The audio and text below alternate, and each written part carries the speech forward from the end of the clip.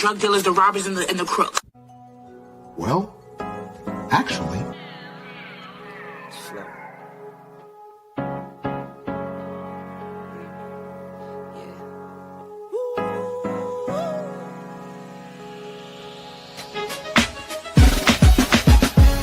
Yeah, I'm watching the rise, and I wouldn't say I'm shocked cause I'm hardly surprised. This one's for the ride, this one's for who knew I'd make it, just needed some time. This one's for my wife, could've left 1,000 times just so by my side. This one's for the grind, I knew it would happen, just had the strength in my mind. It's the Travel OG, and welcome to the Black Manosphere Conclave 5.0!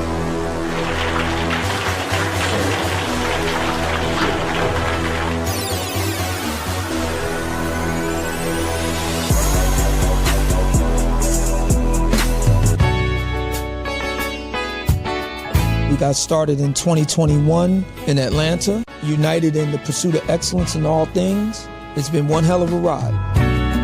Can I tell you what's on my mind? Cause I've been thinking about it for quite some time. Hey, can you give me a moment to declare my love? Can I tell you what's on my mind?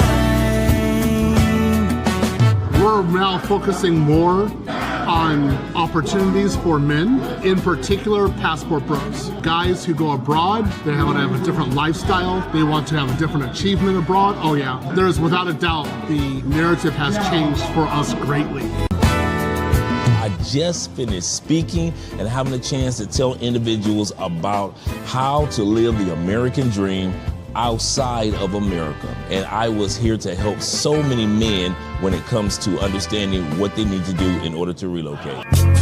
With the political climate, things that are happening worldwide, guess what? Nobody's coming to save us. So it is indicative that we all bound together, tighten up like a fist, and strike a mighty blow against everything that's fighting to stop us, man. It's nothing but good, positive people, good, positive energy with one goal in mind, and that is to make money, get the hell out the Matrix, and enjoy your life. You dig? So shout out to all of y'all. Theme music. Yo, what's going on, y'all? This is your man Marcus A. Brown, and I'm here to tell y'all that I just got done with my first consultation with the brother Andre of Love Crossing Borders. I just wanted to give him his praises. I need y'all to do two things if you haven't already. If you haven't, subscribe to his YouTube channel, Love Crossing Borders. Also, if you are going to Colombia, if you're thinking of going anywhere, traveling internationally, please consider booking a consultation with the OG Andre of Love Crossing Borders. You will not be disappointed. And y'all, get in tune with him if you haven't already. Tell him MAB sent you. Peace. Where are all the black men? And I'm not talking about the scammers, the drug dealers, the robbers, and the crooks. Well, actually...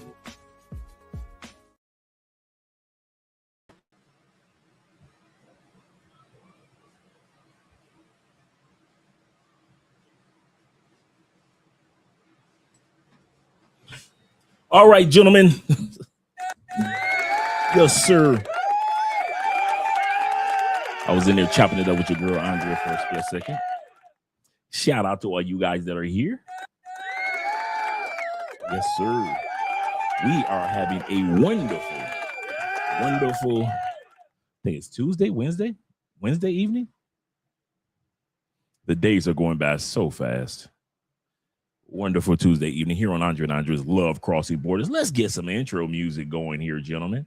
We got a great topic for tonight. This is going to be a fun one. This is going to be a fun topic for this evening. This topic centers around building the confidence of men, where there are women around the world that are trying to tear down our confidence. Well, there are a lot of women around the world that are trying to build up our confidence. Shout out to all you guys here once again. We got 20 in the building thus far. Glad you guys are here with Andre and Andre's Love Crossing Borders once again. My bad for being late. Just sit down. Tonight's topic is about odd things that women like about you. Guys are going to look at some of these things like, what? Yeah. Survey says that there are certain things that we're going to talk about tonight that are common, that women like. We kind of like, okay, I kind of knew that one. But there are several things that are kind of odd that women like about us that we might not have never thought of. Things that we do, things that we have, but certain body parts that women like that we like, okay, we thought you liked this body part, but there are other body parts that there has been a very common consensus that women like that we never even thought about. I kid you not. Most of us have not thought about this. So there are certain things that we do that women just think it's it. I just love watching men do this. And I'm looking like, what? But that is, so we're going to see some things tonight, guys, that are going to have some of you guys thinking, scratching the back of your head like, oh, okay. If they like it, we love it. Shout out to you guys that are watching over from Andrea's channel as well as Love Crossing Borders. Let's get these intros going. Shout out to you guys.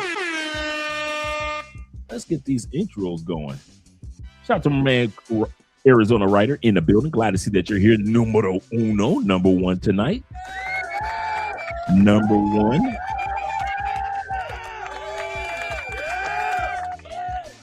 Shout out to my brother Will with the $5 love over on Cash App. On PayPal. Appreciate you, brother. And shout out to brother Blade Runner in the building with the Cash App love over on, with the $10 love over on Cash App. Appreciate you, brother. Glad that you're supporting the channel. If any of you guys want to support the channel, you can support by way of PayPal, Cash App, and Super Chats. That's scrolling down at the bottom of your screen right now. Shout out to you guys. And shout out to my brother Johnny being in the building. Yes, sir. Yes, sir. He said, what's good, everyone? This topic tonight is a feel-good topic for men. This is a feel-good topic where you can just kind of like feel good about yourself as a man. Just stretch your peacock feathers tonight. Odd things that women like about us. We often hear enough about what women don't like about us, but they have come about and said that there are things that they do like about us. And shout out to my brother Will once again, my neighbor here in Colombia. Shout out to you, brother. He says, salutations, Andre, and chat family. Please support the channel by way of PayPal, Cash App, or Super Chats. Appreciate you guys for that. He said, let's get to it. Yes, sir. And this month is the month that we're going to start talking about the Black Manosphere Conclave in a few moments as well. Make sure you guys get your tickets before prices go up, while the prices are still decent. Make sure you get your tickets. It's going to be in Las Vegas, Viva Las Vegas this year. Shout out to my man Jay Kaysen. He said, got a hot plate? Yeah, I got a hot plate sitting back. Yeah, I made a little how can I say it? With some rice, with some rained rice. Actually, I need to put some sesame seeds over the top. And it is zucchini and bell peppers, onions that have been roasted, as well as tomatoes. So all of this, because I'm still doing my vegan diet while I'm still drinking this. Tastes like, I kid you not, it tastes like somebody went up front, just grabbed some grass and made some grass off the ground and made it into a tea. But this is Dr. Bobby's detox. So 14 days of detoxing. So he's got 2 bags. I'm taking the tummy tox right now. So that's the bag I take in the evening, and then I take the other one in the morning. The morning one's not as bad, but this evening one, whew, you can tell that it's all plant. And then while you're on the detox, you are having an all plant-based diet. So no processed foods, no meats, no dairies, no eggs, stuff like that. Shout out to my brother Keith and being in the building as well as YouTubing being here. Shout out to you, brother. YouTubing is a habit is in the building. Glad that you're here, brother. Appreciate you. You say they love us, and they do. But did y'all guys see that video? I might do a reaction to it this week. That video that's going viral of the woman that married the sister married a nerd dude, right? And I guess she thought she was kind of like hyping him up. But actually, she embarrassed him.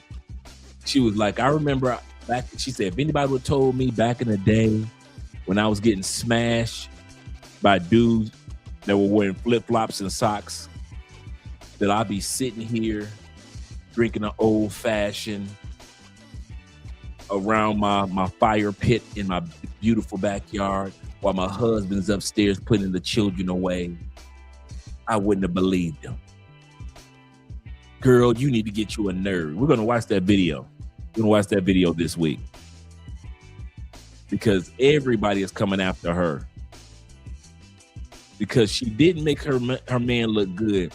She made it seem like once she was done being ran through by the guys in the flip-flops and the socks, then she finally wanted to decide to get her a simp. And not all nerds are simps. I don't know why they try to put us in that category, but not all nerd dudes are simps. Shout out to my brother Ronan. Shout out to you. Glad to see you're here, brother. Glad to see you're here. And Ahmad being here. Glad you're here as well, brother. Mr. Milner himself, salute to you, sir. Salute to you. And our prayers are going out to all in the military that are being deployed. I know President Trump is supposed to be giving a speech tonight at 9 o'clock Eastern in the United States. So we'll see what he has to say. We'll see what he has to say. I think it's 9 o'clock or 9:30 Eastern. Shout out to once again to my brother Will. And let me scroll down a little further. And we got Jay in the building, as well as Bobby Space Ghost. Yes, sir. Shout out to Bobby being here. Glad to see you gentlemen are showing up to the show. He said, I'm deploying back to Uruguay on April 14th. Wow. You're gonna have to let us know how you like Uruguay, Bobby. What do you think of Uruguay? Chris says this. Shout out to Chris Jeezy. He said, Dre, seeing the video of these two hyenas getting arrested at the airport. I saw that one too. Yeah, we got a few videos we're going to be looking at tomorrow, guys. I saw that one too. Arrested at the airport while one of them was leaving the building and was twerking. Yep, in handcuffs. Twerking in handcuffs. You know I had to put a comment in there. You know, my comment is always this. FBA, come get your queens. That's my number one comment. If you ever wonder what comment I put in, my comment is always FBA, come get your queens. Shout out to them. And shout out to Theo. He said, I voted for Trump, yet I cannot listen to him. Absolutely correct. Absolutely correct. Let me get comfortable. There we go. Let your boy get comfortable. All right. Yeah, I'm the same way, Theo. Same way. And then, you know, when I sat back and I found out that when they bombed, as they've been bombing Iran and Dubai and that whole region, that Middle Eastern region, and I'm realizing that a lot of availability zones aren't available anymore. I'm like, are we losing AZs over this war? Are we losing availability zones, Theo? We're losing AZs over this war? I'm like, come on, man. For all you guys that are in Theo classes, you know what I'm talking about. But shout out to you, Theo, being here. Shout out to all you guys. I didn't pass my exam yesterday. Didn't pass my exam yesterday for the practitioner, but I'll be taking it again at the end of the month. I did better than the last time, so I'm getting better one step at a time, guys. So any of you guys that are in Theo's classes, the number one thing that Theo and all my classmates and my tutors and everybody else recommends, this is the number one thing when it comes to being in Theo's classes. Don't quit. Don't give up. You'll be tempted to quit. You'll be tempted to give up. But just look at each day that you're studying, each day that you're in class, you're getting closer and closer to your goals. Don't quit. Remember, we looked at the stat the other day.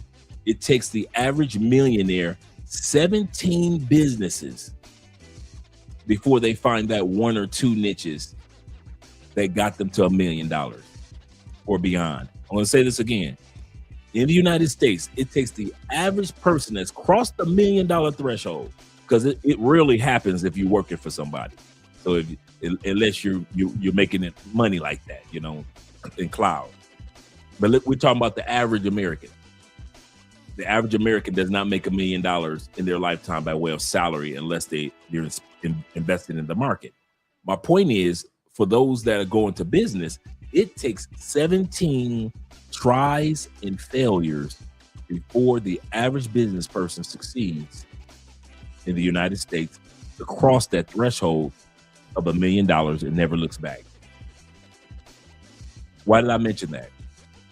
Because those of us that are in class 6.5, class 6, class 7, class 7.5, for those that are thinking about just giving up on yourself, don't do it, brother. I'm telling you. Take it from me. Don't do it. Take it from Quiet Storm. Don't do it. Be patient with yourself. You'll get this. A lot of stuff start clicking for me. I'm starting to understand. Hey, I never talked about availability zones and regions before. So, and now while everybody else is looking at the while everybody else is looking at the war from the perspective of oil, I'm looking at the AZs. I'm like, wait a minute, they're bombing availability zones? So all the servers are gone? I'm like, come on now. Shout out to my man JC in the building. He said, hello, Dre. Keep the pace on that study habit. Absolutely correct. He said, you still winning. Try again. Read, recite, review. Absolutely correct. Absolutely correct. I kid you not. Kid you not. Don't give up on yourselves, gentlemen. I got your back just like you got mine. Shout out to my brother Delwin in the building. Shout out to you, brother. Glad to see that you're here. Appreciate you. Once again, shout out to Ronin Travelers. Good morning to you and all you brothers that are out there, man. Keeping you former soldiers as well as the current soldiers in prayer, because I know that you guys who are in the military or have been in the military know exactly what some of these young men and women are going through when it comes to being deployed. So shout out to you. He said, I use Sao Paulo and I use Ireland AZ. He said, no one, tis true, my friend. Tis true. This is true. Shout out to my brother Nick in the building. He said, good evening, Andre. He said, salute to the chat. Yes, sir. Salute to all of you gentlemen out there. Once again, tonight's topic is going to be a fun one in regards to you couldn't have told me some of these things that women like about us men. Some of what they're going to talk about tonight, we already knew, right?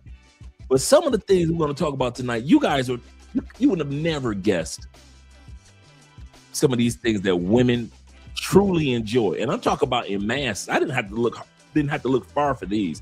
Some of these things that they like, I could have did a whole show on each one of them.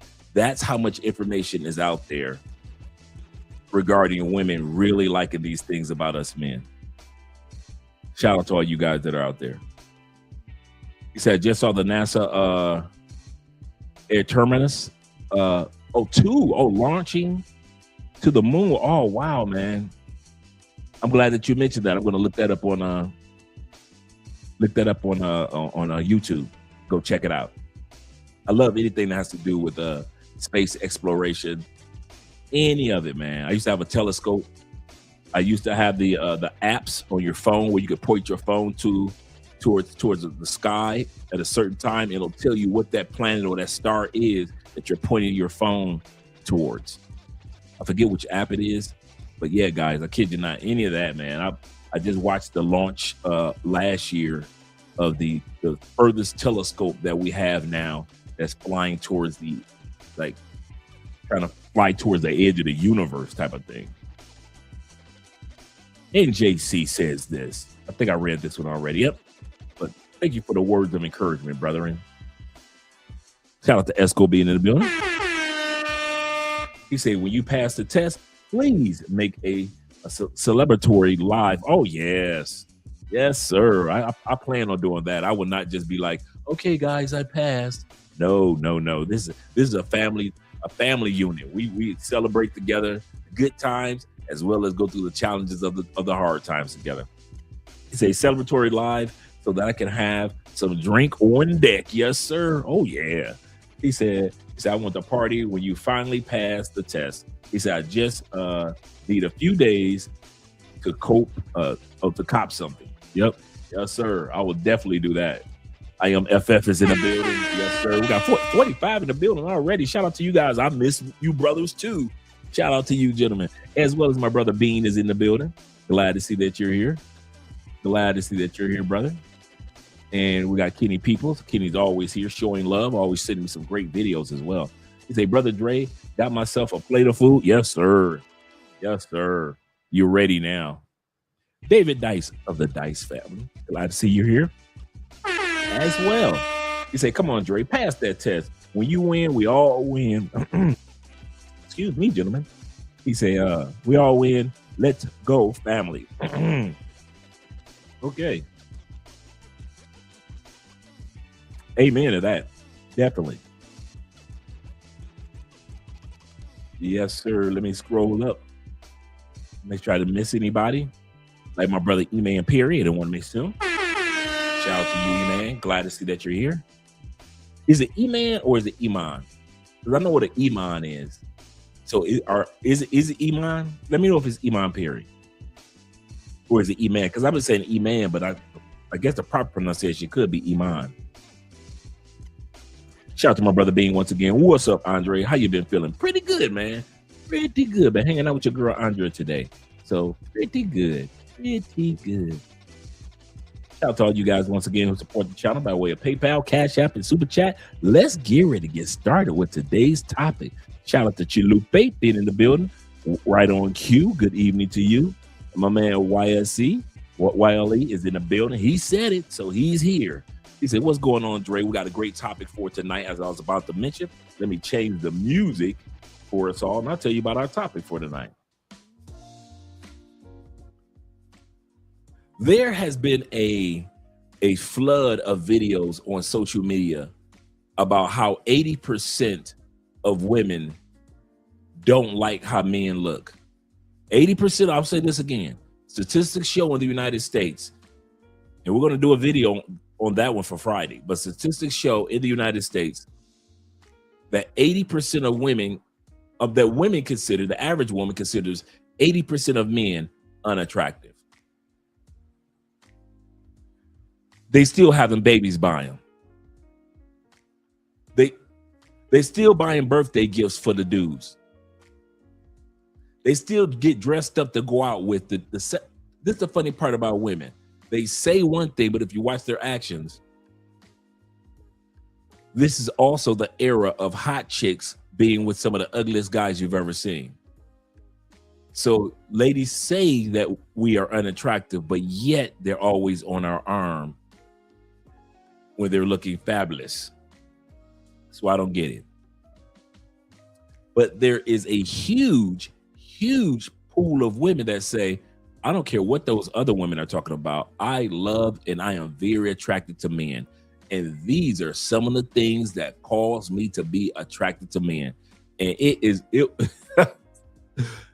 we're going to have some fun tonight, because some of the things that women are attracted to, you're going to be looking like, what? And that's why I call it odd things that women are attracted to that we do. Shout out to all you guys that are here. We got 51 in the building. Appreciate you, gentlemen. Glad to see each one of you here. Shout out to T-Mac. Salute to you all. Salute to T-Mac once again. Yes, sir. You say them ladies better chill with that insults in the United States, because we men, you say we men will be in tears. Seriously. And the one we're doing Friday is we're going to see what women in the United States have to say, and then we're going to look at what women have to say internationally. It's amazing how, and that's why I mention all the time about the 4%ers. It's one thing. It's one thing that the 4.3% of the women in the world live in the United States, and if we put our hats, hang our hats on everything that they have to say, man, we'd be in mental hospitals. But fortunately for us, we know that there is 96% of sisters, 96% of white girls, 96% of Asian girls, Latin girls, and others don't live in the United States. So whatever an American woman's stats are, I don't care. I really don't care. Why? Because that's only 4% of women. And the other 96% live outside the United States. He said, yo, the Pop the Balloon show is funny as, yeah, yep. Shout out to Crypto Dragon in the building. Glad that you're here. Glad to see you here. He said the men really don't care, really don't care about what they have to say in the United States anymore. Absolutely correct. He just quoted, I guess great minds think alike. He said, if anything, it's the women overseas who really actually listen to us. We're going to be talking about that topic this Friday. I kid you not. It is night and day. It is yin and yang, how women outside the United States are compared to women in the United States. And this is the irony. Women in the United States are more prone to wear heavy makeup, layers upon layers upon layers. They're more prone to get the most grotesque BBLs. If you're gonna get a BBL, do it right. But they get theirs grotesque. Women in the United States are more prone to wear eyelashes that long. Some of you guys who have dated and even married women in the United States, you have never seen your woman real hair. You don't know how long your woman hair is or how short it is because she's been wearing that weave. But yet she want to call you ugly. We all look like baddies out here. Yeah, because you got on cake up, hair helmet. You got your body done, fake eyelashes, lip injections, Botox. But when Kevin Samuels asked him, let me see you without all that makeup and cake up on, and let me see you with your real hair, fresh face out the shower, they want to fight Kevin Samuels. Now, they want to call us ugly. Then you go to other countries. For the most part, their own hair. For the most part. Very little to no makeup. Some women will wear makeup, but they don't cake it on like women in the United States. If you see those long eyelashes, it ain't that common to see them long fake eyelashes. It ain't that common. They aren't running around with hair helmets on where you could peel the top off and fake baby hairs. I saw one sister get in a fight one time. The girl snatched her wig off. How come the fake baby hairs were still sitting there? The baby hairs come in a separate package now. They could just buy a package of fake baby hairs. And yet the women that could say we baddies, because this is how we look when we naturally get out the shower as international women, they're the ones that call us the most handsome, the most attractive. It's crazy. The ones that's fake want to call us ugly, and the ones that are really attractive around the world call us handsome. So my brother's correct. Why should we even waste our time even caring about what they're talking about? Shout out to Bronx being in the building. Glad to see you here, brother. He said, not all overweight women see you overseas at times. Not all of overweight women you see overseas at times. That's true. That's true. E-Man says this. He said the U.S. versus women didn't always wear heavy makeup. Yeah, I know, right? Like in our day, women when we were like the early 2000s, all the way back to the 70s and 80s, 90s, women wasn't wearing no heavy makeup like that. And they dang sure wasn't wearing no weaves like that. Shout out to E Breezy in the building. Glad to see you here, brother.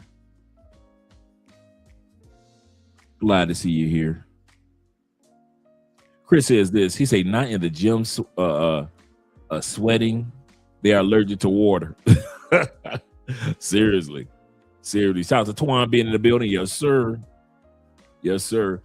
He said, Drake, 96% is a great portion of, a great portion of the market share stake for us.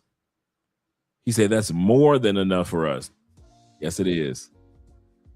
To win overseas. Absolutely correct. And that's probably one of the number one reasons why we don't care about what women in the States have to say.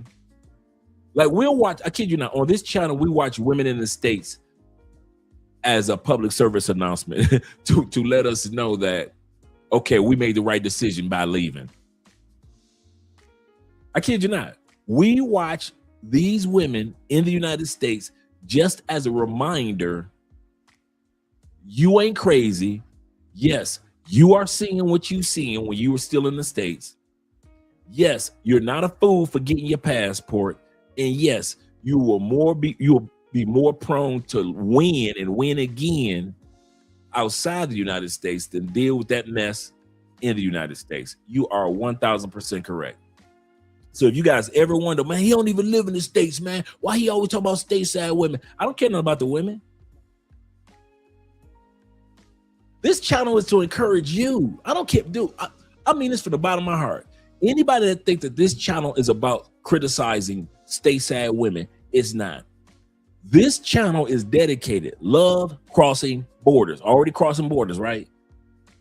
Our job is to keep you encouraged. Some of you guys are going to be moving in 5 years. Some of you guys are moving in 5 months. Some of you guys are going to be relocating 15 years. Who's going to keep you encouraged? Your family? They don't travel. What about your uncle? He don't travel. Your friends, maybe a couple of your partners. Some of y'all got some ex-military brothers. They don't travel like you do. They got back to the States. They don't travel like that no more, right?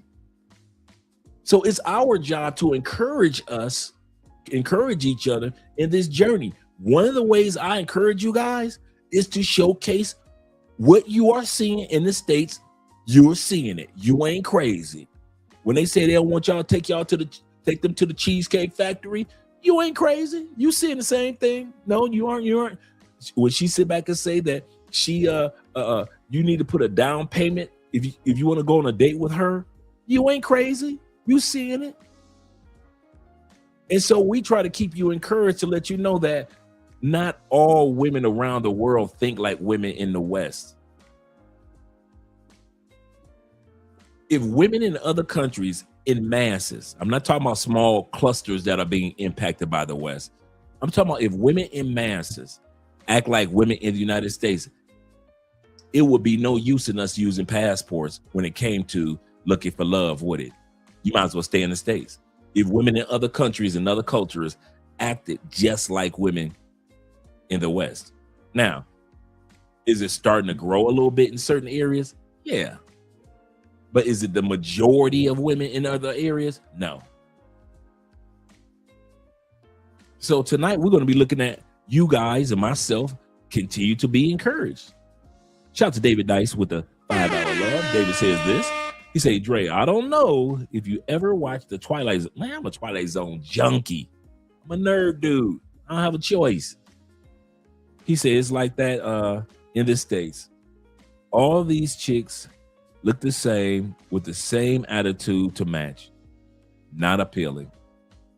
And you know, when I go, I don't talk to women anymore like that. So I'll have a conversation like on a cruise, like with me and all of us at the Black Manosphere Conclave.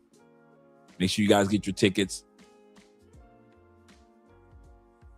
We talk to the women that were sitting around us, but as far as like me walking up, conversing on a date, on a date mindset, nah. So I wouldn't know. Yeah, I wouldn't know, man. I kid you not. This I just show these ladies to keep us encouraged, to let us, as a public service announcement, to let us know that we're making the right decision by leaving. No man wants to spend the rest of his life with a woman with that much makeup on her face, layers after layers after layers. Chris says this. He said the average American woman have a hooker's mindset. Absolutely correct. Everything is transactional now. Everything is transactional. Here's the part. It's transactional with no ROI, no rate of return. Because women in the United States will try to criticize women in other countries and sit back and say, well, y'all pay for those women in other countries. Yes, but there's a ROI. Men think about the ROI. What is my rate of return? So if I pay for a dress or a meal for a woman in another country, do I get an ROI? Yes. If I pay for a dress or meal with you heifers in the States, do I get an ROI? No, that's the difference.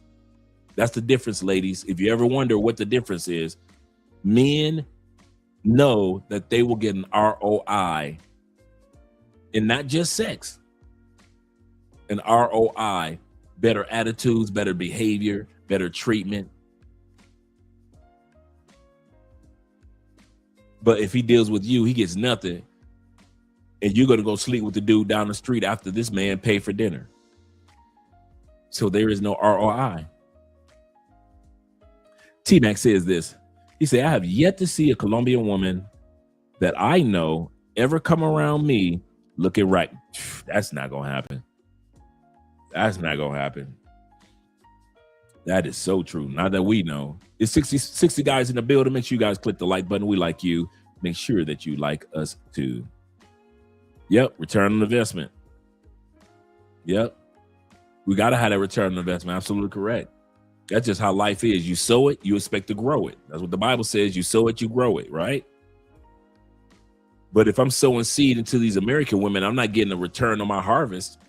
Well, I'm not even getting a harvest. I'm going to somewhere that's got better soil to get better harvest. It just is what it is. And women and men in the United States, they just hate it. They hate to see y'all, boy, they hate to see y'all happy. Black men, woo. When it was just white men out here, ain't nobody say a word. You couldn't find a video being made. YouTube been around since 2007, 2003, right? Now, at that time period, you still had the mail order brides, the Russian and the Ukrainian mail order brides. You couldn't find one video on YouTube talking about white men getting mail order brides. When the expat movement started in 2011 and white people started moving to Bali and they just were having wild, sexy sexcapades, right? You couldn't find a video on it. As soon as brothers start traveling in masses after COVID, everybody in their mama got something to say. My Uncle Jeffrey says this. Shout out to Jeff. Speaking of Twilight Zone, most of them under all that makeup look like the pig. I remember that episode, the pig face people episode. I remember that. The girl had to have face surgery, and all the people looked like a pig, and they were horrified at her face, but she was beautiful. But they were looking like pigs. I remember that. That's one of my favorite ones too. That's a good call, Jeff. Let's get started with the video, gentlemen. Top 5 things that women find most attractive about men. Let's get it. Number 1, 6 feet or taller. Let's be honest with ourselves. The majority of us, we're all 5'9", right? Or 5'8". Girls are always going to find the most attractive guys 6 feet or taller. Yet they will still marry in masses guys that aren't 6 feet or taller. If only 14% of us are 6 feet or taller in the world, if these women are getting married, they are not marrying dudes that are 6 feet and tall, 6 foot or taller. They may look at a tall dude like, oh, I want to. Some women say, you hear women say crazy numbers like, I want 6'4". Like if you hit, I'm 6'3". If I was 1 inch taller, man, I'd be like, it's like only 3% of us in the world that are like 6'4" and above. That's how rare it is. And women will sit up there. I want somebody 6'5". I'm like, girl, that's Cam Newton height. That's why a lot of women used to be all over Kevin, because Kevin, what was Kevin? 6'4", 6'5". So when they see him in real life, they're like, oh my God, I'm in love. He's not gay. He's beautiful. Oh, now you want him. Now you want him because he's a tall brother. So that's the amazing part. My man JC says this. He say, Dre, you share a unique perspective. He say most disingenuous gentlemen can appreciate the knowledge and wisdom. Unfortunately, some mentally do not understand, and they won't. In conclusion, moving around globally, A+. Here's the kicker. Most of us in the United States are programmed not to understand the benefits of what's going on around the world. I don't trip too much on Americans not knowing anything about another country. We could easily say, yes, because we got 50 states and our country is so big, it's like a continent within itself. Yeah, that's one reason, but I'm gonna tell you the real reason. The real reason why Americans don't know anything about any other country is because we've been programmed to only think about countries during, y'all ready? Conflicts and wars. That's it. Back in the day during the Reagan and the Bush era, people found out that there was a country called Georgia. We thought Georgia was a state. People found out where Ukraine was during this current Ukraine situation. Now, we know where Ukraine is. But the average American, if it's not a conflict, the average American did not know where Palestine was. They did not know where Jerusalem was. They did not, even though we've had several incidences in the Middle East, they didn't know where Iran was. They didn't know where Iraq was. Didn't know where UAE is. Least long Yemen. The average American is programmed to only think about a country outside of the United States whenever there's only a negative connotation or a negative light that takes place. In other words, conflicts and wars. What do I mean by conflicts? I mean like the country is going through a famine, or there's a conflict between a political conflicts that's going on with the regime. Women fighting for their rights in that particular country. Conflicts. That's the only time America lets you know about another country. If there's a conflict, something negative, they never want us to see something positive about any country except ours. They don't want us to see something positive about Canada. Canada don't mess with nobody. And America still keeps this stigma about Canada. Oh, that's not a country you take serious. They soft. That's not a real country. We even look at Canada with whatever. That's just there's Canada. Grizzly bears, trout, Canada. We've been trained to even look at Canada as if it's nothing to be looked up on seriously. Don't worry about it. Don't think about Canada. It's Canada, man. Don't worry about Canada, bro. And so it is with every country. You can't name one country that America has showed you in a positive light. Name it. Put it in the comments. China? Nope. Mongolia? Nope. Bali? Nope. Any parts of the Caribbean in a positive light? Nope. And I'm not talking about like on a vacation, like, hey, come to the Bahamas. No. Because there are no come to the Bahama commercials. Name the country. Argentina? Nope. America really turns its back on Africa. So nope. That continent is nope. Mexico? Nope. No, nothing positive about Mexico. Belize, Honduras, Ecuador, El Salvador. Not a one. Not a one.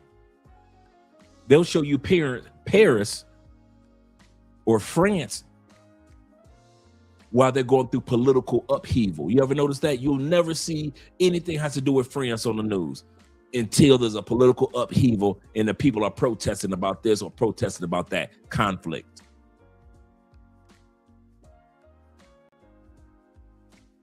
UK. We spend more time gossiping about UK. The Queen did this. The Queen did that. Did you see what the new king did? Did you see what we've been gossip? We gossip about UK. We don't talk about UK. So we don't talk about England. London. We don't talk about England. We do not talk about Wales in a positive light. We don't talk about Ireland in a positive light, do we? Scotland. When last time you saw us say something positive about Scotland? Russia? Poland.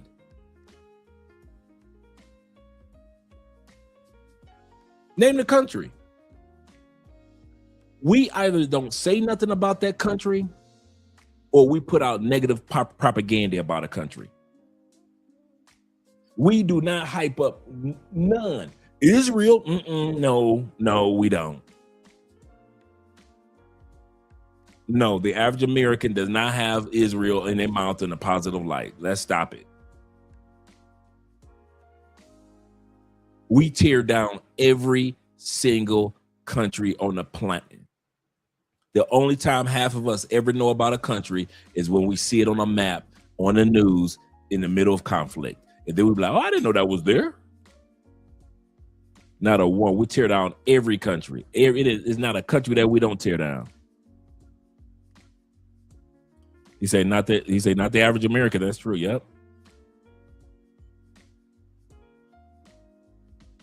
Yep. Right. And I understand exactly where you're coming from with that, T-Mac, the government. Yep. I know they yeah. Preach. So when it comes to, let's go back to the video. And I won't keep you guys long tonight. Yeah, UK doesn't count either. Yep. Because we don't talk about the whole UK unless there's some conflicts going on. We don't talk about Scotland. We don't talk about Ireland. We don't talk about Wales. Yep. Absolutely correct. Let's continue on, gentlemen. Top 5 things that women find most attractive about men. Let's get it. Number 1, 6 feet or taller. Let's be honest with ourselves. The majority of us, we're all 5'9", right? Or 5'8". Girls are always going to find the most attractive guys 6 feet or taller. It is what it is. It's not a big deal. Doesn't mean you're not going to get a girlfriend. Number 2, being a provider. Listen, this is so important. Most women want a man to be a provider. It is what it is. You know, in my opinion, I think girls say like, I'm independent just to make themselves feel better. But I don't see no problem in a guy being a provider. That's what you're supposed to be doing as a man. Number 3, charisma. Something that's so slept on as men. A lot of men need to work on their fucking charisma. A lot of y'all are monotone. You know what I'm saying? No personality at all. Number 4, confidence. Nobody wants to be around an insecure person, bro. You gotta have confidence, man. It's attractive. You make people feel better, you know? Number 5, ambitious, man. At the end of the day, you should always be striving to do better and be better, and women love that. Money. 6, it helps, but money alone does not create chemistry, but it will help with long-term retention. Status. 9, social proof can make an ugly guy more handsome. Look. Absolutely correct.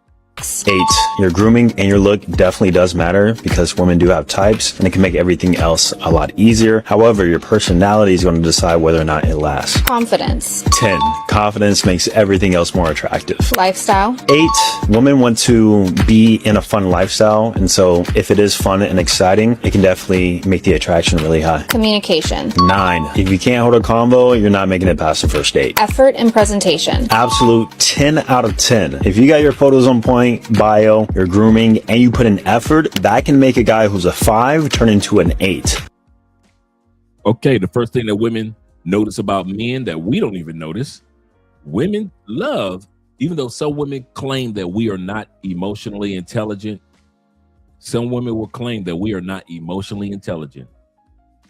But based off of the women that I surveyed and that I noticed, women love the emotional intelligence, the wisdom, the guidance.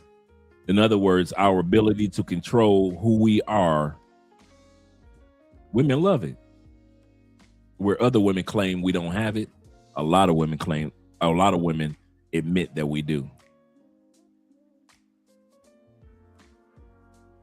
Do you ladies feel like women are seriously ready for emotionally intelligent men? Kitty, what do you think? Okay, let's talk about what emotional intelligence comes with before we even get into this conversation, okay? We're talking about you wanting a man who is tolerant, who regulates his emotions, who also knows how to manage your emotions. But you're also talking about a man who knows how to navigate his sensitivities and everything else when it comes to that. But you have to consider that an emotionally intelligent man is good at cutting people off when he sees that your sensitivities bring too much reactivity. Don't let that slide by.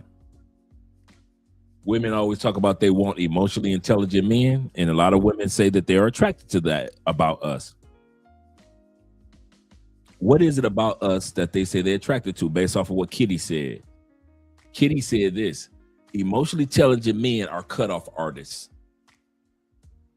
Emotionally intelligent men will cut a chick off.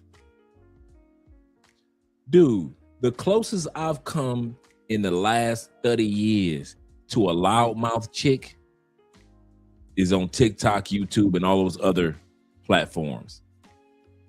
And a lot of you guys are like me. The moment a chick gets loud, behaves in an embarrassing manner, feels that she has the upper hand on me, feels like her looks are all she has to bring to the table. Bruh, you talking about cutting them off? I don't care how fine you are. Emotionally intelligent men, based off of what Kitty said, are intelligent enough to cut y'all ladies off if you don't meet the requirements. We don't care how sexy you are. Emotionally intelligent men, we don't care how fine. And I mean, in any country, I don't care nothing about the state side. I don't care any country. If you're a guy with a passport and you are emotionally intelligent, one of the signs that you are emotionally intelligent is you know how to tell that Colombiana, you ain't the one, I'm going this way. You don't care how fine that chick in Thailand is. If you could tell that she gonna be a handful, you know how to cut her off and go to the next chick.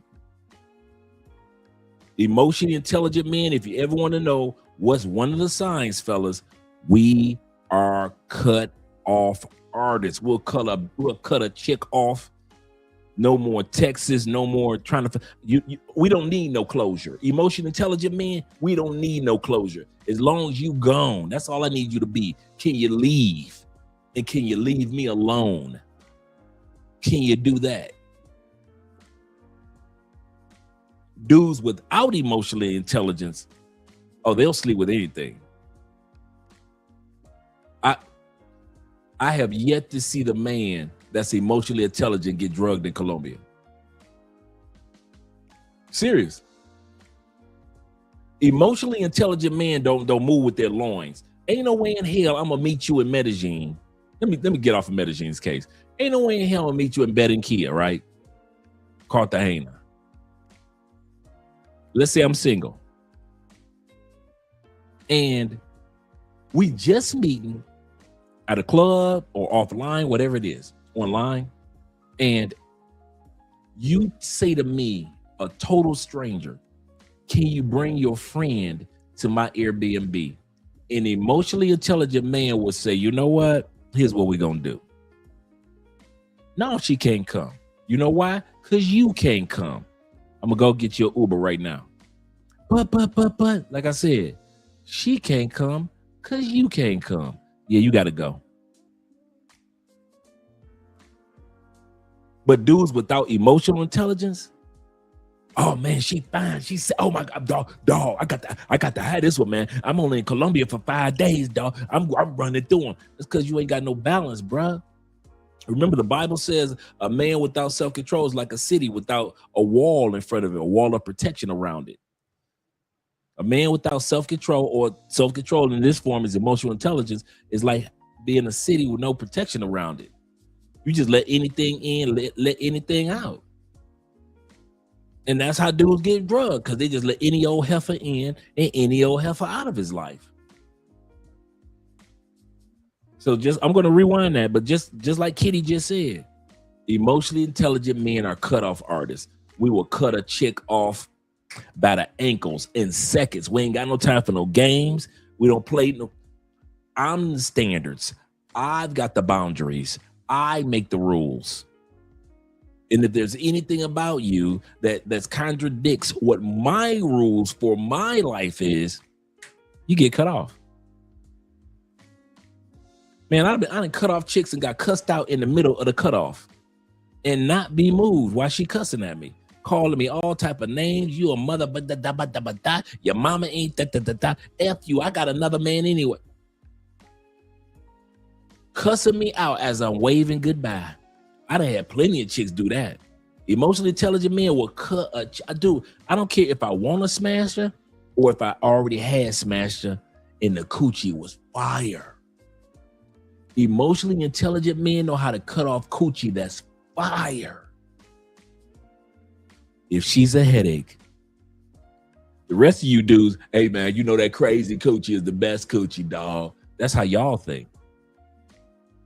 That's how y'all think. Dudes without emotional intelligence, without balance, in other words. That's how y'all think. The coochie good, she give you fire head. Man, she like to argue all the time, dog, but I don't care. That coochie crazy.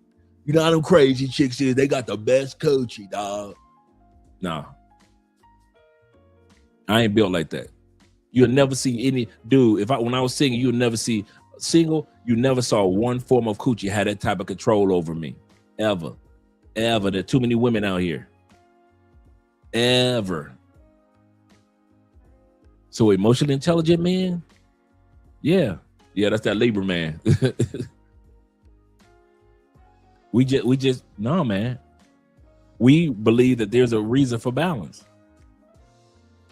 And we know that all of us on this planet are replaceable. It ain't that serious. Shed my tears, keep on pushing. Let's say I was in a serious relationship and it ended. Emotionally intelligent man ain't going, you ain't got to get no restraining orders on emotionally intelligent men after you left us. You ain't got to call your 4 brothers on an emotionally intelligent man. She ain't got to go to the firing range to protect herself from the emotionally intelligent man. But the rest of you dudes, she got to be at the firing range. She got to be doing bow and arrow. She got to learn how to throw a spear. She got to know how to chuck a knife. She got to learn how to do noon chucks. She got to do all for some. Come on, some dudes out there. If a woman leave him, she got to know how to do noon chucks, throw a knife. She got to know how to use a slingshot. Like she David and Goliath, just use a slingshot. She got to learn how to do she got to learn not only how to shoot a gun, break it down and clean it and everything, and then put it back together in less than 2 minutes. I kid you not, man. Some dude, come on, fellas, let's be real. Some dudes ain't ready for a breakup in the United States. They don't need to have a passport.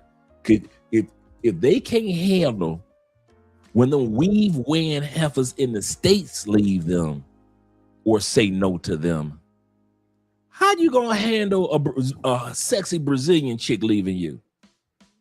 You can't handle that ugly weave wearing, makeup wearing chick in the States with them big eyelashes. If she leave you, ain't no way in hell you gonna make it out here in the world with natural beauty. Natural beauty, Ukrainian women, Poland women, natural beauty in Spain, man. Y'all be in Spain jumping off y'all be in Spain jumping off the any type of monument you can find. I loved it, huh? I loved it, huh? Emotionally intelligent man, it is what it is. I go, if I really love that person, shed my tears, have myself a drink, get me somebody new, it's gonna be all right. This ain't my first breakup. Ain't gonna be my last breakup. It happens. But you dudes without emotional intelligence, you sit up there, you're the ones that got to put them on suicide watch. They got to put us on suicide. Yeah, that's y'all. I loved it, her. Lord knows I loved it, her. I ain't gonna let nobody else have her cake. If I find out she was somebody, let me find out she was somebody else. Like she wasn't with somebody else before she met you. That's the funniest part. As if she was a slob and a knob of a man before she met you. She was a virgin when she met you. Most of us ain't had sex with no virgins. A few of us, yeah, but not most of us. Y'all be sitting up there talking about,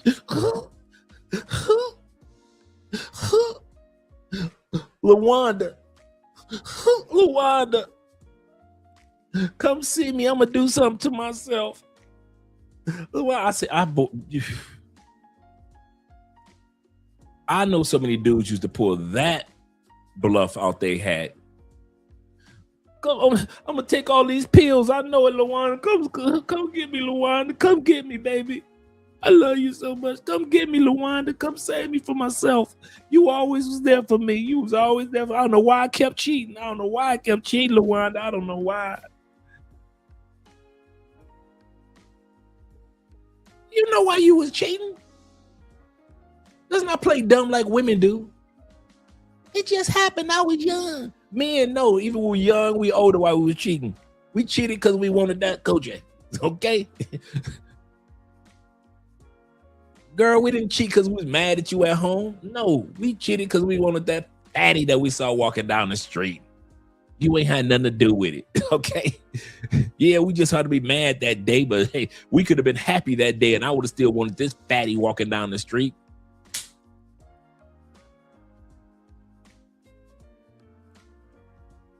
Some of y'all kissed your wife, kids, or your girlfriend and the kids goodbye this morning and went out and cheated. So our cheating ain't got nothing to do with them. She made me mad. I cheated. Men don't talk like that. Men be like, man, I saw a fatty walking down the street. I had to have it. I'm sorry. I had to have it. Right? It's all about balance, gentlemen. Let's bring this beat back. It's all about balance. Emotions, but you're also talking about a man who knows how to navigate his sensitivities and everything else when it comes to that. But you have to consider that an emotionally intelligent man is good at cutting people off when he sees that your sensitivities bring too much reactivity. When he sees that you cannot regulate your emotions. When he sees that you have a low tolerance. This type of man that you are asking for is a man who will walk you out the door in a heartbeat if he feels like you are disrupting his peace. If he feels like there's any level of disrespect, because there's a lot that comes with emotional intelligence. So if you asking for that, you got to come with the same level of emotional intelligence as well.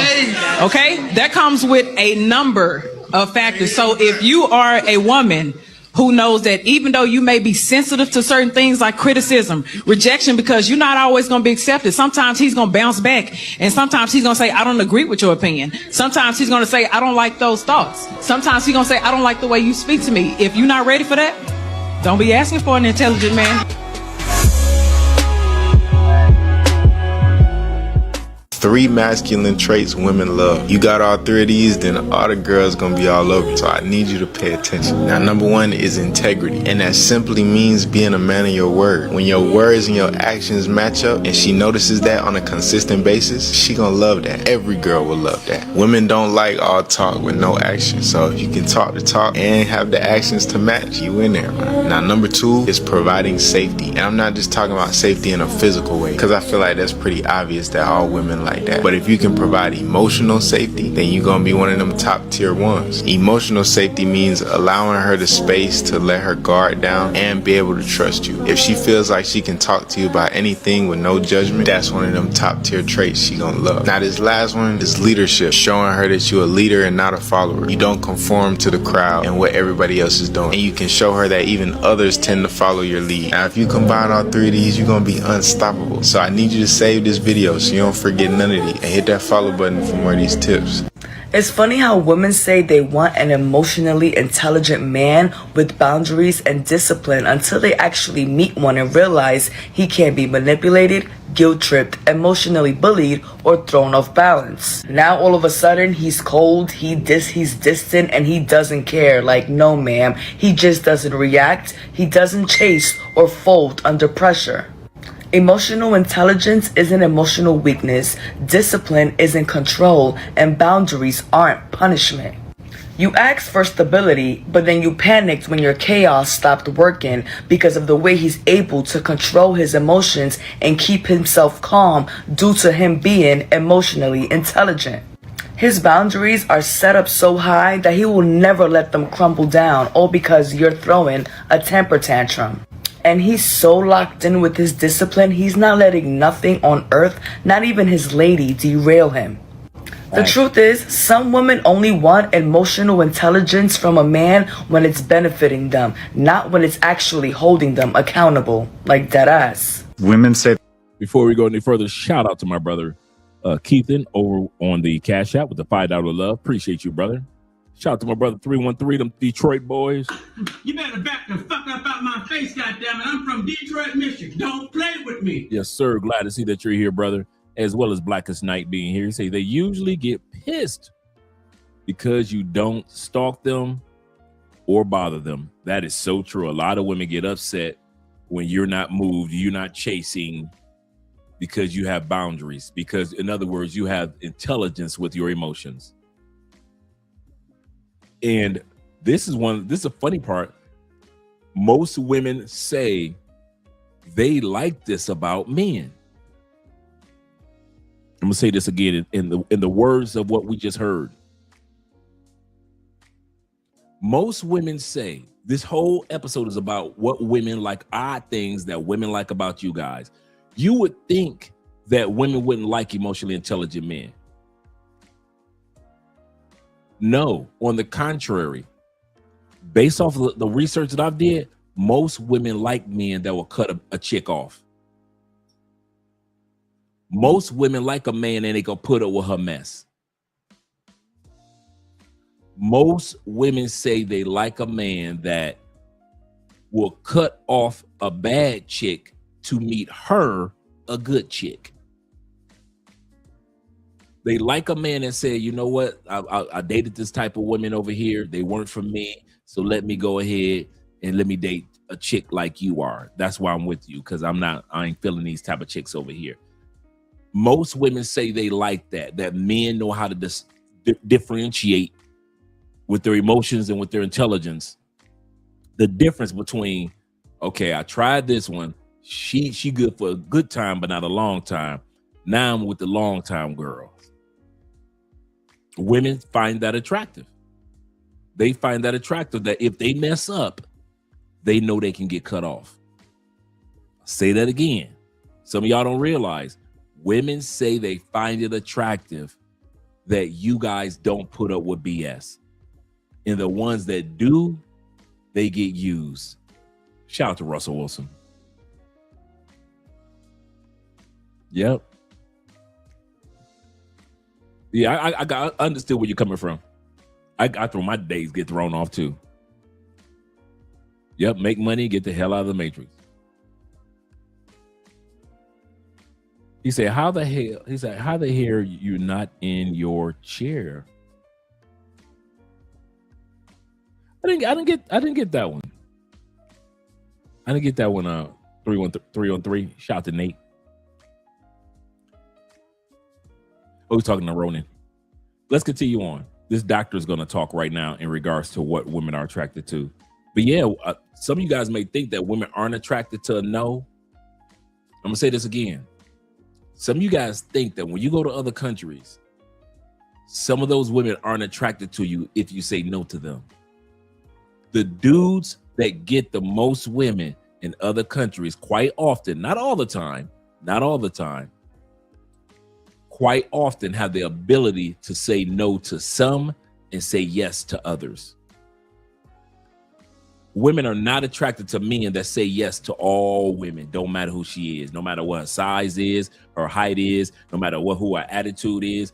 Women are not attracted to men that let all women walk into his life and all women walk out of his life. Women are not attracted to that. Women are attracted to men that allow a certain type of woman to come into his life and a type of woman to leave his life. Why? Because women are competitive. And they want to make sure that can this guy bring forth the type of competition to make me want him.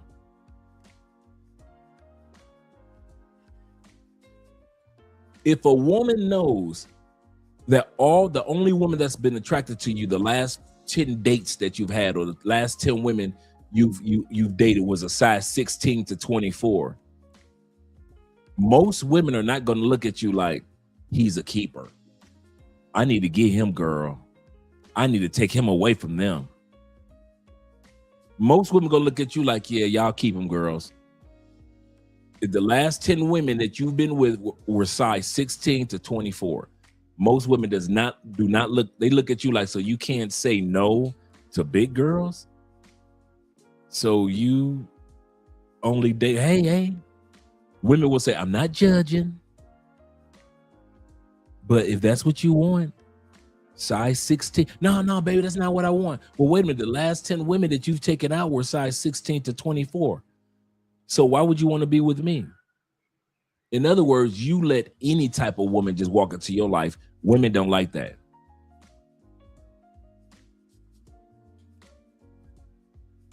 Women that are business women want to make sure that you're a guy that's been able to smash business women. Women that are gym rats want to know, have you been smashing chicks that take care of their health? Women that are corporate chicks want to make sure that you know how to smash and take care of them and hang out with corporate chicks. And you know how to say no to raggedy chicks. But if you say yes to any chick, most women don't want to be with you. That's a given. If you don't know how to say no to chicks, women do not find that attractive. Women find attractive the emotional intelligence, the ability of men to tell this group of women no, that type of woman no, that type of woman no, and this type of women yes, and that type of woman yes. Don't get caught up in just saying yes to any type of woman. I'm telling you, women notice. If you let all women in your life, I sleep with anybody. Anybody can get it. Yeah, women don't like that. He said, if short circuits a woman's brain to reject when you reject her, hell yeah. When they think that they're so fine and entitled. Absolutely correct, brother. You hit the nail on the head. Let's go back to the video. They want is an emotionally in touch man, and what they want is a masculine man, and that they will articulate what they want in a man. It includes being more. Yep. Sometimes you got to put the black cowboy hat on and take that white, I want to be hero cowboy hat off. Sometimes you got to put the black cowboy hat on. Absolutely correct, David. Emotionally available, and then they want to have sex with a traditional masculine man. And what I hear from a lot of, and this is anecdotal evidence, and it's pulse marketing, and you tell me what the data says, but there's just so many single women in my age group, and it feels like there's literally no men in my age group. As bad as it is for people in their 20s and 30s, try being a woman in your 50s trying to date, right? And they tell me the same thing. These are liberal, progressive, educated women. They say, by the way, I like a manly man. Yeah. And they say it under their breath. So there's what supposedly is stated around, I need more emotional availability, someone who's touched with their feelings. But what the research shows is they want a guy with facial hair. Women are still very attracted to traditional masculine attributes. Number two. I love a man that can dress well. Seeing a man. Let's bring that back. Women like it under their breath. So there's what supposedly is stated around, I need more emotional availability, someone who's touched with their feelings. But what the research shows is they want a guy with facial hair. Women are still very attracted to traditional masculine attributes. So a man with style, from the survey that I did, women still like a man with style. I don't care if it's t-shirt, polo shirt, button-down shirt. I don't care if it's a suit or tuxedo. or some sweatpants. Women like well-groomed, well-styled, fashion men. It is what it is. Now, I'm not talking about you walking around looking like Pharrell, and you walking around with Cam Newton hat collection. And I'm not talking about you looking like you dressing like Cam Newton. That's their style. But I'm talking about traditional style. This is global. No matter where you go in the world, if you have a style, you will stand out to women more than men that don't have a style. Absolutely.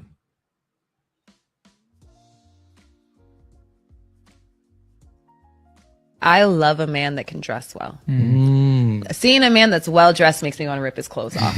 This looks so good. Let me unbutton it. Men's fashion that makes the girls go crazy. Every time I post one of these videos, all the comments say, "We don't do it for you," or "Don't listen to a fish on how to fish, listen to a fisherman." So if that's how you feel, then you can respectfully move along to the next video. Also, if you are actively seeking to attract a woman in your life, why would you not at least be open to taking advice from a woman? I'm literally giving you the playbook. Anyway, let's get into it. First up, we have a V-neck sweater over a white tee. Oh, there's something about this combo right here. It's classy, it's sophisticated, it's sexy. Love it. While we're on the topic of sweaters, any crew neck sweater. Not a sweatshirt, a sweater. Something about wearing a knit over like a basic cotton just elevates the look so much. It's so simple and so effective. Rolled sleeves. You can roll them up, you can scrunch them up. Something about seeing that forearm the girls love. A Henley. I don't really know why. Because it's just like a classic style. I swear every girlfriend's like, my favorite shirt that my man wears is a Henley. Any type of monochromatic look. It always looks elegant, it always looks intentional, and it always looks more expensive, even if it's not. You could have the coolest outfit on in front of me, but I think that every man looks their absolute best in a suit. That's just the epitome. Like, this is it. This is my best. Girls love a man in a suit. A chain. Sorry to all my non-jewelry lover men out there. Doesn't have to be anything too crazy. Just a simple silver chain like this. A whole dangling chain vibe. Love it. A turtleneck. Turtleneck just gives, he reads and he also respects women. Also, a turtleneck will always remind me of Jude Law in The Holiday. It gives elegant, European, intellectual. Things guys wear that make them instantly more attractive. A reminder that these are just tips. You do not have to listen to me if you don't want to. And ladies, let me know if I missed anything. Obvious one, gray sweatpants. Y'all always rock that shit, so keep up with it. I've been saying y'all gotta stop sleeping on jewelry, okay? Rings, chains, earrings, bracelets, whatever the fuck. They're so good. Make any outfit 10 times better. They make you so attractive. Just please do it. Unanimously, every girl can agree dress shirts are just absolutely amazing. That whole mature, sophisticated look, incredible. And if you even want to go up another step, suits. Obviously, suits. And if you don't want to listen to me, listen to Barney Stinson, because as he said, nothing suits me like a suit, and it's the truth. Is seeing a man in a suit. I understand why in those sitcoms as a kid, whenever like the main character would pull up in a suit, the audience would go like, woo! Like when you see a man in a suit in real life, especially if it's a man you're attracted to, it hits different. So someone is mad because I said... Before we go any further, T-Mac made an excellent point.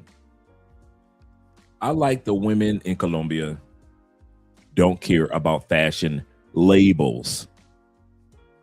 He said that strategically and correctly.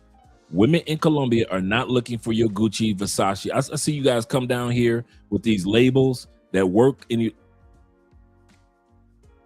How many times have we said on this channel, not everything translates overseas? Some of the things that we can get away with in the States 100 times over. You try to do that in another country with another group of ladies, it just doesn't work the same way. So it is with labels. A lot of countries don't give a damn about Gucci. And a lot of countries don't care about your Fendis. They don't care about your Polos. Do they sell them? Yeah. Do you see them in masses around? This is a whole continent of South America. Do you see just Gucci, and I mean authentic Gucci, bikinis on the beach in Brazil?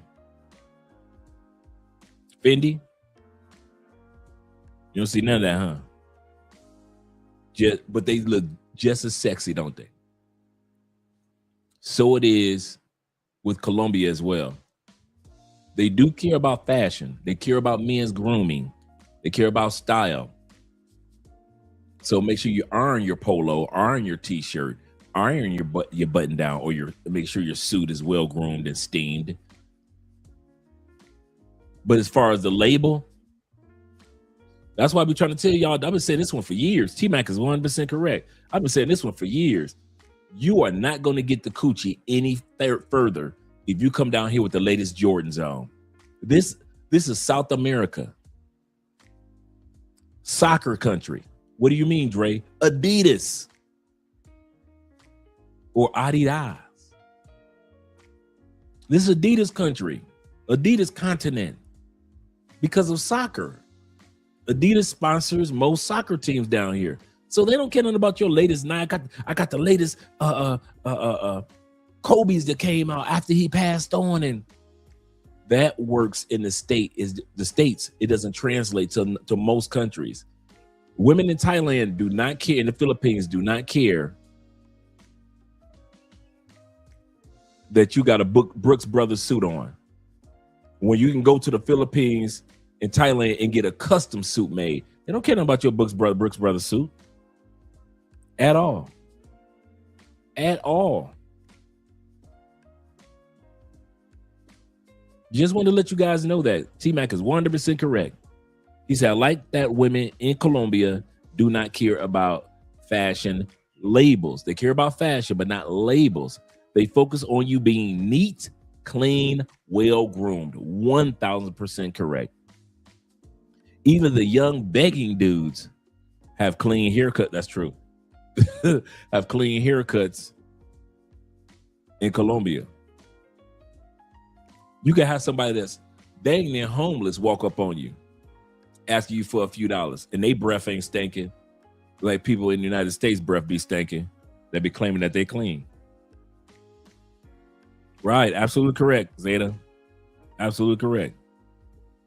He said, but they don't want you wearing sports attire all the time, like we do in the States. Sweatpants, sweatshirts, women wearing yoga pants all the time. They don't. No, not all the time. No, that's 100% correct. Let's continue on. Men need to grow up and wear suits. I like when my man is in a suit. We don't do casual shit over here. What? Imagine walking around in graphic tees when you're over 30, 40 years old. I don't give a fuck. I don't care if we're going to the grocery store. I don't care if we're going to Walmart. I don't care where we're going. I don't care if we're going camping. I want you in a suit. I'm joking. There's a time and place, but 99% of the time, we're going to be suited. Okay, we're going to be suited and booted and ready for business always. Okay? You never know who you're going to meet, who you're going to see. I want to look like money. Okay? That's what it is. Like, if you want to look like a lazy sack of shit, like, that's cool. But I'm calling you a lazy sack of shit. It's okay. I don't care. I'm not changing a law. I wish I could, but I'm not going to. I have no power to do that. Live your life in your Marvel t-shirts and, you know, in your studded belts and your punk rock Vans and all that shit. You guys can do that. I want to be in heels every single day and be a bad bitch. Now, before she goes any further, this is a good question by Andrew. Like, I got a polo shirt on, just regular button-down polo shirt, but it's ironed. Like T-Mac said, clean? Is it clean? First of all, is this polo shirt clean? That's what Colombian women want to know. Is it clean? Does it have, you know, dirt all over it or stains on it? Okay, I passed that test. It's clean. It's just a regular polo shirt, right? Is it ironed? Did I iron it, or is it wrinkled and just so it could be clean? But if it's not ironed, at least ironed, they're gonna notice. Regular polo shirt, right? On my end, even though I have an ironed, clean shirt on, am I groomed? Do I give off in other words, do I give off a hideous smell? Is my breath stinking? Did I not shave my head? Or in your guy's case, get a haircut?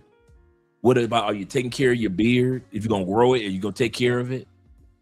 What about your teeth? So you can have the flyest, expensive outfit on, but if you don't even groom, and you still got lettuce in your teeth from 2 days ago because you don't floss. That's what Colombian women notice. He's 1000% correct. Is it clean? Is it ironed? Are you groomed? You can have a t-shirt on, and if you take a white tee, and if it's well taken care of, and it fits your body just right, and you're well groomed, and you smell good when she walks past you, she don't care nothing about that white tee and those Converse shoes that you got on here in Colombia, and those blue jeans, because you are well groomed. And I just got on a regular polo. Yep. He said, well, polo 90% of the time, 95% of the time, button down shirts, short sleeve. Yep. I got a lot of those. He said the uncut, the untucked kind. Absolutely correct. He said a pair of jeans or slacks, nice shoes. Absolutely correct. Groomed here in the Philippines is all you need. See, same thing. So that's international. T-Mac giving you the tips. I'm letting you guys know he ain't lying. Do not come to Colombia with shorts. Okay, guys, unless you're going to the beach, yes, Colombia, even local Colombians wear shorts. Unless it's really hot, you'll see local Colombians wear shorts, but it's rare, bruh. I got shorts in there, man. I might wear, I kid you not, here in Colombia, I might wear shorts maybe 4 times in a year. Maybe 4 times in a year. Yeah, down here, shorts are not it. Sandals and socks. My brothers from the South, I love y'all. But not everything translates to another country. I'm gonna wear what I want to wear. Yes, you are. I'm gonna say this again. We're not here to correct you. We're just here to give you some direction on how they think and how the ladies move down here. You want to come down here tomorrow morning with your socks and sandals on? Cool. We don't care. These cameras will be off. We live in our regular lives down here in Colombia. So when you come to fly into Colombia, you want to have your socks and sandals on, we ain't mad at you. We don't care. But we just give you a tip on what the ladies think. And the ladies do not rock with socks, sandals, and shorts. It is what it is. I'm going to still wear them. Dude, bruh. Did I not say we don't care? As your brother that love you, bruh, it's still our job to at least let you know that you have an option. Okay? And if you're not getting the type of women you want, it might be because you walk in Colombia or in Brazil or whatever it may be. But let's use Colombia, because Colombia don't mess around with socks, sandals, and shorts. And then you wonder why you got to always do pay for play. That could be a small reason. Guaranteed way to be celibate the whole guaranteed. He ain't lying. he ain't lying. I look at Colombians when I'm at the sports bar in the mall, and I'm sitting there having drinks or beer with some of you guys, right? We people watching, right? Because when I'm at the bar, I'm not facing the bar. I turn my seat around and I'm facing the people while we're talking. So usually us guys kind of like turn around, we face the people. And I kid you not, man. Some of you guys be walking through the mall with socks and sandals, and we know y'all from the States. And we don't say nothing to you. Don't come over here with them socks and sandals. I'm gonna tell you something. Some of you dudes I would have spoke to when I saw you and you didn't see me, I didn't speak to you. True story. Several times. Because I saw you with them damn socks and sandals on. I was like, I ain't talking to, ain't no, hey brother, where you coming from? No. As soon as I see you with them socks and sandals on, in them shorts, with them shorts, I be like, man, you'll never have people thinking I hang out with this tourist. Kids, I see y'all all the time, and I look at how Colombians look at you. I don't care. I got money in my pocket. I'm on vacation. Of course you don't care. I'm with you, bruh. We're just talking hypotheticals, okay? Can we put it like that so you don't get in your feelings? I kid you not. I look at how Colombians will look at you dudes, man. Dude, I can barely wear shorts. Okay, unless I'm like jogging, going for a walk, exercising, people could tell my attire is like fitness, so they kind of like, okay, he's going to the gym or he's going to exercise or jog or something. But other than it, just putting on some shorts and a tee, no.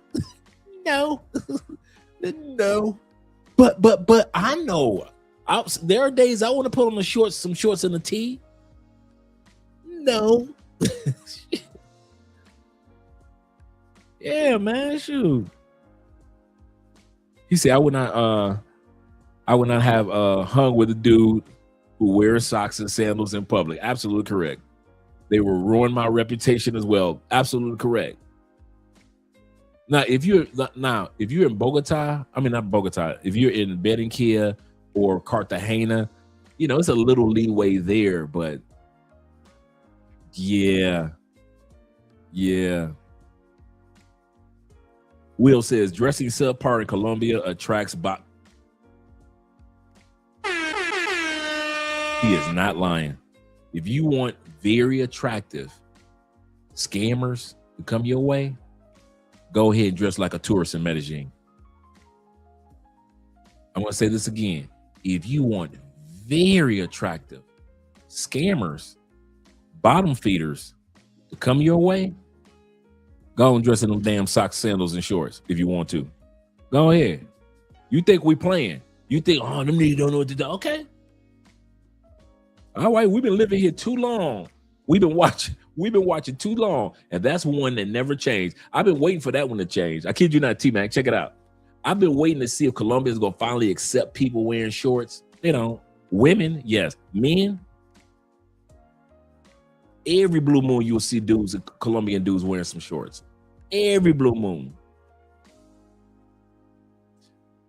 I have seen more people that are of Asian descent in Colombia than Colombian men wearing shorts. I've seen more Asian people that live here than I've seen Colombian men that walk around with shorts on.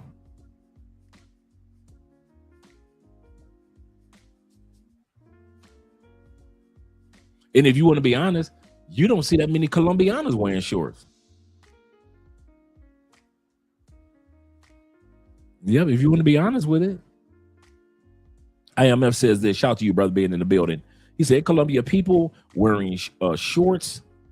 Other people are like, why are you wearing children's clothes?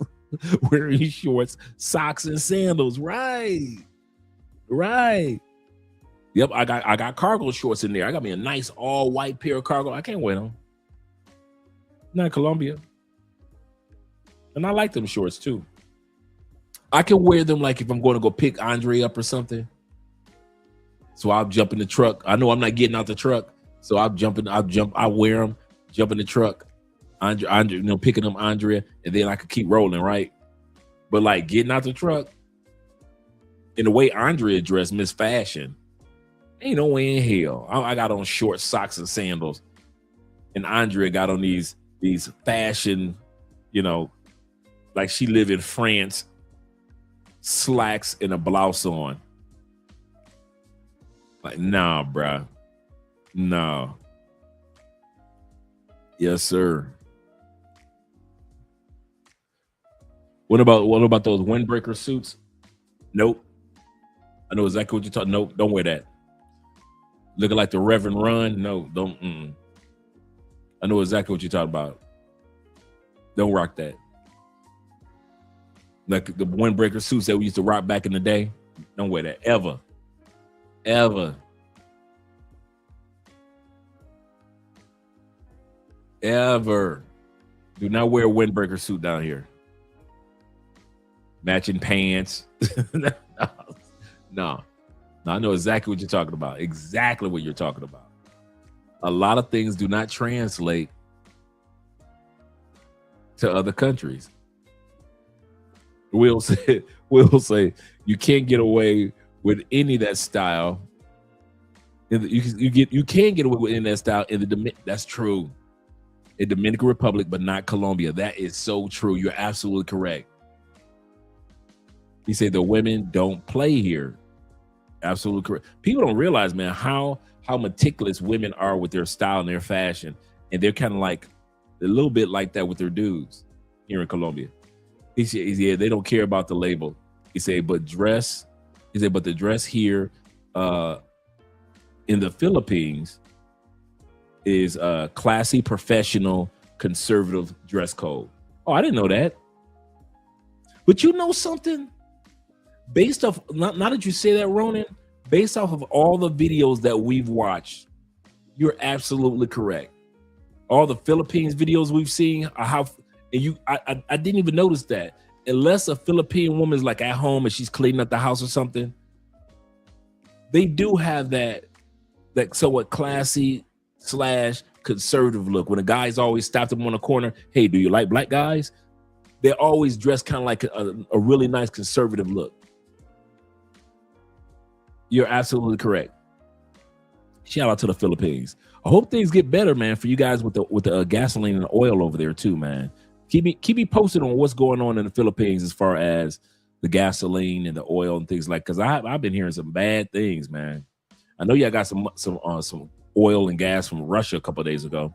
Bobby Coltrane of the Coltrane family says this. He say, Dre, are there big and tall places in a lot of these countries, particularly down in the Philippines and Cali, Colombia? No. I don't know about the Philippines. Are there big and tall places? Cali, Colombia? No. I gotta order my stuff. I gotta order my jeans. I mean, it's easy because I order from Amazon, order my jeans, or whenever I'm there for the Black Manosphere Conclave, I'll buy some jeans. Your shirts you can get here. Now they do have the shirts for you. It's rare. I don't think at all. Not at all. I've never had to order a shirt, button down polo t-shirt. I've never had to order those. But as far as my pants and my shoes, yeah, I've had to order those. I know, right? You coming to Colombia looking like Reverend Run. Now you can't do that, brother. Looking like a Chub Rock. he got the windbreaker suit. Doom, doom, doom, doom. Looking like Raw Bass. That's who it was. I was trying to think the whole time we were talking, trying to like, who was the one that had the windbreaker tracksuit on? That was the most famous one. Raw Bass in his video. Yeah, you can't come to Colombia dressing like Raw Bass. Let's continue on, gentlemen. With my man in a suit. Right. Y'all, so we got this neighbor upstairs and he's on his patio and he's playing like golf on the patio and he got his earbuds in, he on the suit. Okay, listen, he on the phone. But that man, let me tell y'all, if my type was a person, should I act a fool up here in this window? Listen, it's giving lawyer. Who are some men out there that you think, I mean, every time I see them, they just got it? I really love Ryan Coogler's style. Yes. Ryan, that boy, whether he in a suit or he out of a suit, that boy Ryan Coogler it ain't too many men that can pull off the mustache as it is, black or white. Ryan Coogler pulled that off masterfully. He pulled it off better than Steve Harvey. But then my man got the braids, and the braids so tight that you really don't notice them. You don't notice them till you're like, oh, man, his hair is braided. So even if you see him on set of a movie or when you see him winning an award, yeah, that brother stay clean. He's from the Bay. I love that I feel his blackness through his style. And it's like he wears his cornrows like he's himself and he hasn't changed a lot, but you can see it. Obviously, Michael B. Jordan has great style. You know what? I'm not sure the largest shoe that they don't have them that big, guys. Here in Colombia, no. You might find them in Bogota if you put it in an order, but nah. 15 and up, no. Not in Colombia. I'm a size 13 and I got to hunt. I'm 13 and I'm hunting. You guys coming here with 15s? Yeah, you're going to have to bring shoes with you, fellas. Yeah, the Chubb Rock Raw Bass era. Known by many. Shout out to Corporal. And shout out to Big Brother in Life. With the Detroit. I know, right? You're a size 17? Yeah, you're going to have to order yours, bro. You'll have to order them, brethren. Or bring them with you. Or else bring them with you. Yeah. Yeah, Steve Harvey. He's so big for seriously, bro. Yeah, size 12s, we good. Size 12, size 13, you good. Anything above 13, you might have to order them. But Amazon orders only takes like 7-8 days for them to come in anyway from Amazon. Yes, sir. Yeah, Adam Sandler probably still rock the windbreaker sweat outfit. Yes, sir. That was a good call, Tulupe, the Adam Sandlers. Yes, sir. Yes, sir. Let's continue on. I love the rock style. It's really elevated and changed. And I don't know if a lot of people notice, but I'm like, he has really great like casual style. I love a man who can dress down, but also have a really great casual. I love men who give attention to what they're wearing. And so I'm trying to think of who else. Idris and obviously Coleman Domingo, I think. Just to me, like his red. Listen to me, guys, when I tell you this. Since I've improved my fashion, rest in peace to the Godfather, man, the reaction I get from women, usually the first thing they say to me when I show up on a date, wow. The reason why I showcase this part, shout out to my brother, Alpha Male Strategies. And he's as he's talking, he's going to talk about how Kevin Samuels finally convinced him to step his wardrobe up, man. You're older, you know, as time progresses, you're getting older. You need to change your wardrobe style. And I've noticed that he actually has changed his wardrobe style. So we're going to take a look at how black men have always dressed. Hot days, 75 degrees, 20-degree weather, 0 weather. Black men dress like that. This is how black men dress. So don't think that black men can't pull a suit off in the summertime, because there was a time when that's all we pulled off.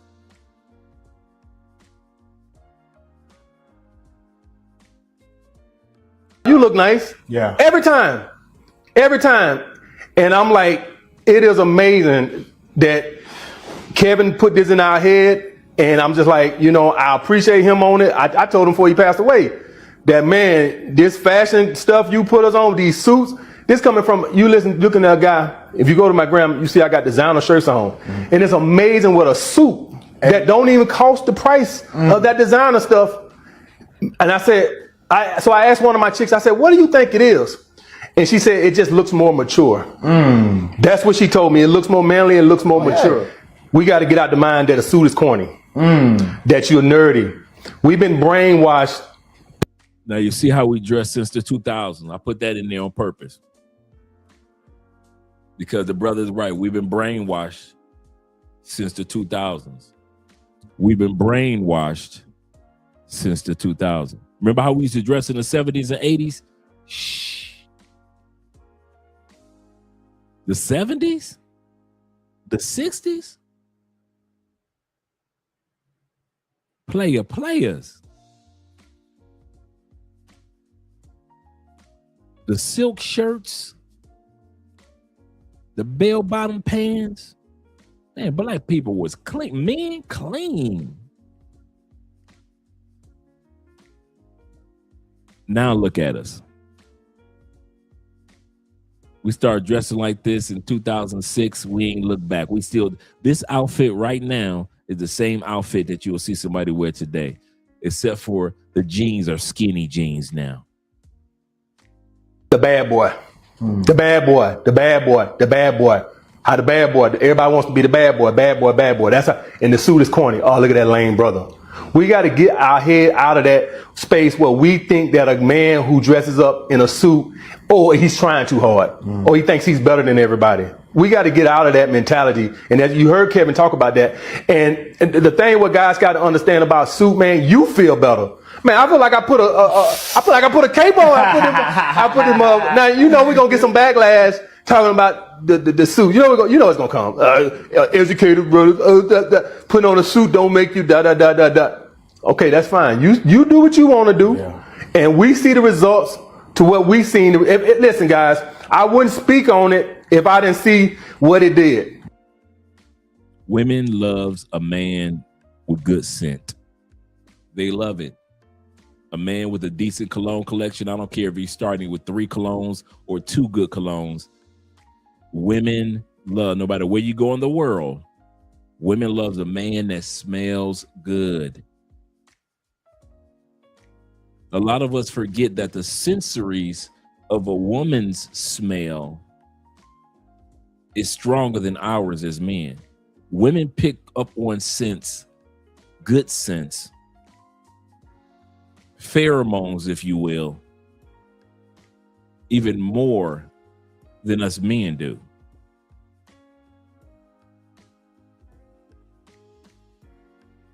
One thing that most guys forget when they're getting dressed is fragrance. Everyone's always thinking about the clothes, the accessories, the shoes. But looking good is about the entire presence that you're creating. As a stylist, I always tell my clients that fragrance is the final step. It's that invisible layer that separates a guy from being well dressed to being well styled. I'm glad you asked. And I have a single word answer. Cologne. I've never met a black man who didn't smell like absolute heaven. Always smell like Gucci, wrapped in Prada, walking next to Louis Vuitton or something. If you could tell us where you get your cologne, that would be awesome, because I can never find cologne for my husband that smells anywhere near as good as a black man. The way a man smells after taking a shower, just like that clean, like musky scent. Like, baby, you are about to have to take another shower real soon. This is the way you smell. Always waiting for somebody to ask me this. All right, so with black women, you gotta be subtle. Your scent should be directly correlated to how you look. You gotta have balance. If you naturally just look masculine, you gotta have a soft side, so you gotta go with something. Get your cologne game up, brother. It ain't about just for you. It's about for the ladies. It's about for the ladies. Men don't dress, as you well know, Guy Incognito in the building. Women don't dress for us.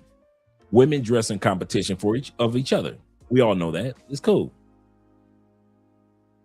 I know my wife dressed for me that much. Most of it is for herself and in competition with the other ladies. It is what it is, right? Men, we don't dress for us about that much. The rest of it is we like when those women glance our way, look our way, wonder who is that's smelling all good like that. We love it. We love the ego stroke of it. Whether it be a fresh pair of shoes, whether it be a fresh pair of jeans or slacks, we love it. And I'm letting you guys know. One of the things that I'll give you something that really got me heavy into colognes. I kid you not. This is what got me hooked. Jeremy Fragrance said this. And anybody that knows anything about colognes, you know Jeremy Fragrance is the world's #1 YouTuber when it comes to cologne. He blew up during the pandemic. Jeremy is like 2,200,000 subscribers. He's got his own cologne collection. I mean, this dude's from a small town in Germany. He lives in California now. His cologne collection is considered some of the best colognes out there. He said this. He said it takes the average man 6 months to build his wardrobe to be attractive enough to the ladies. He said it takes the average man 6 months in the gym to build his body to be attractive enough for the ladies. He said cologne only takes 6 sprays.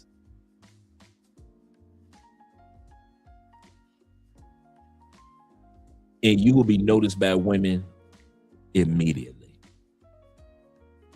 He said cologne is the only thing that I know of a man that it doesn't take longevity for a woman to take notice of him like it does with his wardrobe or like it does with his body in the gym. A woman will take note of a man. I know women that take note of big boys if they smell good. I know big boys they can get the coochie and DR like that because them big boys smell good. It's not about them.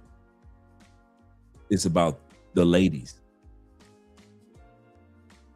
It's about the ladies. Half my collection is because I know Andrea likes this on her man. She likes that on her man. Now, do I like scents on me? Of course. But most of my collection, because my wife likes the scent. And I won't lie. I like when other women smell the scent and be looking at me in the gym like, girl, he smell good, girl. You smell good. So, yeah. You said cologne ain't for me. It may not be, man. It might be something else. Might be soaps. You know, a fresh out the shower scent with soaps. Or it could be oils. Some people are oil type guys, you know. So colognes might not be for everybody. I'm not saying that it's a must have. But as for me, Marcus says this. He said I rock braids back in the day. He said I thought I was Omarion, right? Omarion. Touch. Touch. He said got a little play.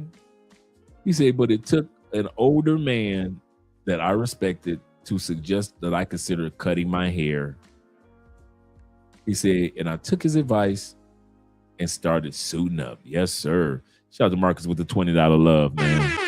Mr. MAB himself. Make sure you guys subscribe to his YouTube channel as well as make sure you subscribe to his Facebook page as well.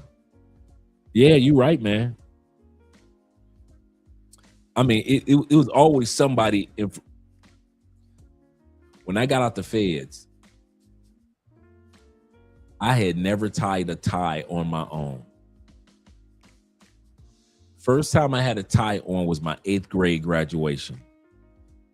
And the number one gang leader in our community lived across the street, my man Bruce.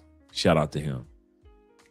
And during my 8th grade, before we left, my mom had reached out to Bruce's mom. Mrs. So-and-so, could you have Bruce come over for a second? And Bruce came over and tied my tie. That was the first time I ever saw myself in the tie, 8th grade graduation, right? I was like, wow. The next time I saw myself in the tie, it wasn't even in the courtroom, right? It was, I had gotten out the feds. And this is after the metamorphosis of Andre Spence, right? For some guys, going to a bar and seeing the ladies, true story, that was their flex of getting out of jail. For some guys, going to see their family, that was the flex and fun of getting out of jail. Kid you not. I was in downtown Chicago when I got out the feds. And I went into a suit shop. And I purchased remember I told you I got money from my grandfather inheritance that waited on me. So I had money. And I purchased my first suit. And when he showed me how to do that first Windsor knot and put that tie on, it was as if all those years of wearing federal beige khakis disappeared. It was my moment to celebrate the fact that I made it and I'm never going back into the feds. I didn't need a big party. I didn't need to be around my family, even though eventually I was around them, a couple of days later. But my moment of celebration was when I went off into that suit shop and that dude started taking my measurements, because you see it on TV. I've been gone since I was 23. I get out at 33. And all I wanted from all those years of reading GQ magazines about suits and Gentleman's Quarterly and Rob Report, and I'm seeing how clean men could be if we just sit down and put our mind to it, we could be clean. And I was like, I'm looking at these ties and I'm looking at these suits, and I'm like, when I get out, that's gonna be my gift to myself. A nice tailored suit. You'd have thought I was Denzel in the movie American Gangster. Clean.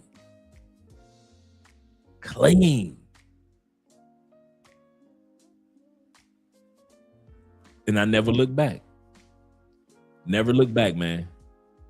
A suit will take your, just knowing how to, even if you don't wear ties, just knowing how to tie a tie, knowing how to tie a bow tie, knowing how to wear an ascot, just knowing how to do it, knowing how to put your hat collection together, whether it be the baseball caps, whether it be the fedoras, just knowing style, men's style.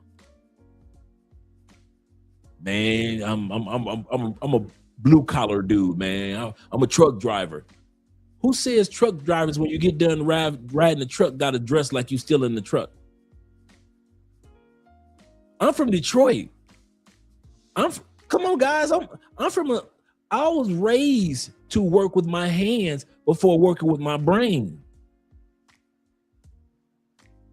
That's all I know is blue collar. So don't. But okay, you will see us during the week while we working, and we blue collar with overalls on and working hard. Go ahead, go to Detroit and we'll see men on Sunday morning though. Go see Detroit men on Sunday morning. Can't nobody in the country outdress us. Go on Sunday. I don't care what church you go to. Go on to church on Sunday morning. See how them truck drivers dress in Detroit. All those construction workers, all those auto workers, all those landscapers. Go and see them brothers on Sunday morning. Or go and see them Detroit dudes when it's time to take their woman out on a date. See how clean them Detroit dudes get. My point is, guys, even if you're a blue collar dude, women like a man that's well groomed and a man that smells good, and it is what it is. And he'll get instant attention compared to dudes that don't smell good or just smell average. If you smell monotone in your scent and you don't do colognes, so be it. But I'm telling you, the brother behind you, the big dude behind you, I don't care how big you are in the gym, you fit and all this, that dude that's standing behind you will get women attention faster and further than you when you've been in the gym for 6 months to 6 years. Women love men. This is just global. There are a few countries that are more into natural scents. Some of the Asian countries, that's like, they want the men cologne a little more subtle. But there are very few countries that don't like men smelling good, man. That's serious. That cologne is a man's scent. It's almost like you put a suit on without putting a suit on. You walk past certain women and you can just hear them talking like, girl, I don't know what he got on.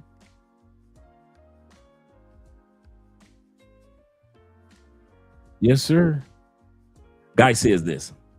He said married Becky at work didn't know complimented my blazer. Now, I didn't know compliment. Yes, sir. A nice blazer too. You didn't have to. That's the other part. That's what I like about men's style too. You don't have to have full suit on, like a suit. A nice blazer. Yeah.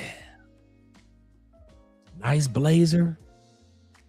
He said, I didn't wear that blue for her. It was for me. He said, men must do stuff for us first. I agree with you 1,000%. I agree with you 1,000%. We are not going to wear something tacky just because. Let's put it like this. That skinny jeans era, most of us are not going to be involved in that skinny jeans era, right? So that's for a different, somebody else can rock that. That's not for us. So you 100% correct. There are outfits that we won't put on just because it's the in thing. That carrying purses, men carrying purses, that's been around for like the last 7-8 years. Yeah, most of us ain't going for that one. I don't care how much the ladies be like, it look like, well, I don't care how much you think it look. I don't care. We ain't carrying purses. So, yeah, I'm with you on that one, guy. Shout out to the guys that rock the blazers. Yes, sir. He said, I know you should create a website on choosing the right clothes to wear in Colombia. Oh, yeah, that's a good idea. 3D models with 360 views. Class 7.5 in the house. Shout out to you guys, 7.5 in the building. Appreciate you gentlemen being here. That's a good idea. Kid you not, here in Colombia, it's simple too with Colombia. Polo shirts, t-shirts, at least 1 to 2 button downs. Do not come to Colombia without a button down shirt. I don't care if it's long sleeve or short sleeve.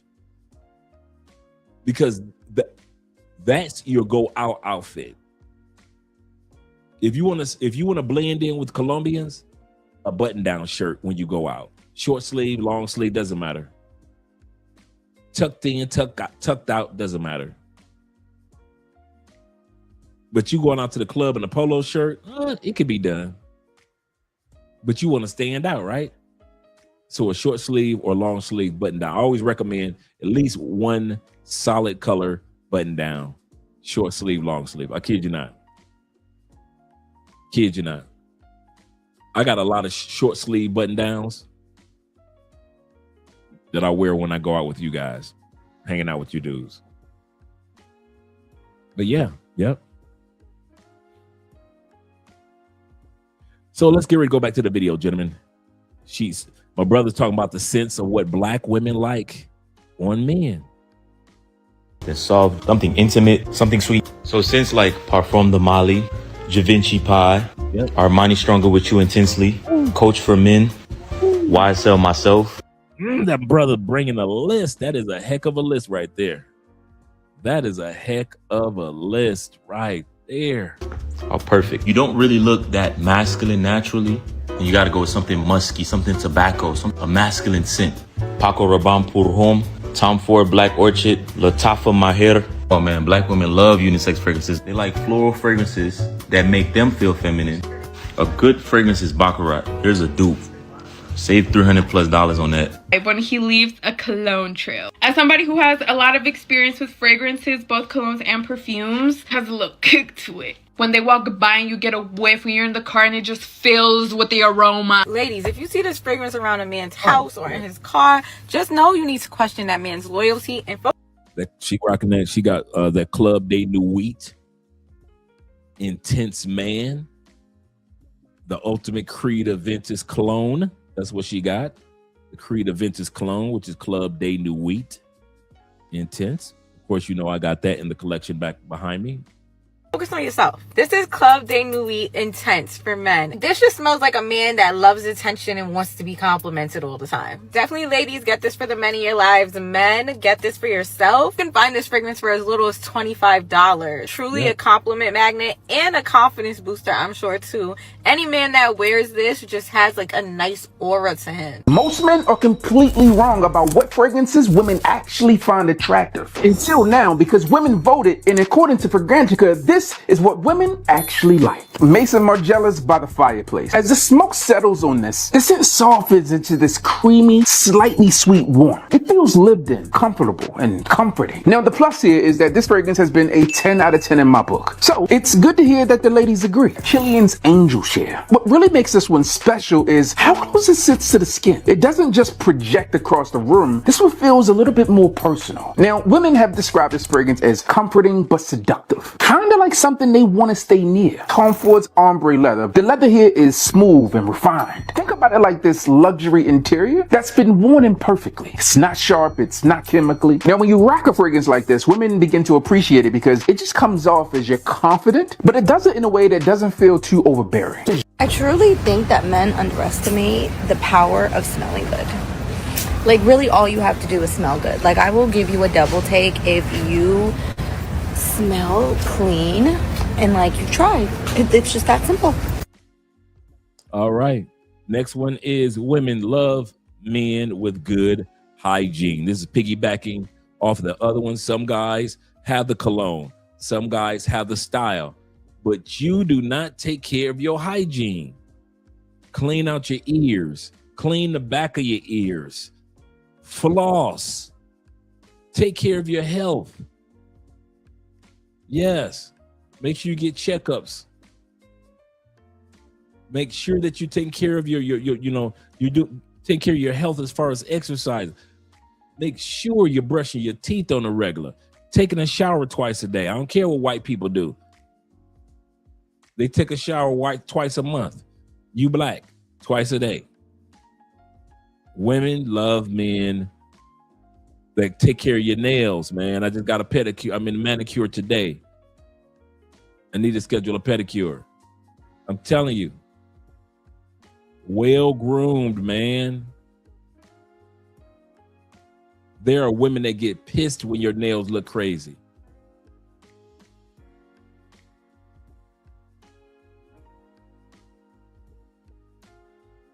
Yep, that was the one. I feel like as guys, you guys miss the plot of what women truly find attractive when it comes to your physical appearance. Yes, going to the gym 20 times a week is so great. Post those gym pictures. That's great. And yes, women do find that attractive, but what they find attractive more than that is hygiene. I have literally had guy friends that I've had to tell myself, like, hey, you need to like get up your hygiene a little bit because you kind of smell, you kind of look like you don't take care of yourself. And they'll often say like, oh, well, it's expensive to find all these products to take care of yourself. So men cared a lot about what women were doing in terms of like personality stuff. They were like, oh, she should have friends, blah, blah. The women were actually the ones who were very caught up on the physical. It was hygiene. The hygiene. Yes. The nail care, the teeth care. Yes. The beard. Beard came up a lot. You see how women saying? These are women just talking to women. If you're a bearded dude, make sure that you well groom your beard. Your teeth. I'm going to say this, and I've been saying this for a while. There is no way you've been coming to Colombia, DR, the Philippines, or Thailand, and you ain't got your teeth taken care of. If you one of them brothers that got that yellow tooth, you know some brothers got that one yellow tooth, and you ain't got that taken care of, if you ain't flossing like you need to floss, and you still got some collard greens in your tooth from 3 days ago, or some oxtails on this side, there is no way in the world I'm coming to countries that are known for smiles, like the Philippines and the Thailands and the Colombians and the Colombians and the Brazils. There is no way I am going to these countries and I am not getting my teeth cleaned. And a lot of times the cleaning is like $25. Dude, can I say something? Being honest, I have seen homeless dudes' teeth that look better than y'all teeth in Colombia.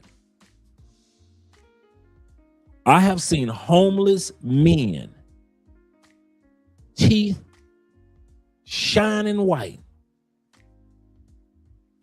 look better than your teeth, and you've been to Colombia, you've been to Medellin 10 times. You smoke cigarettes, and you going to the Philippines, go and get your teeth cleaned. I don't care if it's on your, don't nobody smell my breath. I didn't say your breath. I said get your teeth clean, bruh.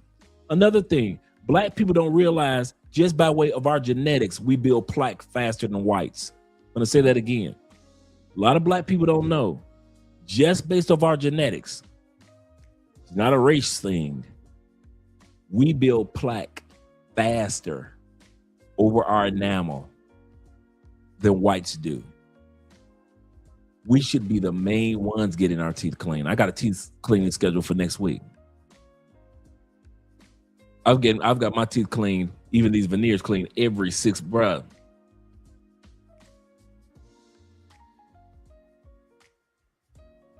There is no way homeless dudes are walking around, homeless Venezuelans walking around Colombia that have teeth look better than yours, and you got $2,000 in your pocket. And it only costs $25 to $50 to get your teeth cleaned and whitened. And you always up in some Colombiana face. Some of y'all, I promise you, that's why you need to do pay for play. Some of y'all would have been done with pay for play a long time ago, but you're hard-headed. You think you know everything. Some of y'all would have been getting some free coochie, but you can't smile. How you gonna smile? Why y'all think your boys be smiling in every photo? I smile like a politician.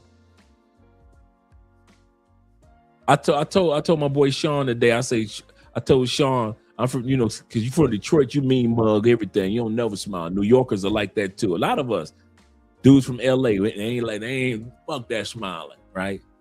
With your friendly ass, right? I say all the pictures y'all see me smiling now, it's just me regurgitating smiles.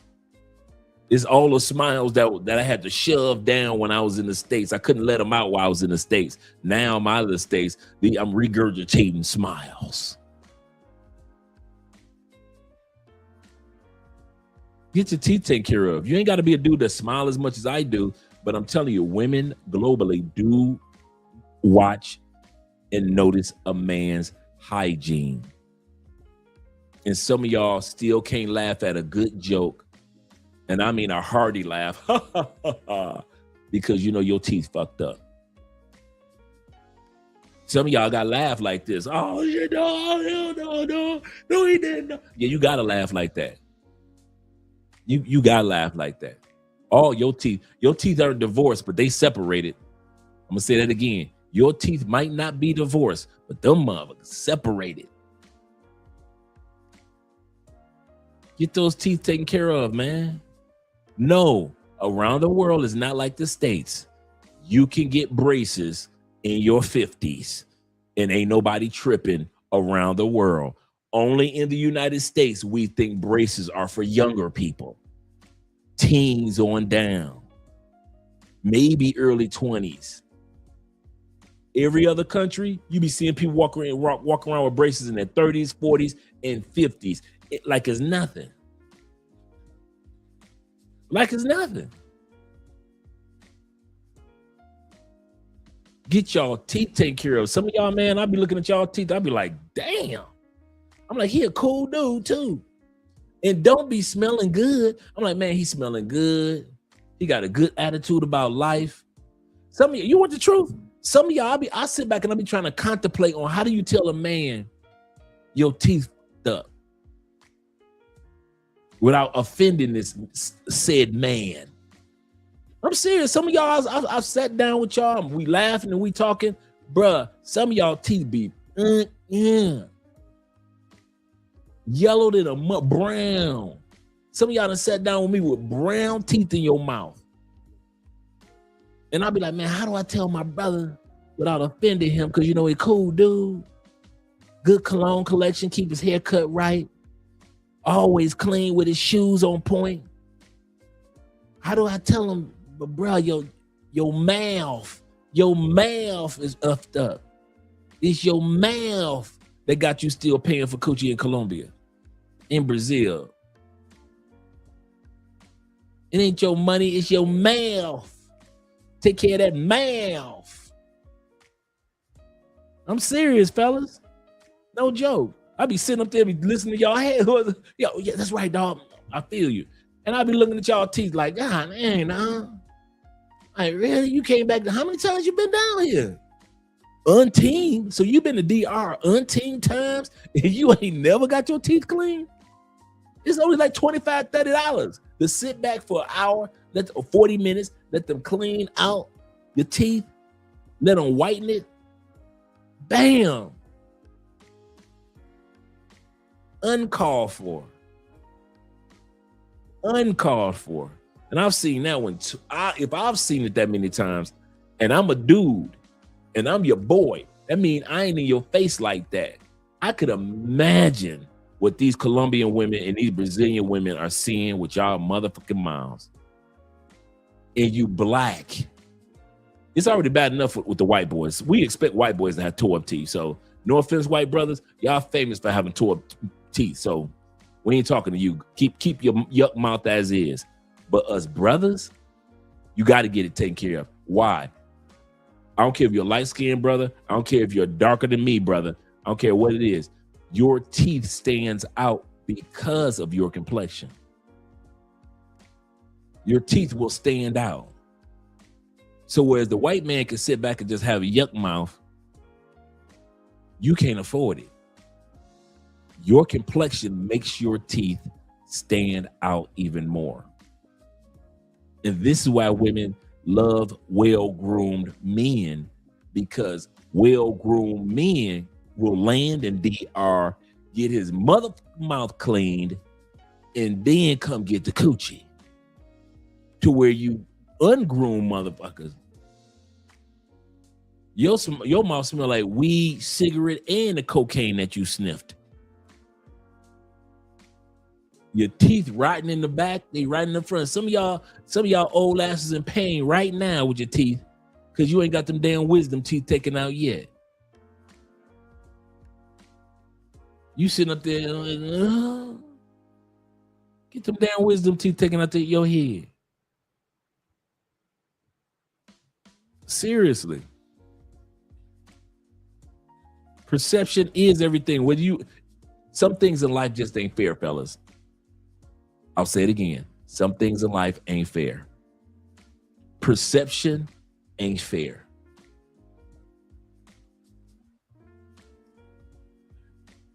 Big girls think they're 10. We know true perception says, if you don't lose that damn weight and stop playing Lizzos, perception is everything. Men don't perceive most big girls as attractive. The perception of your mouth, black men. I don't care if you think it's fair or not. When these cameras go off, you can say F you, Andre, all you want. I got you. But I'm letting you know how these women are in these other countries. One of the ways they feel like they can get over on you because you don't care about you. They can see it. How you know they can see it? They can tell that you are not well groomed. They can tell from your smell. And another way they can tell that they can get over on you because your mouth is fucked up. If you don't care about your mouth in countries where people care about their mouth, yeah, they gonna get over on you, bro. Yeah, you get ready. You about to get scoped. And I don't mean scope Listerine. I mean scopolamine. Okay. Yeah, you might as well lay down in bed, let them go ahead and pour it down your throat, bro. Pour the drugs right in your throat. Because if you think that these women in these countries can't, some of y'all look American and European. You want the truth? Some of y'all look American and European by your motherfucking mouth. Some of y'all look your features are just like Afro-Colombians and Afro-Brazilians, so they really can't tell from your features. But as soon as you open up your mouth, they can tell this motherfucker is not from Brazil. He is not from DR. He is not Afro-Colombian. Do you see his mouth? Do you, girl? Do you see his mouth?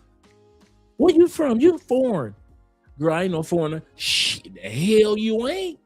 Not with a mouth like that. Some of y'all dead giveaways. Soon as you open up your mouth, they be like, "Oh, girl, we got a lick, girl. Look at his mouth. Look at his mouth. He's yuck mouth. Look at his mouth, girl. Look at his mouth. We about to get paid. Get the drugs ready, girl. Let's get the scopolamine drops ready. He's a yuck mouther."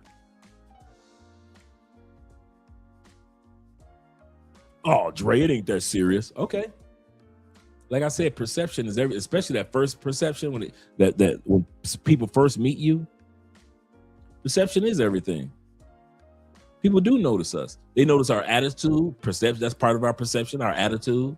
Some dudes are cool, some dudes are laid back. They know perception is everything. Jeffrey, my uncle, he's more of a laid back dude. My brother's like that. My cousin. Most dudes in my family, it's kind of funny. Most dudes in my family kind of like Jeffrey, kind of like a laid back, those cool personality, 50 cents, kind of like, standing by the wall, kind of like lean back type of cool dudes, right?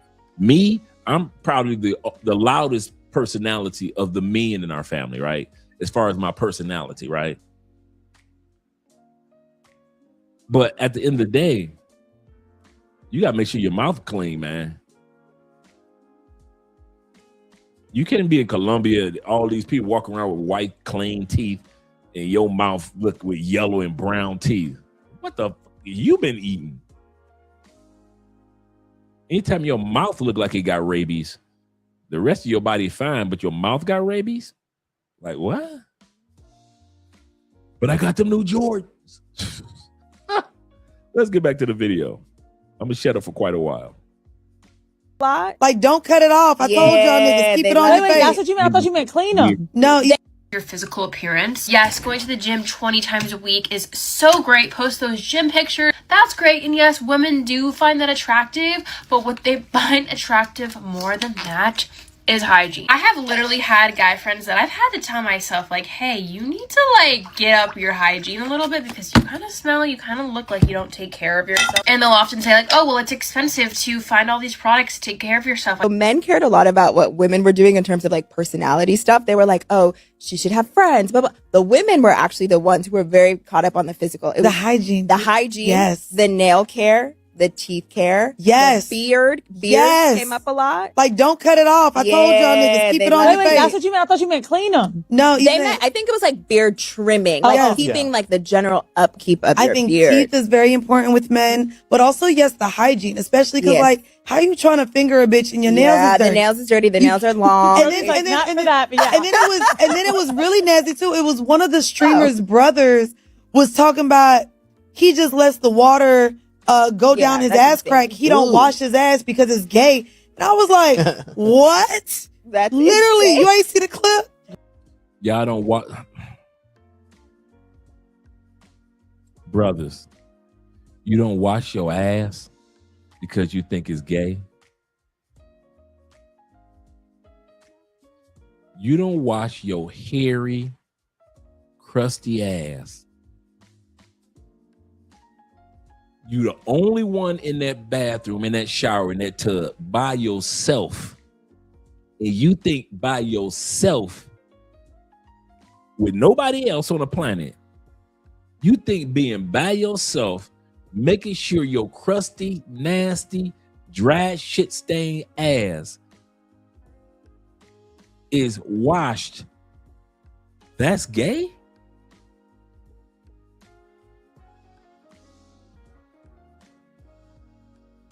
Yeah, I kind of figure those are white dudes too. But I'm hoping that it ain't brothers that's thinking like this.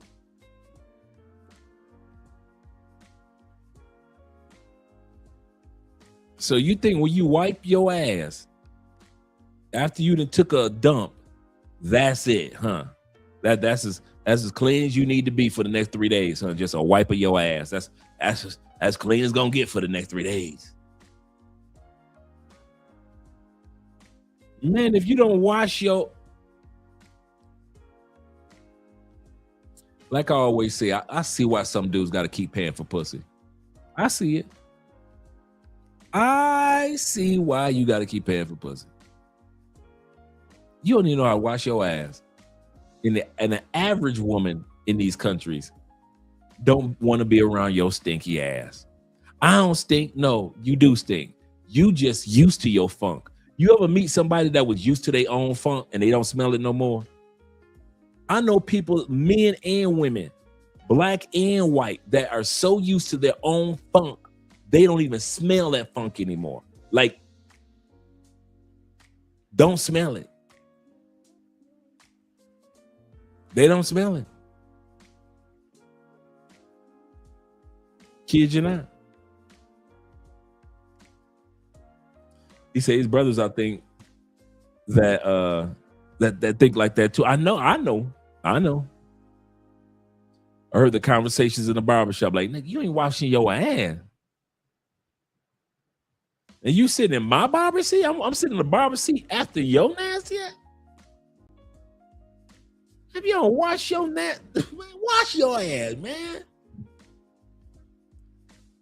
Johnny said, he said, I know a chick that knew a guy like that, didn't wipe or wash his butthole because he said it was yang or gay. I'm like, ain't nobody in there with you. How is that? Ain't nobody in there with you. What you gonna go to the police and turn yourself in on molestation charges? I molested myself, officer. Lock me up. I'm a menace to society. What the?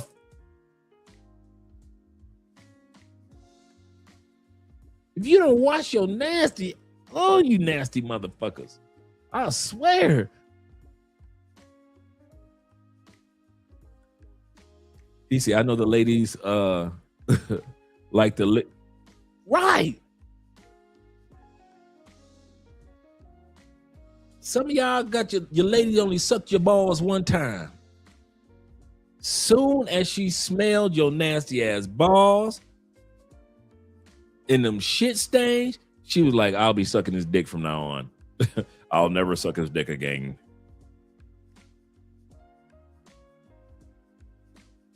Them ball sucking days were over.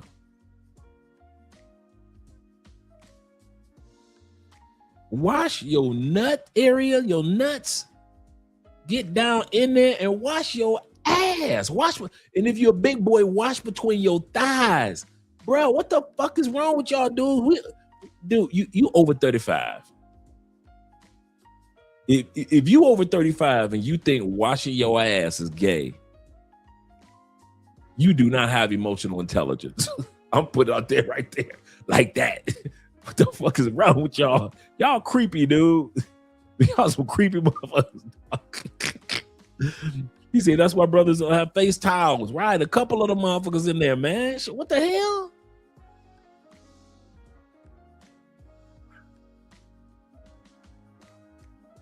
Facts. Manscape that shit.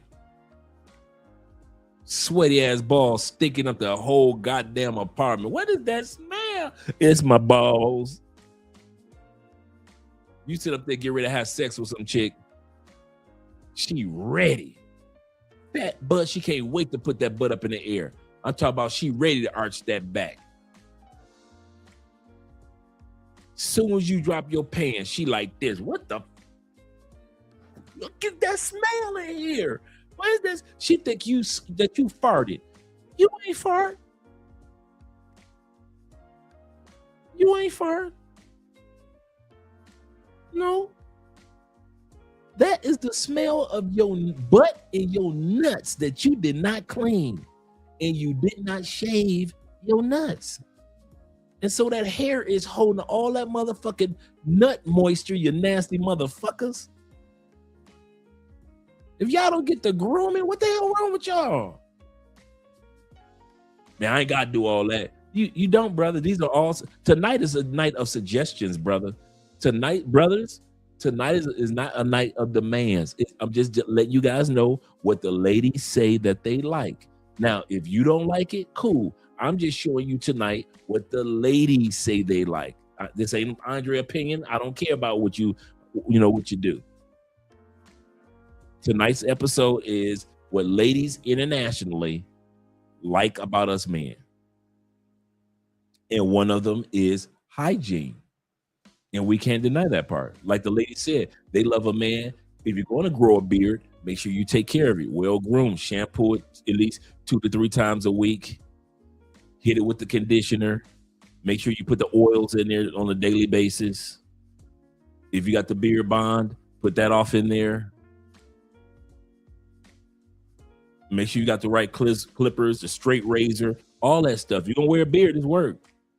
All you bearded dudes know. And so the ladies aren't saying get rid of the beard. They're saying, hey, the grooming of it, that's what they appreciate. Women love the well-groomed beard.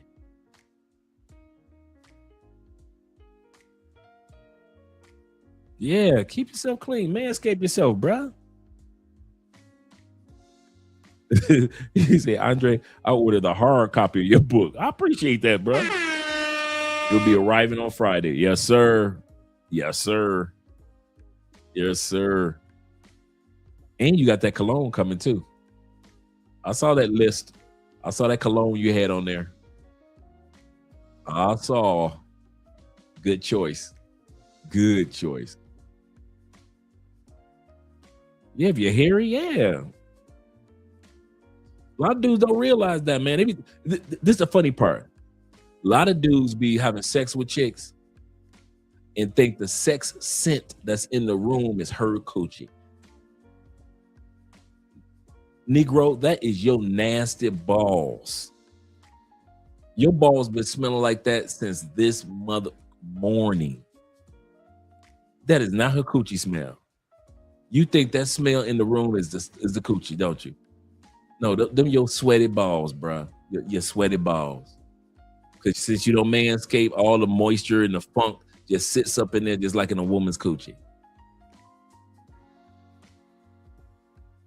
And you think her coochie stank. What does that smell in here? I'm hitting it, but it stink up in here. That ain't her coochie. Her coochie ain't got no hair on it. She been female scaped it. She done been cleaned, shaved it off. She ain't got no funk. That's you, bruh. Some of you dudes don't want to admit that funky sex smell that's in that room. It ain't her. It's you. It's you. With your nasty ass. With your nasty balls. Let's get back to the video. Shout out to these ladies. Letting men know that they appreciate. Andrea, shout out to Andrea. Andrea says she been listening to us, laughing, talking about the balls. Seriously. He literally was so proud to say, yeah, like, I don't be digging in my ass. Like, I just let the water go down. It'll be fine. Bro, what? And this is why we need fully formed frontal lobe. Like, what the? That's insane. But this is why you can't date a man who's homophobic. Because he not washing his ass. Exactly. I mean, we can end it now. That's it. That's all we need. We're not. One thing I love about a man is when he has an amazing hygiene.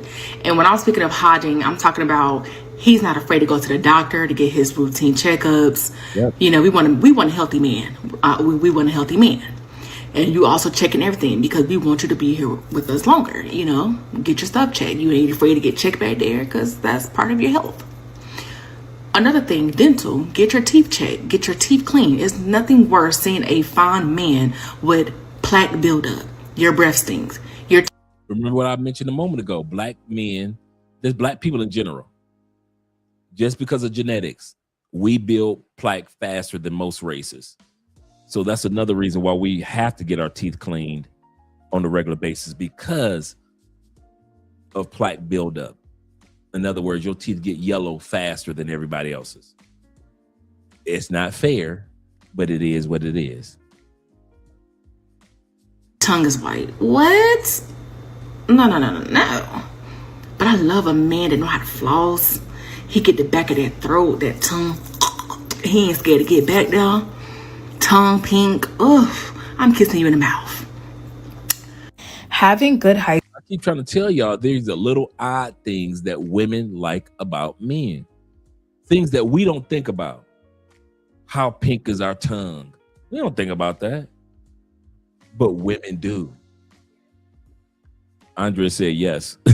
Okay, so there we go. Hygiene as a man will never be seen as gay to me.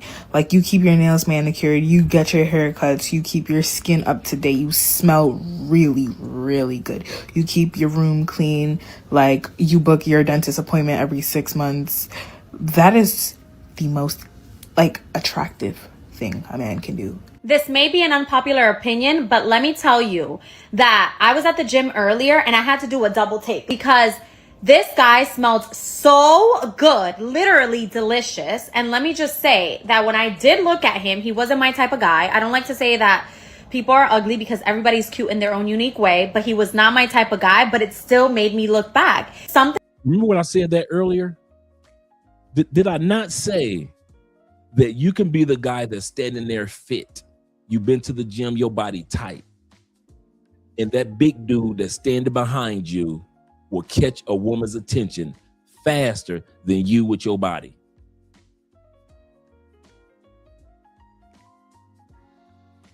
See, with the body, you got to be in front of the female's visual, right?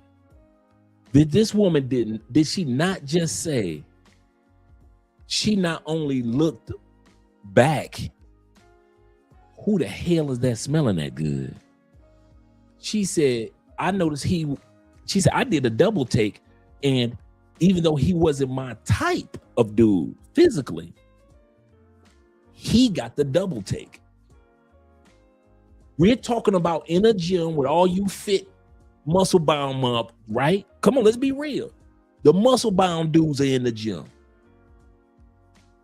This dude that's smelling good is in the gym. Who got the double take? The dude that was smelling good. The dude that was smelling good got the double take from the chick. Not the muscle bound dudes. About a man knowing how to take care of himself, have a self-care routine, and just really take care of body odor that makes me somewhat attracted. Do you guys know what I mean? Because I just don't know how to explain it, but it is what it is. I'm praying for all the women that live with men with stinky feet, men that stink. Like, I really feel for y'all. Because to have a man that I've been with for over 19 years, his hygiene has always been... One of the main routines that I pay attention to is how they brush their teeth. This may sound crazy, but I'm telling you, the moment that I see a man don't floss, I'm never gonna call him back. That's it. She said, if he don't floss, I'm never gonna call him back. This episode is dedicated, this is a subtitle of this episode. It is dedicated to things that women are attracted to about men other than sex or finance. Other than sex or finance. What is it that women say that we are very attracted to about men? And a lot of these videos were not hard for me to put together because women were all saying the same thing about hygiene. They were saying the same thing when it came to smell. They said the same thing about style over, like T-Mac said, over brands.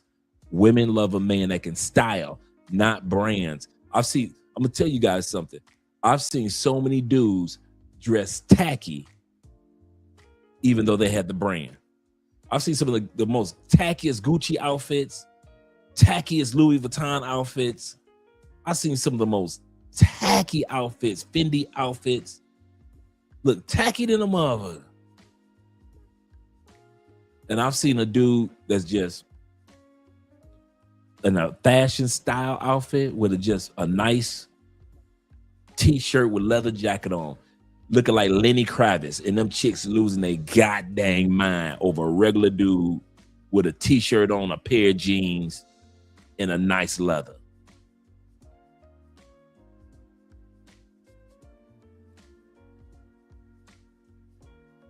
I'm telling you, there are things that we may not notice. That's what this episode is about. What do women What are women attracted to men about outside of intimacy or economics? If we're not talking about money and we're not talking about sex, what is it that women say, this is what catches my eye about men and manhood, and this is global? He say shower, put on cologne before and after the. Come on now. This is a prerequisite. Before I go to the gym, I do take a shower before I go to the gym, and I do put on my smell. I got certain colognes that are for the gym. Absolutely correct. Not all, because you don't want to put on Baccarat going to the gym projecting all over the place. But there are some colognes that you can put on. Like today, I wore to the gym Spice Bomb Infrared. I wore Spice Bomb Infrared to the gym today. Really good. It's not as extreme as Spice Bomb Extreme. Now that one's for the club, or going out and about throughout your day. But this one is subtle enough to where I smell excellent without, interrupting everybody else's workout, But yeah, women are serious about guys' hygiene. This woman said, if you don't floss, I don't even want to be with you no more. Instant no for me. It's instant no for me. I can't do it. If you don't floss, I can't. I cannot. All right. This one is another one that blew me away that I never saw coming. This was the number one thing that women said that they love about men. I could not believe this one. Outside of sex, outside of money, out of all the things, hygiene was high. Emotional intelligence was high on the list. This one blew me away, and I kept coming across this one. I could have did a 6-hour live stream on this one alone. Women love how men drive. Go figure, bruh. I would have never thought about this one. Like, what? But yeah, women love how men drive. Craziest thing. Okay. This one's kind of a lost art form. But when a guy is backing up, has his hands on the steering wheel, and then has his hand on the passenger seat, and is like looking back. Oh my god, I'm wet. I'm so wet. Like I said though, lost art form because of the backup camera. Okay. I'm sure this is pretty obvious. All females like this. When men do like the little one-hand thing with the wheel in the car, and they driving, they do it so effortlessly. Like you can be turning a corner. Smooth with it. You ain't gotta do all that, you smooth with it. Yeah. When y'all are in the car and he driving with one hand, we all like the stick shift. We all like the hand on thigh, but y'all told me that was too physical. When that man driving and he put that hand on that headrest, why he put it on my neck. 3 non-sexual things I find hot in a guy. First, when he drives with one hand, like he's completely calm and in control, that does something to me. It's a fact that guys are weird, but here's some things they do that girls can't get enough of. Driving with one hand. I don't know what it is, but when I'm Bruh. I told y'all I would have never thought about this one in a million years. Things that women notice about us being, no matter where we are in the world, they like how we drive. Go figure. I would have never thought of this one. passenger princess and the guy's driving with one hand and the other hand is gripping onto me for extra protection, it's the most attractive thing. I mean, when he's confident enough to be gripping my thigh tighter than the steering wheel, that I know I'm in good hands and I'm not ready for the rest of the night. Ditch putting your hands on 9 and 3 in the steering wheel and just drive with one hand the entire time. When he backs up and he does that little shoulder over, he looks. I'm overly attracted to the male species. The third one is when they're reverse parking and their hand is all over your car seat. And bonus points if they get that parking right the first time and don't have to fix it. Honestly, anything to do with driving, especially as someone who does not drive, but honorable mentions for the little like hand on the passenger seat, look back when they're like reversing, driving with one hand, shifting gears, and just driving, but like the specific nuances of driving, which I'm also not familiar with because I don't drive. I'm on a date with a man. He's driving on the highway. I tell him I don't like when people drive fast. What's he do? Try to impress me by driving fast as fuck. How to lose a girl in 10 seconds. You are not getting any Gucci. All right. So we discovered women love our driving. Another thing that us men don't realize outside of sex and outside of money that women love about us. They love when we have a passion for something or a hobby, something that we enjoy talking about or something doing. That is a turn on to women. Women do not like a man that has nothing that makes him excited. But when there's something that makes you, I don't care if it's anime, golf, sports, women love that we are passionate about something. I never thought about this. I never thought that me being happy makes them happy. When he starts talking about shit he loves, I've never in my 27 years of life ever thought that I would be interested in Naruto. He'd be talking about, I don't know what the fuck, something about red eyes with black dots, and I'm just like, me too, baby, me too. If your girl doesn't like your hobbies, oh fucking well. Your hobbies are your hobbies. You can't control what you like. Whatever you choose to do after you come home from a long day at work, as long as you ain't hurt nobody, rock out. Because what you as a grown man choose to spend your money on is nobody's business but yours. When my man be passionate about his goals and he just be talking, he don't even realize he getting lost in his future. And I'm just sitting there like, what else, huh? When he just so ambitious and he just going on and telling me what he got planned, what he want to do, how he gonna do it, how I fit in, so he doing like what? I just... Like when we talk about cloud engineering, your woman like to hear you talk about Terraform. Turns her on when you talk about GitHub, GitLab. When you talk about CLI, Command. When you talk about them EC2s and VCPs. When you talk about those simple storage units, I mean, shout out, come on now. Simple storage service. When you talk about that gateway, shout out to the men that talk about the WAF firewall. Your woman just love to hear you talk like that. What do you mean you got to do projects? You want to for your LinkedIn? You want to put projects on your LinkedIn, baby? Tell me about it. When I get done, I got class with Theo tonight. I can't smash you until after classes, girl. He's so passionate. He's so passionate. There are women that love seeing us happy, passionate about things that we're truly interested in. It's just so attractive. Take off your shoes. Let me help you. Y'all can say what y'all want, but one of the most exciting things about picking up bowling as a hobby is seeing how many black folk bowl. Like, niggas bowl. It's a lot of... Man, if you didn't know that, he said that as if he just discovered it. Man, shoot, I think bowling is right behind football. Seriously. It's like, you find more brothers that, brothers been bowling for years. Man, I know black families that bowl. The whole family for years. I got brothers, man. I got partners, man. They got the bowling glove, the bowling glove for the carpal tunnel.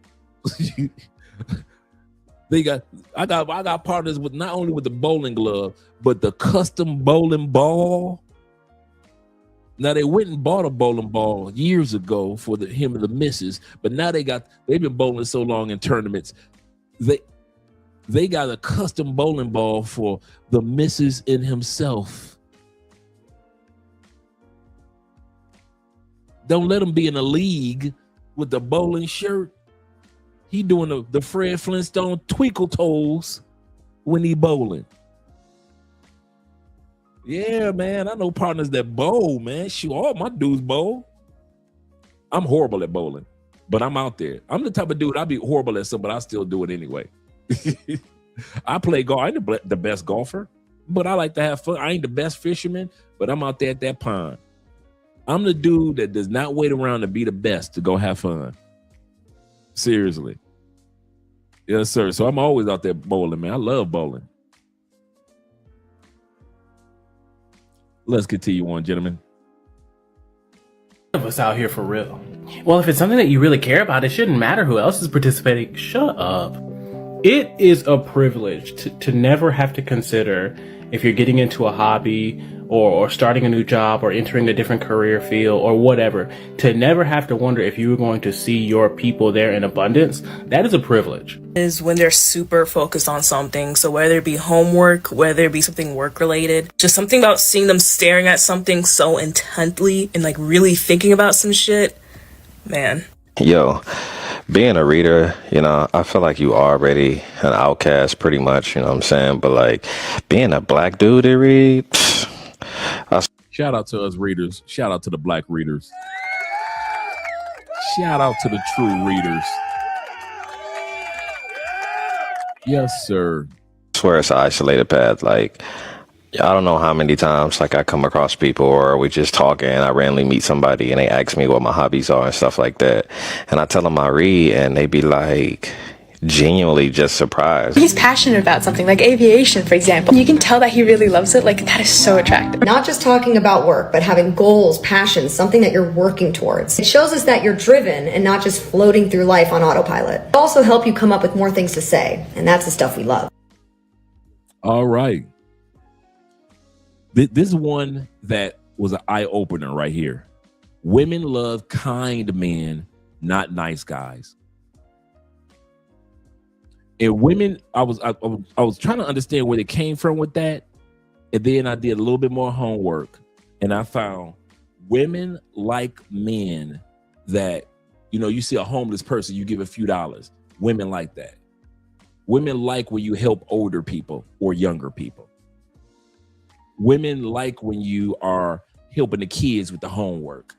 Stuff that you don't even think that women are looking at you. But they look like, oh, look at him helping the kids. Women like when you volunteer in the community. Women like when they say, why you always think the little league football coach, basketball coach, and baseball coach can get all the coochie in the neighborhood? Them football coaches can smash any of them mamas they want to when it's time for Pee Wee League. Same thing with the basketball coaches. Same thing with the bowling coaches and the baseball coaches. Why? Women love seeing kind men. Women are not attracted to nice guys. What's the difference? Kind men are men that do something not expecting a ROI, a return on investment. Nice guys, women pick that up on you just being nice because you want something. So women think kindness is very attractive, but you nice mother, they can smell you from a mile away and they are not attracted to nice guys. That's why they say nice guys finish last. They never say kind guys finish last. You know why? Because kind guys do not expect a ROI. Hey man, I know time's tight, man. Here's a few dollars, bruh. Here's a few dollars. Go ahead and get you some gas for your car. Women like seeing men do kind things. Being kind to people that don't deserve being kind to. What women don't like seeing is nice guys, because they know you only being nice because of this or because of that. Yeah, women. Yeah, oh yeah, definitely. I remember a few years ago on Andrea's birthday. I think it was my birthday party. Birthday luncheon. Me and Andrea went to this really nice fancy spot out here in Colombia, right? Or right here in Cali. And we brought my birthday cake and we were sitting up there just enjoying a nice, just wonderful lunch, right? And I'm looking at it was 3 older ladies. You could tell they were best friends since the dawn of time. They were like in their like late 60s, right? And I'm looking at one of them, you know, because she was in my vision. So I'm talking to Andrea, but the woman was in my vision. And something told me something was about to happen with her. But, you know, minding my own business. And not even 2 minutes later, she started choking on a piece of steak, a big piece of steak. And I'm talking about real life. This is not an alarm. Choking. She tried to drink water. Andrea's still talking, but I'm looking at her because she's at the table right across from us. She tries to drink water. That water was going in and just straight down. She just ruled it out. Everything was blocked. No air getting in, no air getting out. The more she tried to pour water, the more it was just going down her. Her girls were panicking. You know, her two best friends, they were panicking. The waiters and the waitresses, they didn't know. I was like, I'm thinking to myself, true story. So don't none of y'all in Colombia know Heimlich maneuver. I go over there. Like I say, she was at the table right across from our table. I go over there. I perform the Heimlich because I volunteering at the Boys and Girls Club. You had to know CPR. You had to know the Heimlich maneuver training. You had to go through the training. So it's not just like I looked at it on TV. I had to go through the training. So gave her the Heimlich maneuver. The big piece of steak came out. She was able to breathe again. Everybody was happy. And I went back to sit down with Andrea. We talked about it for a second, but finished celebrating my birthday. Women like seeing kindness. Women like seeing men who are kind. No rate of return. No expectations. A lot of times we don't think about that. You do what you're supposed to do because that's a person in need. And I sat back down and started celebrating my birthday. And her girls were like, oh, thank you very much. Like I say, all of them were in their late 60s, early 70s. And this was like about 5 years ago now. I said 3 years ago, but about 5 years ago. And I'm still thinking to myself, I say, none of you damn Colombians know Heimlich maneuver. It's a dang shame. And kindness is you don't expect a pat on the back. You don't expect no coochie. You don't expect no economics. You just kind to people because you're a kind person. Nice guys, they always expect something in return for their niceness. And that's why nice guys, Heimlich, I said Heimlich, but Heimlich, correct. Yeah, I didn't even, he said I had to do first aid and emergency in the Marines, correct. Right. Working with kids, yep. That's the first thing that they did. They were like, Dre, if you're going to be out here working with the children, Boys and Girls Club, Big Brothers, Big Sisters, volunteering with the YMCA, you have to take youth and adult first aid training. And that's what I did. That's beyond kindness, Dre. That's competence. That's true too. That's true too. That's true. That's a good way of putting it. It just hit me what you just said. That's true. Yep. Oh, the Heimlich. So the Heimlich, I thought it was Heimlich, but it's Heimlich maneuver. Thanks. Let's get back to the kindness. My brother Abstract says this. He says, so you're saying they like kindness globally. That's absolutely correct. Most don't reciprocate because most men don't notice that women notice their kindness. Here's a problem, Abstract. A lot of guys get doing something nice mixed up with kindness. Knowing that they did that something nice to get an ROI, that made it nice. Kindness never expects an rate of return. A lot of dudes, I opened the door for her. I took her out to dinner. I did this. So I should be getting some coochie tonight. That's nice. That's nice what you did. You opened up the door for her. That's nice. You complimented her. That's nice. You took her out to dinner. That's nice that you went and picked her up and dropped her off. You know why it's nice? Because most guys that do it are looking for an ROI. But if you do something like they call it out of the kindness of your heart, you don't trip because you weren't looking for ROI. You weren't looking for a rate of return. Most men are not kind. Most men are nice. So when women meet kind men, they really get turned on by it. Because most men always look for a ROI if they do something for somebody. They do. Most dudes do.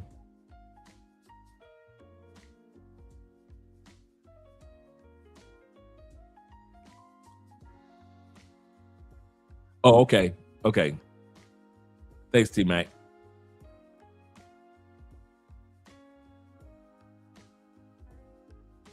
Good looking out. I still gotta respond to your message that you sent me earlier too.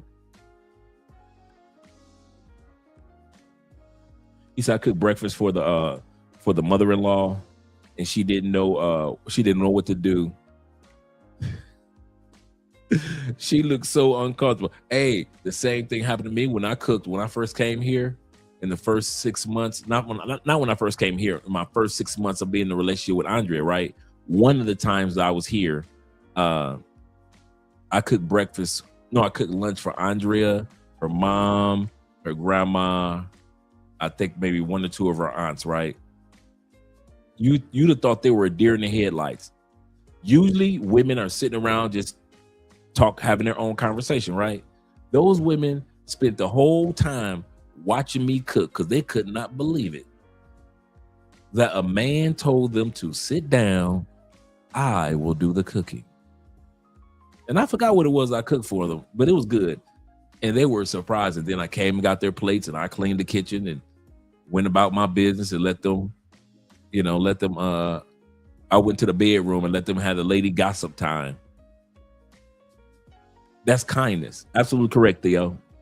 That's kindness. Your situation was kindness. You don't expect the ROI. You don't expect the rate of return. You're not expecting a pat on the back. Nice dudes, they always expect, well, I did this for you. You should do this for me. That's why nice dudes are really considered kind. He said, I don't think they would recognize pancakes. They were scared to eat it. You stupid. It's true, Dre. It's true.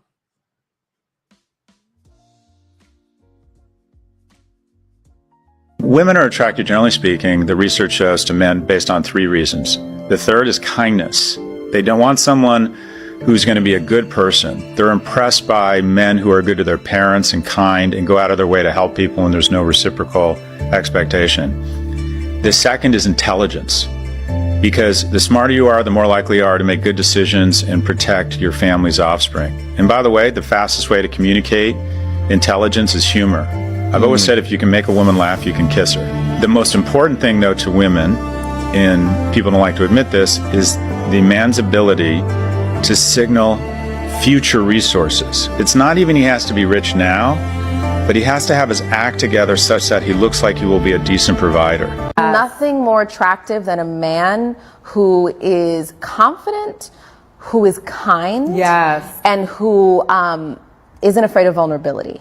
That right? Part, yep. And so Robert, I had noticed he would go out of his way to make sure that people felt included, like he was really giving, he was really humble, he was really funny, self-deprecating humor, he didn't take himself too seriously. When women say they want a nice guy, they're not talking about a nice guy. They're saying they want a man who is nice, kind to them. Big difference. They want duality, like Beauty and the Beast. He is soft and kind and sweet to her, but he's a beast and has capability to be dangerous to the rest of the world. Facts. That's facts. Women love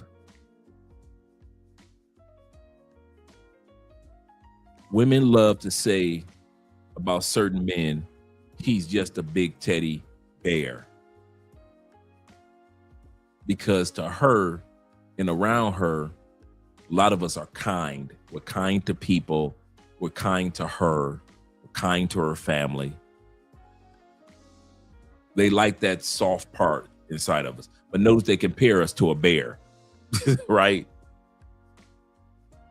They know that out there in the real world, we have the potential. All of us have the potential to tear something up.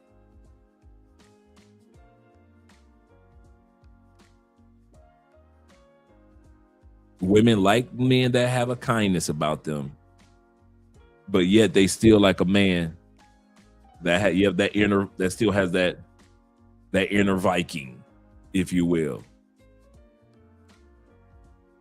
Absolutely correct. That's 100% correct. Let me bring the video back.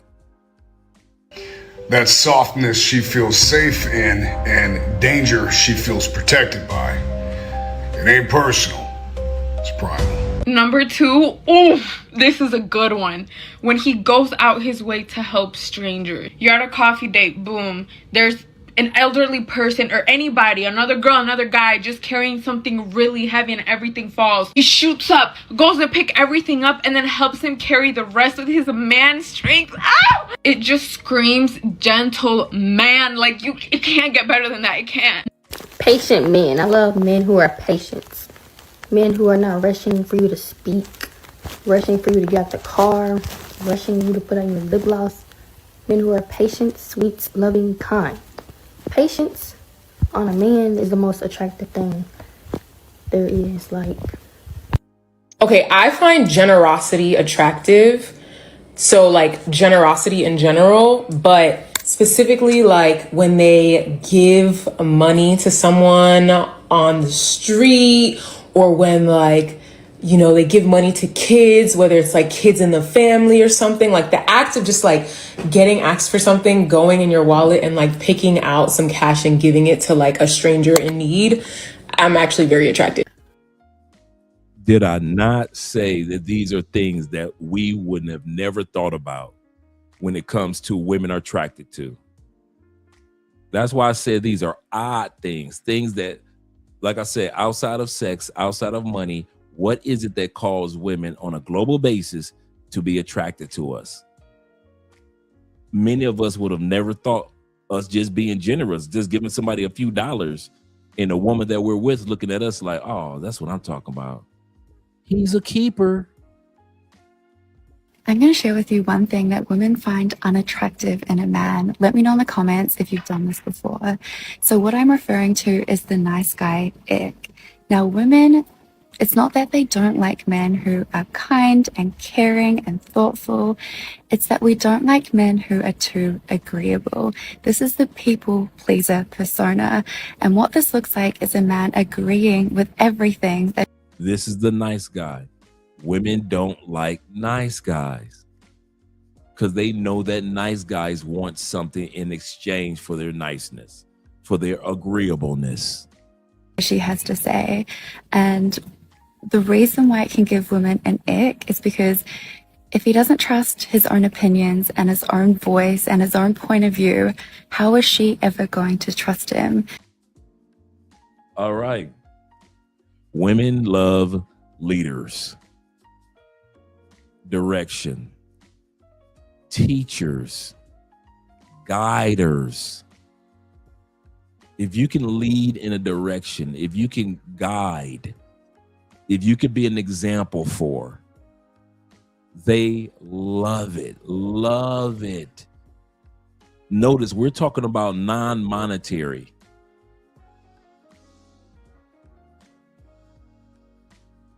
Non-monetary. I give you a perfect example. Me and Andrea were talking the other day. I said, you know what, babe, we need to set up. I said, you know, you in your 30s. I said, we need to set up your investment accounts for Colombia. We need to have you invested in Colombian stock market. Now, we've got investments in the U.S. market, but we need to start setting some things. You know, we're about to do a show in regards to how to invest in Colombia anyway. But so I say, so next week, we're going to start you off in your own, account. And the app that they use down here is eToro, and the other app is Trio. A tree, TRII. We're going to talk about that. That's the Colombian trading app for if you want to trade Colombian stocks. TRII, tree. I've already downloaded it to my phone.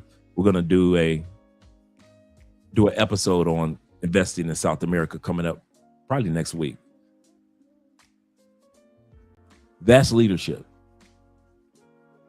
When you sit back, you think about, I wish that I had done something like this at 30, 31. I'm just coming out the feds. I'm actually still in the feds at that time period. I didn't get out till I was 33.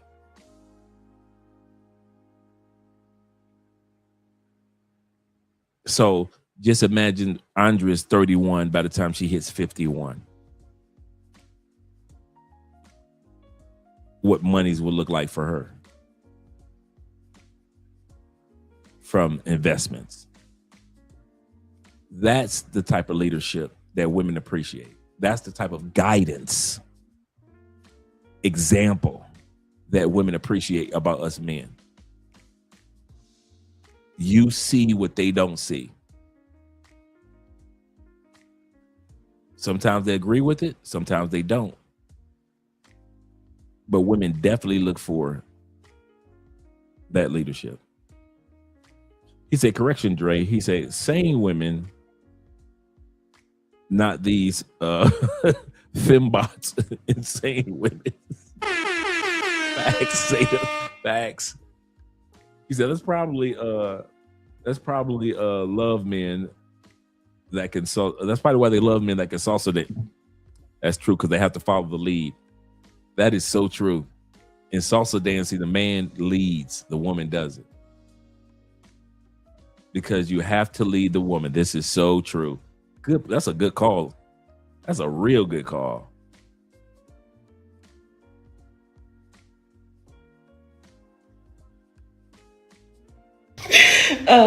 When you guys are like out, y'all clubbing or something like that, and he's behind you, and he takes his hand and just puts it on your waist to like direct you around the crowd.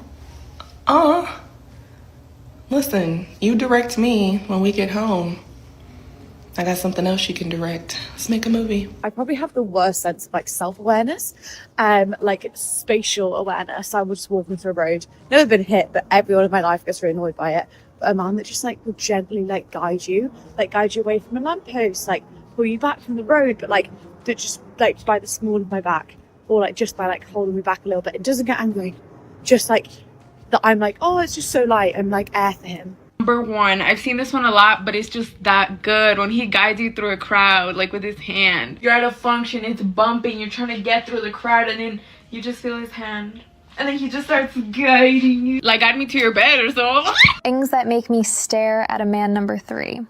When he puts his hand on your lower back to guide you through a crowd. Like, he does not say anything, and he just places his hand there, and suddenly every bone in your body is aware of exactly where his fingers are. Take notes, my guys. This is 10 moves to make her addicted to you. Number 1, stand between her and any threat, big or small. You become the shield, and she feels safe before she even knows why. Number 2, put your hand on the back of her head when you kiss her, fingers deep in her hair with a gentle squeeze. She feels that quiet power, and it's instant submission.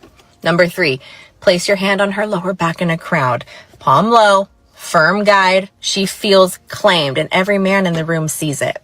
Number 4, hold her hand in the street, fingers locked tight, a natural swing. She feels chosen, and no words are needed.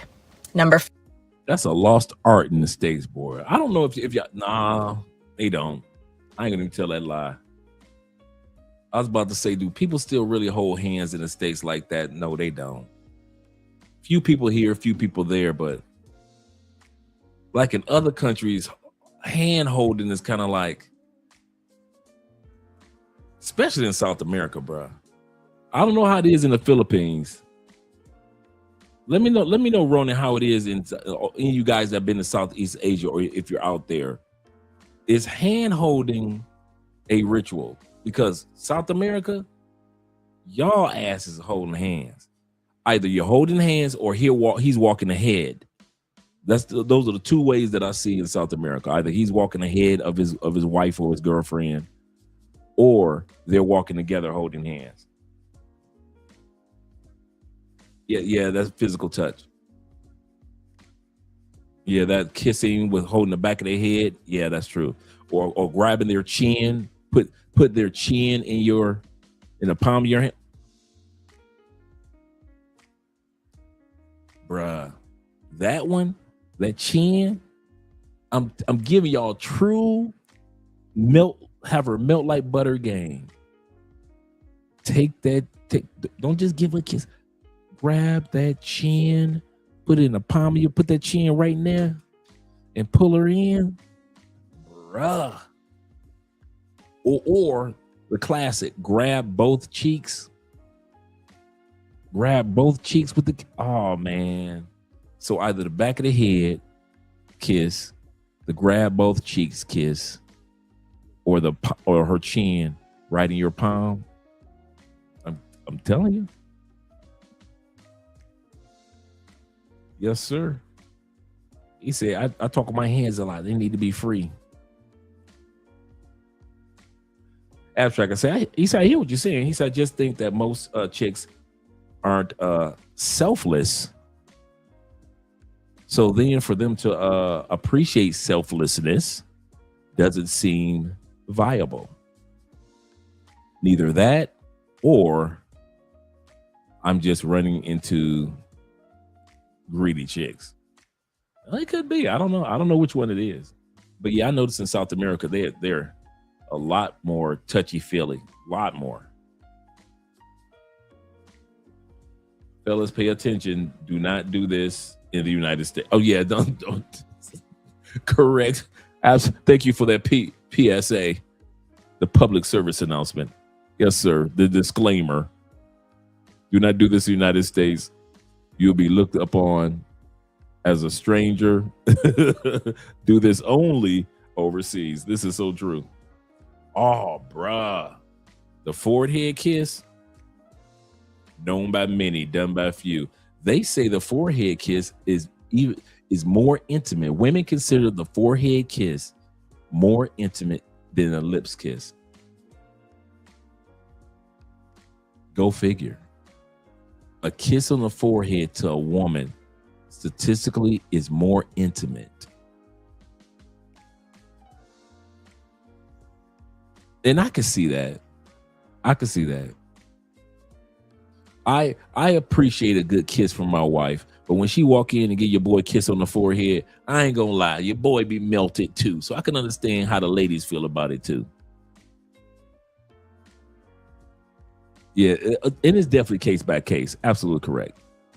You guys are correct about that.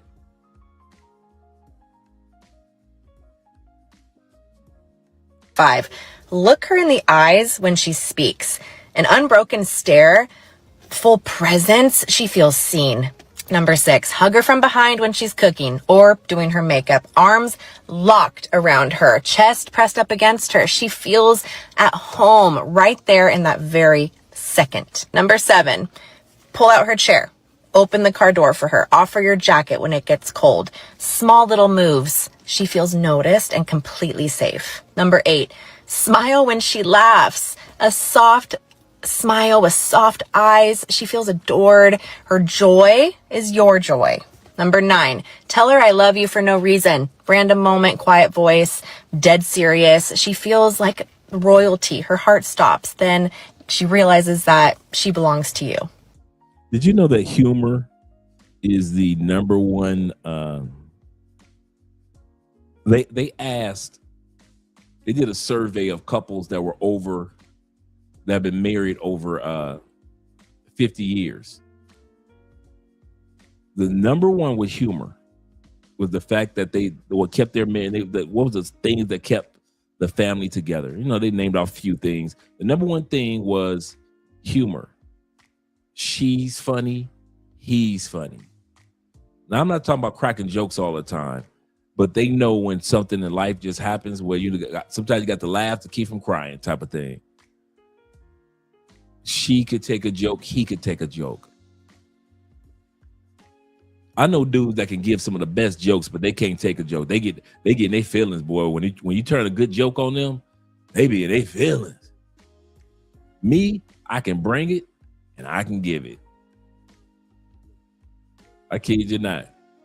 I kid you not, man. Humor was the number one thing that they said that kept their marriage together for 50 years.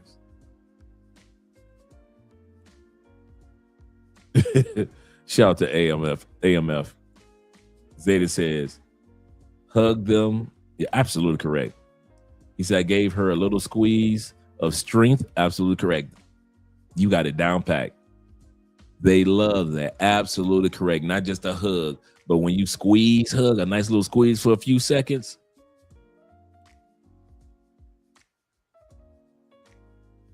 Whether it be the top hug or the classic, you got to bend down for her to put her arms around your neck and hug. Oh, man.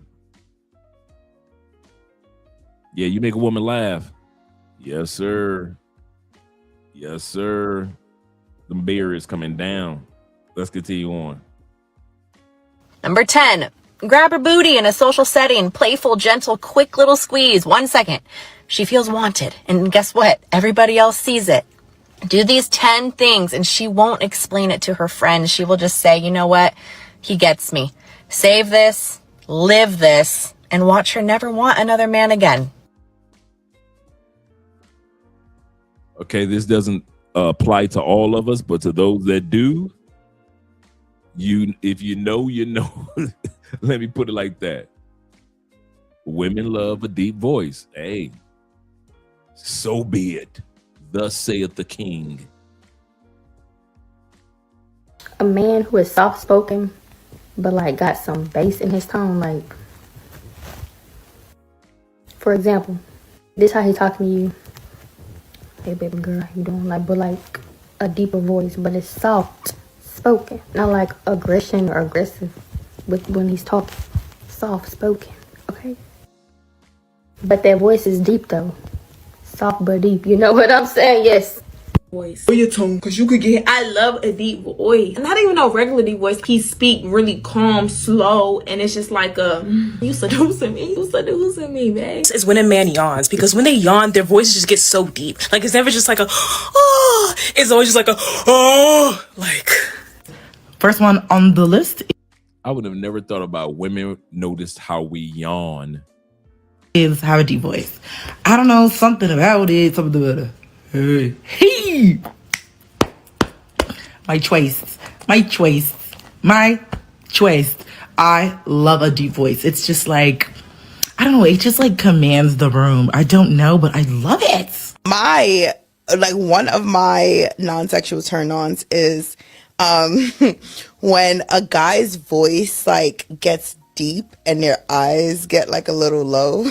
Like when they wake up, or like no, like it's like I might be having a conversation, like just we're just talking, and then out of nowhere, like it always happens, like where it's out of nowhere, like their voice just gets deep and their eyes just get like a little low, and like. You turn the lights off and you put 10 men and one bachelorette. One of the first things she's going to cue off of is, how does he sound? Yeah. So a dude who goes, hi, how are you? He ain't going to do as well as a guy's like, hey, how are you? Then the reason that women like a deeper voice, it's also related to testosterone. Yes. Which is also related to the fact that you have a stronger immune system and you can take the testosterone poison. It's not that women actually like testosterone. It proves that a man has an intensely or immensely strong immune system when he was young and he could withstand the ravages of testosterone. Deeper voice makes people treat you more seriously, with more respect, and it makes women more attracted to you. So there's a couple of techniques that I remember that I used used to use back in those Minecraft days that I want to pass on to you. And the first one is what I call down talking. When we end a sentence, most people aren't very aware of this, but if you just speak out loud right now, imagine you were asking a question to someone and you say it out loud, your voice will probably end in a higher pitch, which usually symbolizes like a little bit of submission and weakness. Oh, can you pass me that pen over there? You soften your voice because you're almost afraid to show that you actually have more power, because you don't want the conflict that can arise when you show that I am actually this guy. The opposite of this is what we call down talking,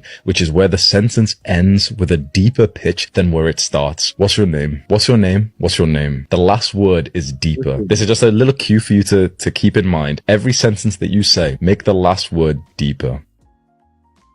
All right. Just like you guys said, women love. When I say something funny, because I'm funny, but when that nigga laughs so hard, I done laughed that man out of his drawers. I love a man that can laugh at me. Sometimes men don't be wanting women to be more funny than them, but when a man knows that I'm funny and he laughing, oh yeah, let's take it to the room. All right, number 2. Laughing freely. I love when men laugh. I love laughing in general. Me and my girls, we have a key, but when a man laughs, especially at your jokes, because let's be honest, we are funny as hell, I just love it. Like, yes, please shine all 32, and not that cute, like, restricted laugh. No, I want you to bust out laughing, screaming. Like, I don't know, something about it is just like you have no care in the world. You're just enjoying yourself. And I just love that. Number 1, when a man actually laughs, like when you can tell it's just pure joy and happiness, like, yes, I love joy. Hey, check this out. If you're a female that can actually make dudes laugh, that's the biggest cheat code you could have. I'm telling you, because you could get any kind of dude anytime. If dudes like genuinely being around you because you're funny, on top of, even if they don't find you super attractive, if you're funny and your energy is good and you're a person that people enjoy being around, I'm telling you, you're going to win out over females most of the time. Man, it's true. If you can make a woman laugh, you've unlocked phase 1. Boom. That's already done. It's already done. It's true. Ain't no to you. Try to make a girl laugh as much as possible. You know, this isn't open mic night at a comedy club. You're not trying to entertain her, you're trying to attract her. And while making her laugh is part of that, it's not the whole thing, bro. It's more like that extra spice that's fun, interesting, and sets you apart from the other boring ass dudes out there. And when you do it in the right ways, you can really get her attracted. So keep this in mind. A sense of humor. You don't gotta be a stand-up comedian, but man, if you can make us laugh, that's gold. Especially if you can laugh at yourself. But be careful not to make yourself the punchline. Instead, make the situation you were in the punchline. That's the difference between good self-deprecating humor and cringy. Now for character traits, girls love a guy that is funny. If you can make us laugh, we will literally love you, and it doesn't matter what you look like. All right, guys. Something that we men in the States are not known for. But I get I get so many compliments and comments about this. My smile. I was never known for smiling. Never known for smiling. And a lot of you guys aren't smilers. I left the United States. I had to learn to smile. And I see some of you guys have too. I see some of the photos y'all be with y'all Dominican girl, right? When y'all first meet. She's smiling, just looking cute as she want to be, beautiful as she want to be. Here you go in the background, still think you in Detroit. About 6 months later, you start grinning.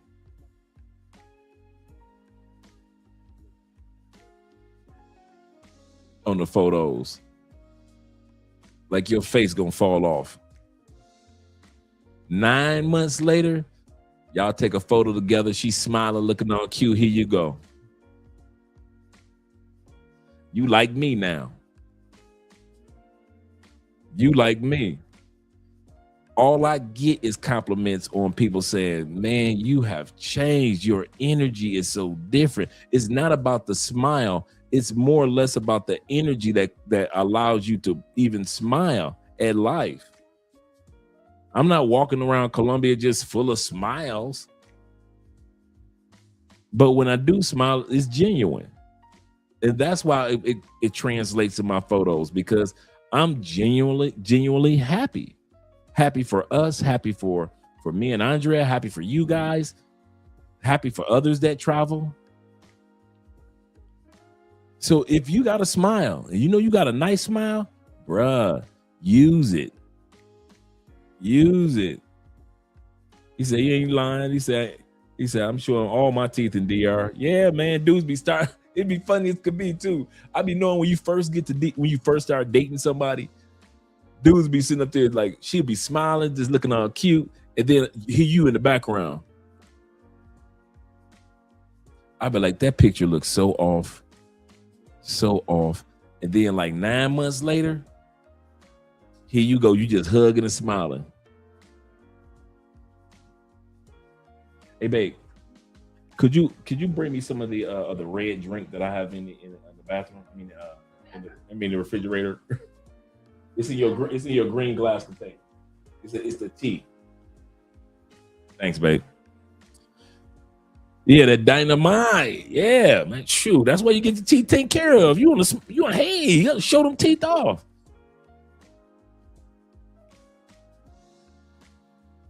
Definitely, women love a man with a good smile.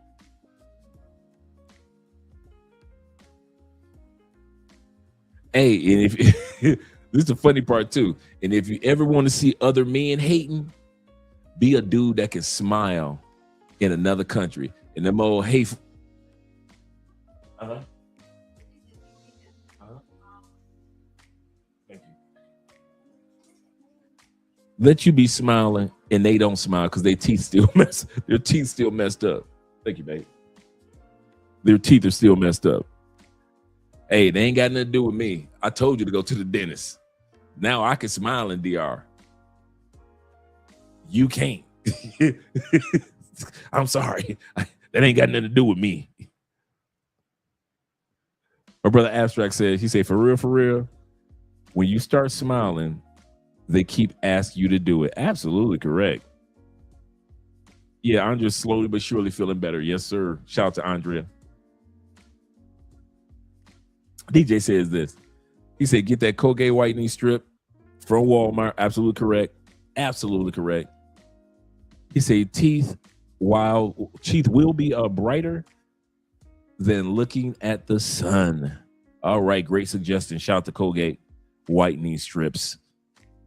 Take advantage of it, guys. Take advantage of it. If you don't, it'll be another dude like DJ out there taking advantage of it, getting his smile on point. White teeth look unnatural and it's not a nice look. I beg to differ with you, mate, to be honest with you. Here's a few little clips that This is the funny part. This was a guy that he was responding to. White teeth look unnatural and is not a nice look. I'm gonna tell y'all something. Don't ever have your teeth looking good for men. I don't give a damn about what men think about how white my teeth are. Oh man, I can't rock no white. I don't give a what you rock. That woman in the other room likes well groomed. I live in a country where people keep their teeth white. I live on a continent where people keep their teeth white. You think I care about what an American who's used to being around yellow ass teeth or a European that's used to being around yellow brown ass teeth gotta say? Y'all live in countries full of cigarette smokers. So y'all used to seeing people with brown or dull teeth in Europe, in the United States, in Canada. Y'all used to seeing yellow teeth. These people in these other countries, they ain't used to seeing no yellow ass teeth. So for somebody to sit back and say, I don't like natural white teeth, it doesn't work. Shout out to poor man 313, them Detroit boys. You better back the fuck up out my face, goddammit. I'm from Detroit, Michigan. Don't play with me. Yes, sir. He said, glad I catch you. He said, send my tuition support as a PayPal. Okay, cool. I'll give you a shout in a split second. But yeah, guys, make sure that you gentlemen, don't worry about what dudes have to say about your grooming about you taking care of yourself, man, do you, brothers. Do you, man. Do not let these dudes distract you, because the person who you want to impress are the ladies anyway.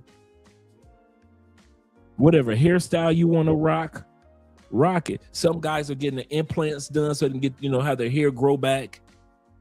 Get it done, man. If that's what you want to do, you want to get your brush waves back, get it back, man. Don't sit around because what another man won't do. I'm telling you, in this travel space, there's some good dudes. And in this travel space also, shout out to my brother with the $10 love.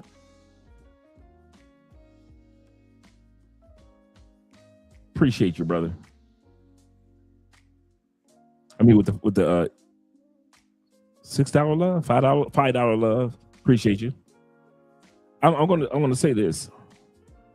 Also, Also, say this also. There are some bitter dudes in the travel space too. No matter where y'all go, there's some dudes that don't like the fact that you in the Philippines, that don't like the fact that you went to Thailand before they did. There's some dudes that do not like the fact that Austin is in a happy relationship. Austin Holloman in Africa, happy, evolving as a man. Some of you guys have gotten married. There are dudes that are not happy for Aaron, passport bro Aaron in Thailand, happily married now, had their firstborn now, so he's got his firstborn child. He's happily married in Thailand. He helped build this passport bro movement, and there are brothers that cannot stand the fact that how dare he get married, be happy, and evolve as a man in another country. It's motherfuckers that want him still out there going from country to country to country to country, showing footage of the ladies. How dare you grow up and mature or evolve? And I'm not talking about marriage and children is the only way to evolve, or relationships are. But what I'm saying is we got too many haters in this travel group, and that's just uncalled for. Uncalled for. Yeah, congratulations to him, man. All this happened over the last month. Yep, absolutely correct, Esco. Whatever your style is, man, we travel for a reason. Some dude, like I said, some dudes say, hey, I'm over in this country, and they do the hair implants, and I can get my hairline back, and I'm on point. Get it done, bro. And I mean that. Get it done. I've seen some excellent results, man. Excellent results. So go ahead and get it done. Me, I'm keep to the murder one. I ain't gonna lie. I like a good old fashioned first degree murder haircut. Okay, mean shaved. I like my murder one, so I ain't gonna lie to you. But if you're a dude that you like, hey, I don't like rocking the murder one, it don't go with the shape of my head. Go ahead, get your. We travel now. We ain't like people in the States. Well, we gotta pay the stateside prices because we don't travel. There's not too many places that does a good job with the implants for men. So you're gonna overpay and you'll get subpar work. To whereas we travel to so many countries, man, could have been got it done, man. You've been on point. But yeah. Who is TMD?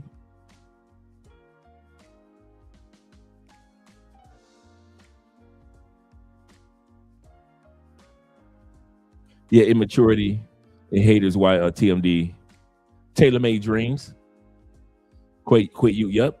They was hating on Tailor-Made Dreams. Tailor-Made Dreams introduced DR to a lot of dudes. A lot of dudes didn't know nothing about DR.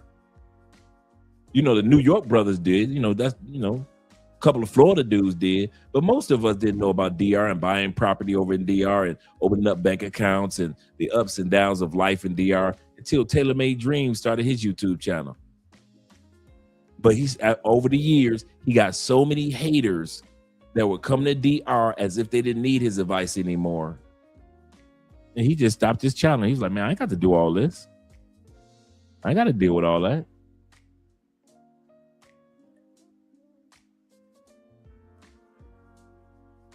Yep. Tailor-made dreams. Yeah, all of us, man.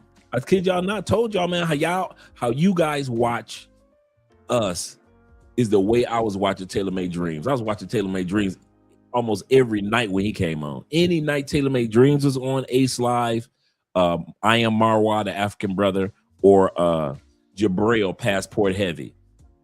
Those are the only dudes that I could, because I didn't have anybody that was traveling like the way I was traveling. I didn't have anybody to talk to about travel. My boys, they travel with their girlfriends or their wives once or twice a year. They ain't no damn traveling. My family, they from the hood. They don't travel once or twice a year. That ain't no real traveling. So I need to talk to some real expats, some real dudes that was traveling.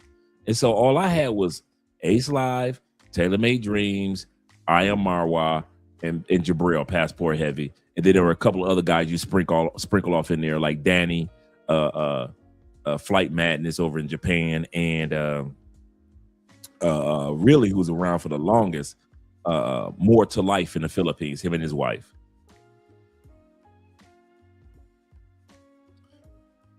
Yeah, back in the day, man, Philippines ain't the same now. You right. It was it back in the day. He said I used to see his videos. He said got inspired to really travel and to focus on viewing the world. You 100% correct. Tailor-Made Dreams really got me into traveling too. One of the first ones, because it was Al. That first tier was Al Grease and Charles Tyler among black men, because they came out the movies, the books, and everything about Brazil. But when Charles Tyler passed on, Al Grease started doing more documentaries.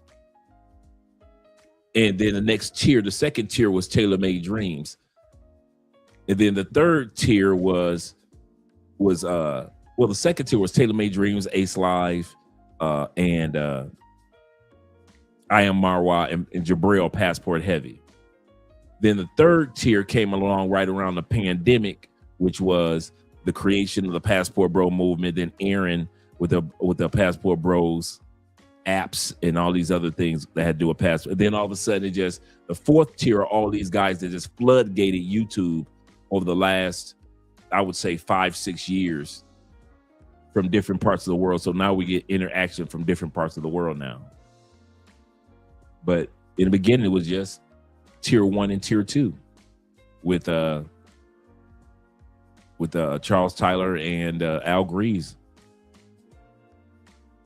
Let's continue on. So white teeth, gentlemen, white teeth. Your smile. Put together that I've just found these ones. These are just the tip of the iceberg, but yeah, watch these little clips. What's the hottest feature on a guy? Teeth. The teeth? You like the teeth? Yeah, that's like a pretty popular one, you know? A lot of girls like teeth. What about I keep trying to tell y'all, man, women love teeth. you? Teeth. What is the first thing you notice about a man? Their teeth. Teeth. Teeth. What is your type physically? Like, what do you like in guys? A nice smile, nice teeth. Good teeth. I don't care what your outfit look like. I don't care how shimmering your gold is. I'm trying to tell y'all, foreign women. See, here's the part. You know how you always hear me say certain things don't translate to outside the United States like it does in the United States? In the United States, you can hide behind your bulky gold.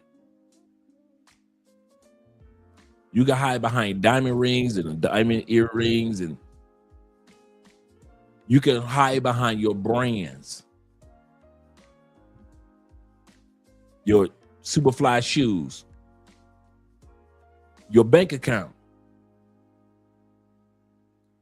In other countries, who don't look for you to have all the fly gold on, who don't look for you to have the name brand this, the name brand that, so that doesn't work, and you ain't got the fly shoes on. So now they only see a nice haircut, a nice hairstyle, and the first thing that these women see in other countries, and I keep trying to tell this, your motherfucking mouth. Number 2 thing that women say that they notice about a man, Does he wear a watch? A lot of dudes been sleeping on that one for years. Does he wear a watch? All this area here, this whole area here, women consider sexy on a man. From your fingertips all the way here. All of this. Don't ask me why. Don't ask me how. They think this whole region is so attractive on a man. I'm not a woman, so I wouldn't know what they see. And so one of the things that they notice, because they're attracted to this region on a man, does he wear a watch? Kid you not. And it doesn't have to be a fancy or expensive watch. Does he wear a watch?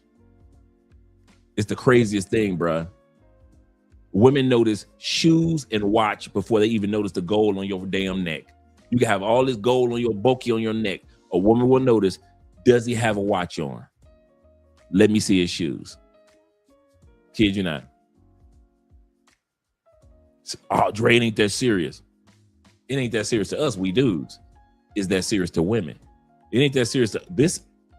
I don't know what the hell will make this right here so attractive from here to here. Don't ask me. I'm a dude. But to women, oh my God.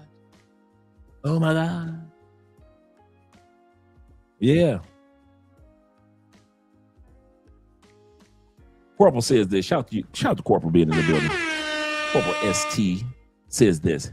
He said, I've been traveling. He said, I've been my life as a traveler in the late 70s through the mid 80s. While my parents as a military brat, with my parents as a military brat. He said, I visited multiple places around America, around the Americas and Europa. Yes, sir. Yes, sir. That's how you do it. A lifetime of travel. So let's bring that back a little bit. Women love teeth. Be honest with you. Here's a few little clips that I've put together that I've just found these ones. These are just the tip of the iceberg, but yeah, watch these little clips. What's the hottest feature on a guy? Teeth. The teeth? You like the teeth? Yeah. Damn, that's like a pretty popular one, you know? A lot of girls like teeth. What about you? Teeth. What is the first thing you notice about a man? Their teeth. Teeth. Teeth. What is your type physically? Like, what do you like in guys? A nice smile, nice teeth. Good teeth. Teeth are like one of my biggest turn-ons. The straighter, the hornier I'll get. Just kidding. But not kidding. What's the most attractive feature in a man? In a man? A nice smile, have nice teeth, look decent. Okay. Yeah. What's the most attractive feature in a man? His teeth. His smile. Smile? His smile, yeah. Smile? That's Yeah. important? Okay. Attractive feature in a man? Smile. I'm not going to argue. The first thing I notice on somebody, so I don't know if it would be I know a what you're profile. gonna say. Say it on three. 3, 2, 1. Teeth. Knew it. Women don't find you unattractive. They're just scared of you because you don't smile. So many guys will walk around with like a mean mug on their face. Like, that's how y'all niggas look. Y'all niggas look scary. The way how y'all look in public, it's like, it's not inviting. It makes sense when I speak to chicks, they're instantly receptive. Like, hey, look at my teeth, look at my smile. I have a genuine smile. I'm always getting signals. It's because I keep a smile on my face. I have relaxed body language. When you don't have this, you're too stiff. You look angry. And then you complain and say, girls don't like me. Girls don't want to talk to me. Girls think I'm chopped. No, nigga, they're scared of you. And bro, if you're a tall dude or you're a bigger dude, you're one of these bulky gym bros. You got a fucking stern ass face. You look intimidating. She's gonna keep her distance because she's literally scared of you. Men think that's attractive because it's an intimidation thing. You gotta stand your ground. All of this gay shit. Like, nigga, you're a person. I keep a smile on my face. I'm not saying you have to walk around like this. A smirk, a nice, genuine smile. Your teeth are really fucked up and you don't feel confident smiling. This is a problem, right? You don't need perfect teeth, but if you're so scared of people seeing your teeth, seeing your smile, that's a huge problem. So you need to get that fixed. Y'all worry about jawline, your eyebrows, your eye area, your frontal projection, and nigga, you don't even smile. Niggas that understand this shit, we're taking all of them. This is gonna affect you in dating, job opportunities. This is another reason why you guys don't get hired, because niggas look at you and they're like, bro, we don't want this nigga working for our company. He's gonna scare the customers away. Loose Loosen up, bro. It's okay. Life is hard, but life is beautiful, bro. You're alive. You could be dead, my nigga. Stop being so uptight and angry. It's making you look unattractive. What is the first thing that you look at on a man? His teeth. Why do you think you look at teeth? I have such a fixation. I've always had a fixation on teeth, and that's just the first thing I look at. What if they got a few crooked ones or something? If you have up teeth, I can't do it. Oh, go see a dentist. So remember how I said a lot of attractiveness is based upon health cues. Now, alongside with your body, we have to do what I call fix the foundation. The foundation is a combination of your skin, teeth, and just overall health, including your skin. So let's talk about teeth first, right? I would say the very first thing I did in terms of maximizing my looks whenever I started making some money was fix my teeth. Growing up, I had braces, but I wanted that Hollywood smile. I wanted to get compliments on my smile. I wanted to get compliments on my teeth. So what did I do? I set out a mission to figure out what is the best method for me to straighten and whiten my teeth. I'll tell you some of the few best options right here. Number one is going to be veneers. Veneers are the most expensive route. However, they are the best way to actually have that Hollywood smile and to have the crystal clear, perfect smile. The only thing with veneers is that you want to make sure that you don't get something that's too white because you don't want to make it look too obvious. Now, if I'm smiling here, do you think I have veneers? I'll leave that up to you guys, but who knows? I might. You never know. Even if I did, they look so good that people don't question it. And for that reason, when I'm on dates, when I meet women, when I smile and I'm having an interaction, I always get compliments on my teeth. All right. As I was talking about, women love men's hands. This was ranked number 2 most attractive part about a man. His hands. Shout out to the official one, our brother Kobe in the building. He say facts, clean. He say clean shoes, white teeth are so serious in Colombia. Absolutely correct. And Corporal ST says this. He said, I was told by one of my situationships that I needed a good watch and 3 nice dress. Absolutely correct. Dress shoes. He said, then one day she asked me to come meet her at the mall at a men's shop. She helped start my wardrobe in the 90s. Shout out to her.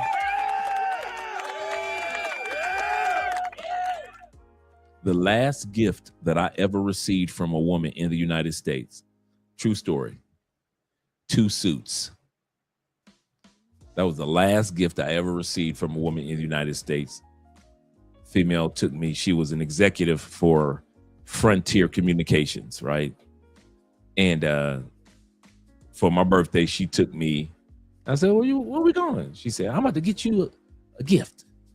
I said, okay. So she said, pick out any suits you want.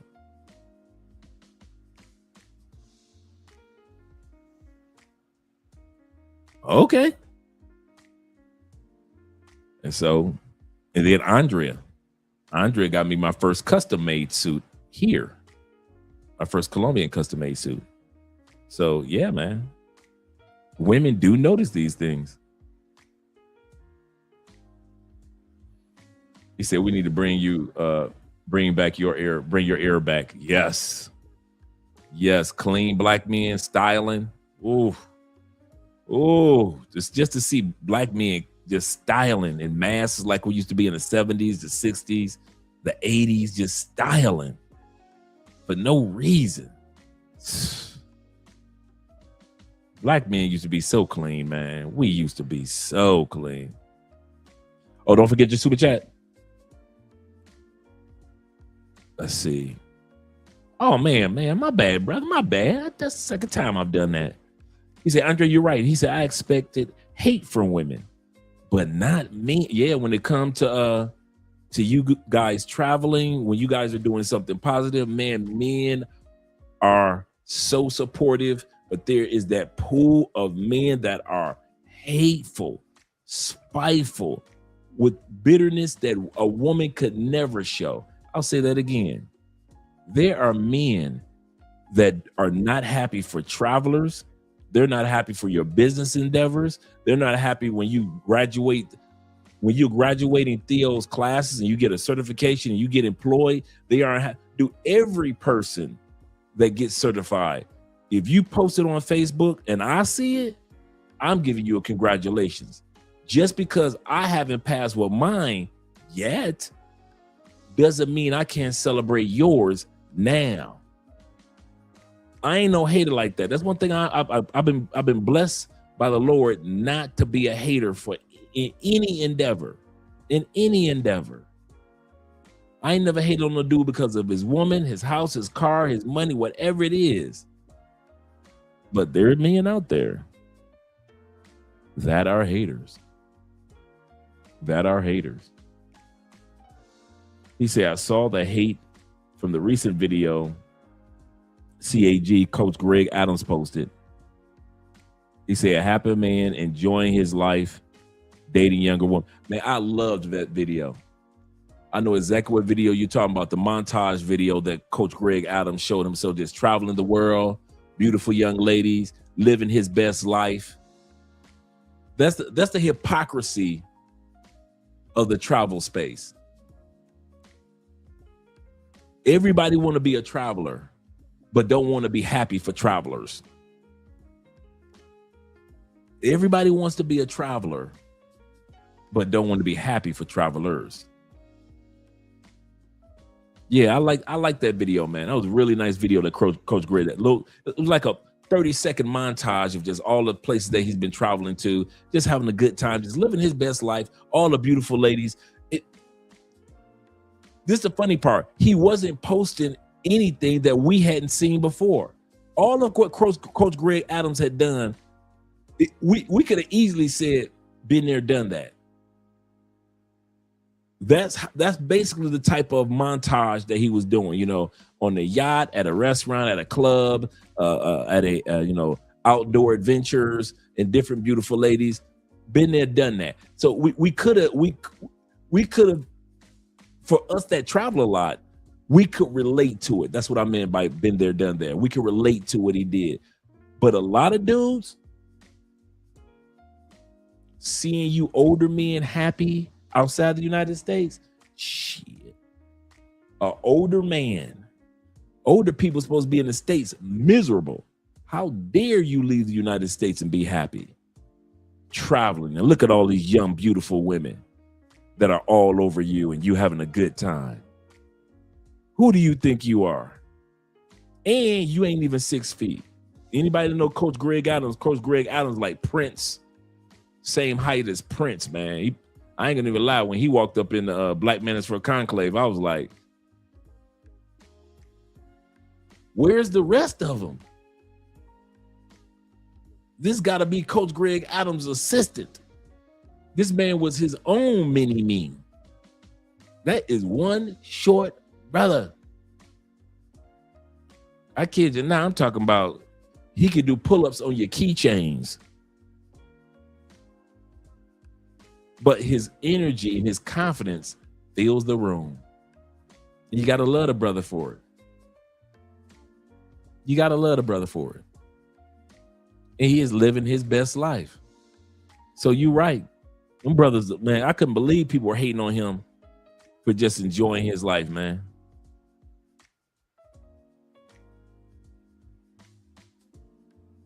Yep, there will be male haters. That's one thing we got to get used to, Johnny. There's going to be some haters out there.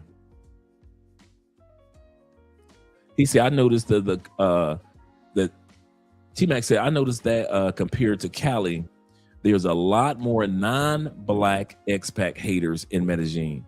True. They seem like they strive to try to demonize black expats here and claim that we ruin Medellin. Nah, white dudes. Come on, white dudes. Let's talk for a minute. White boys, they had to put the angels list out on you because you brothers were coming down here on some pervy stuff. Y'all knew y'all was on that angels list back in the States and y'all had to check in every 3 months. It wasn't the brothers that they would turn around at the airports for years before they started turning around brothers. They've been turning y'all around for the longest. It ain't us that we seeing every time you turn around getting arrested in Thailand. It ain't us getting arrested in the Philippines. See, my white brothers. Oh, let's put it like this for YouTube. White T brothers.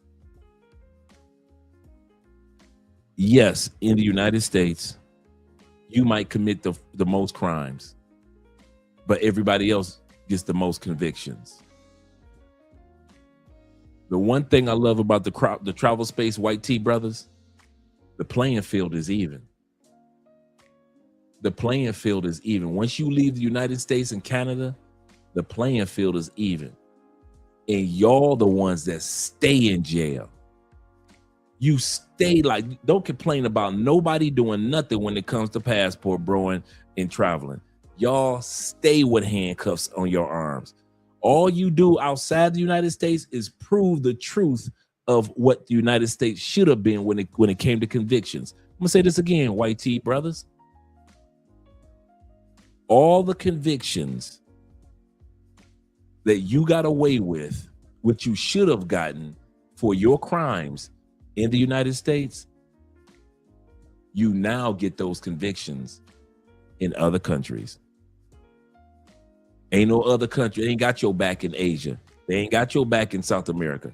They ain't got your back in Central America. Ain't no, because I'm white, I shouldn't get locked up. You can't do that now. So if you want to sit back and say the black passport bros ruined Medellin, no, they didn't. No, they didn't, because y'all were already getting arrested in Medellin long before brothers start coming down. Y'all thought y'all could sneak down here and mess with the little girls long before brothers were coming down here. Y'all thought y'all could come down here behind y'all wives' back and get your freak on. Like that one governor, I believe it was in North Carolina or South Carolina. They looking for him. This is a few years back. A lot of you guys don't remember this. I think it was the governor of North Carolina or South Carolina. This white dude came up missing. And I mean missing. Security looking for him. They asking his wife and kids, have you seen the governor? Where is he? Where is he? Couldn't find him for nothing. This is like either right before the pandemic or during the pandemic. Couldn't find this dude for nothing. Governor. Guess where they found him? In Colombia. Smashing chicks.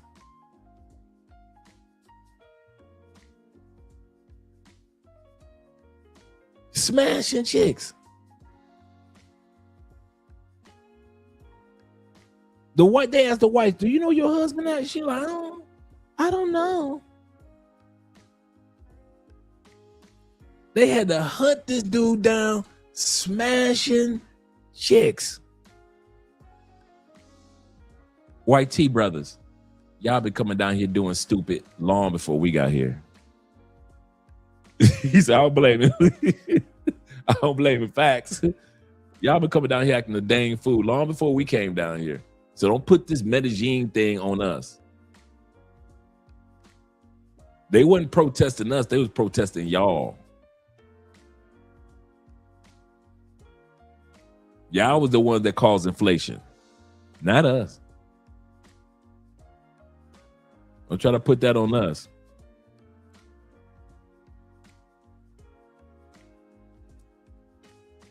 Yes, sir. Trying to blame us for their stupidity. He said, Dre, I've seen most of that, just a few videos of our white T American being arrested and canned abroad. Absolutely correct. Bruh, White T brothers, you do realize they never came out with a show about us when it came to travel getting locked up. You get locked up so much, they came out with a show called Locked Up Abroad that was on air for years. That means that's how many of y'all were getting locked up, to where television shows could be produced for years. Each episode was somebody else different, that wasn't brown, that wasn't black, getting locked down in another country.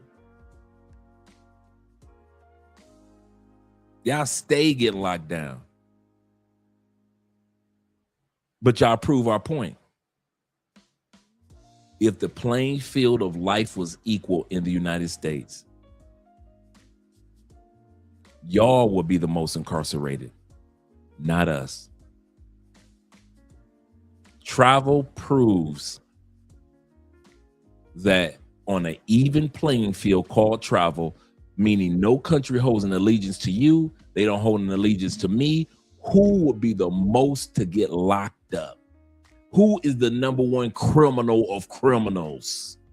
Which culture or race, if you will, are the ones to get locked up on a regular? If the playing field was even, travel has done that, and it's y'all. Y'all stay locked. I know you got a few sisters and maybe a few brothers here that get locked up here and there, but y'all stay getting locked up year round in these countries. So I say again to you, to my brethren from the Caucasus Mountains, the mountains of Caucasus, travel evens the playing field, improves that if the playing field was even in the States, you would have the most incarcerated. Not brown people, not black people. Because you do 70% of the crimes, yet we get 70% of the convictions. Make that make sense. That's why I'm gonna tell y'all something I never told y'all. That's one thing I love about travel. That's one thing I love about travel. This playing field is so even. If you ever wanted to be equal, all that white boys feeling, white tea from the men from the Caucasus Mountains,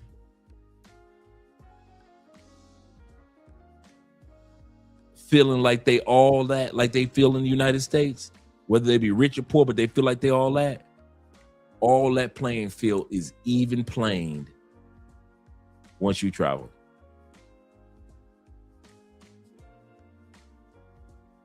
I don't care nothing about these Caucasus Mountain dudes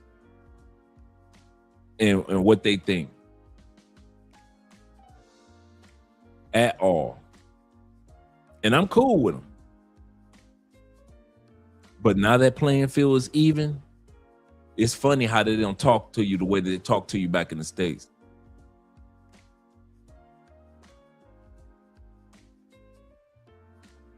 Kid you not.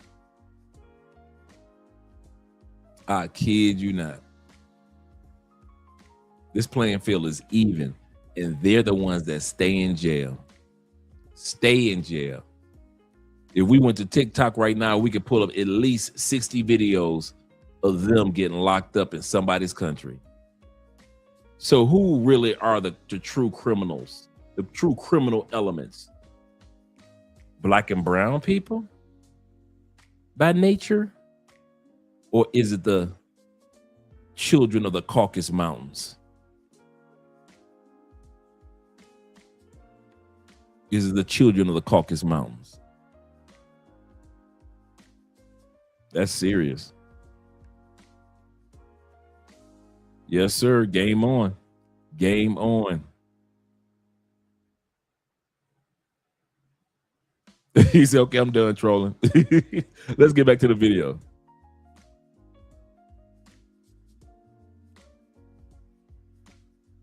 What's your favorite physical feature on somebody? I like a muscular back. Okay. Hands. Hands, yeah. Okay. What is it with the hands? Gotta be big and veiny. Big and veiny, that's what she said. That sounds so bad. Yeah. Small hands are an absolute no-go. There's men out there with something called monkey hands. I know that you can't. The Donald Trump hands. Donald Trump was famous for being mocked about, because you know Donald Trump is like 6'2", 6'3", right? But he has these little baby hands. And people talked about it during the first election. do anything about it if you have monkey hands. I only know one person, my old boss. Are you just saying it's literally just a guy's hands look like monkey's hands? Yes. Okay. Just small hands. They're just so- small.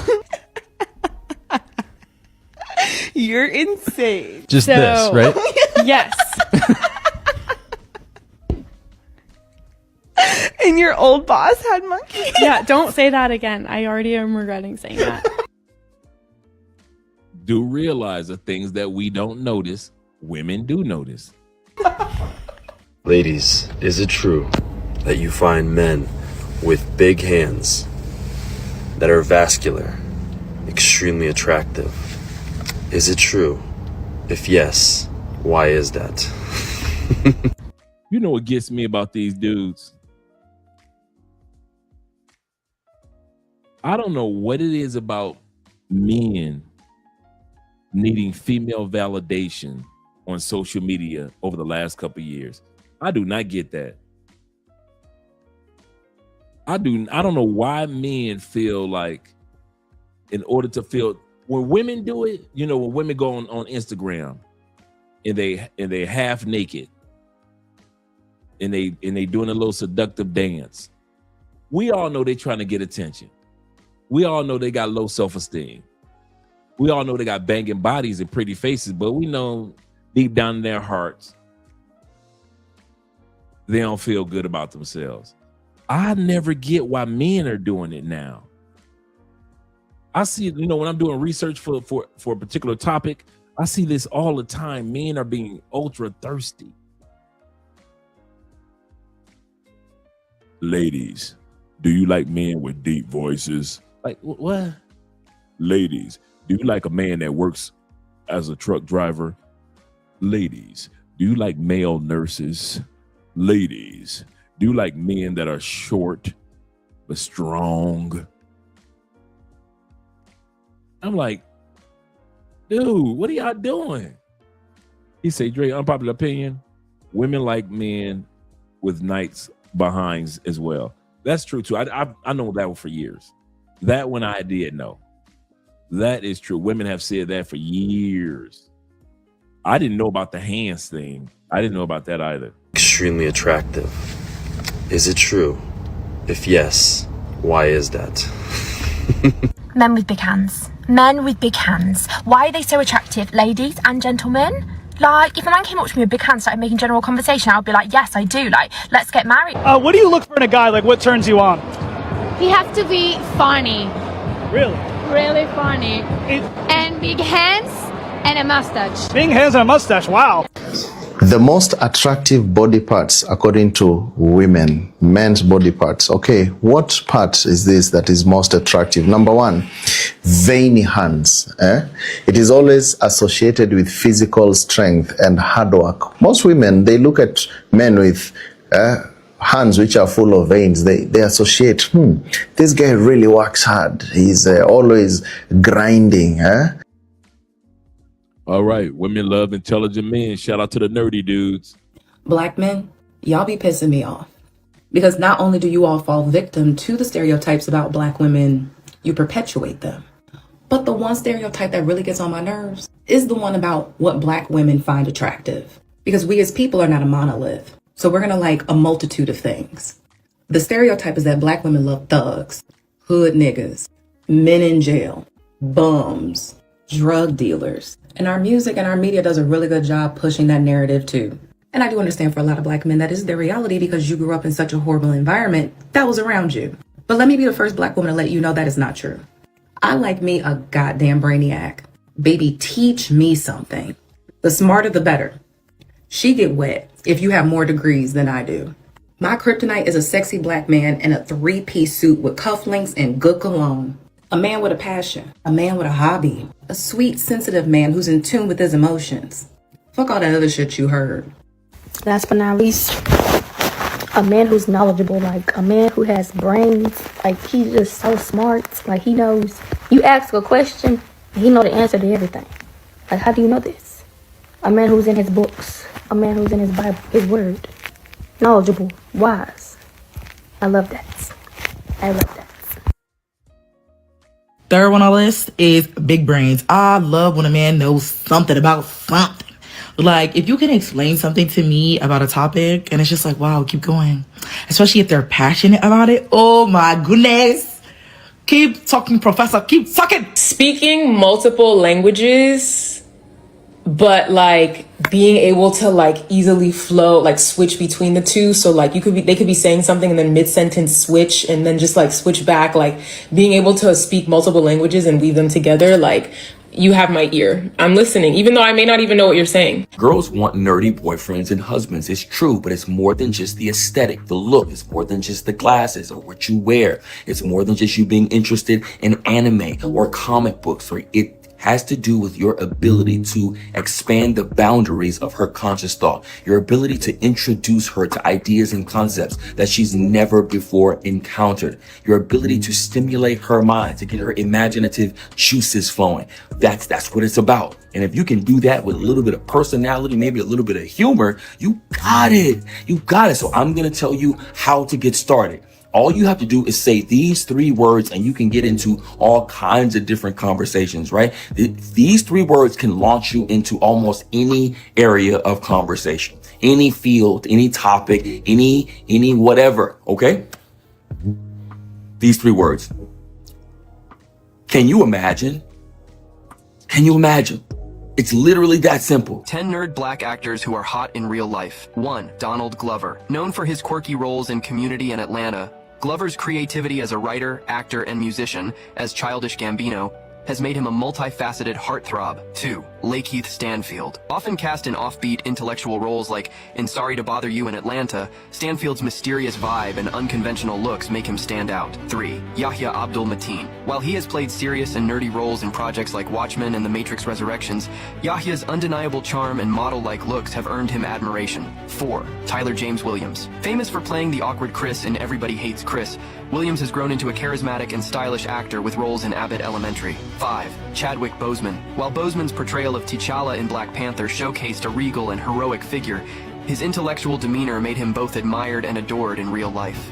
6. John Boyega. Known for playing the tech-savvy and brave Finn in Star Wars, Boyega's strong personality and dashing looks have made him a fan favorite. 7. Jesse Williams. While his role as the nerdy and principled Dr. Jackson Avery on Grey's Anatomy is iconic, Williams' real-life charisma and piercing eyes are undeniable. 8. Jay Ellis. Playing the ambitious and occasionally nerdy Lawrence in Insecure, Ellis combines intellect with an undeniable suave appeal. Dokuzunchu Kenan Thompson. Known for his goofy and nerdy humor on Saturday Night Live and Kenan and Kel, Kenan's charm and comedic genius make him quietly attractive to fans. 10. Brandon P. Bell. Star of Dear White People. Bell's portrayal of a poised and intellectual character mirrors his sharp, polished persona in real life. Your name and age, and why'd you end up popping your balloon? Shania, I'm 28, and I popped, you're a little too old for me, and you seem a little nerdy. I'm nerdy. But that's it.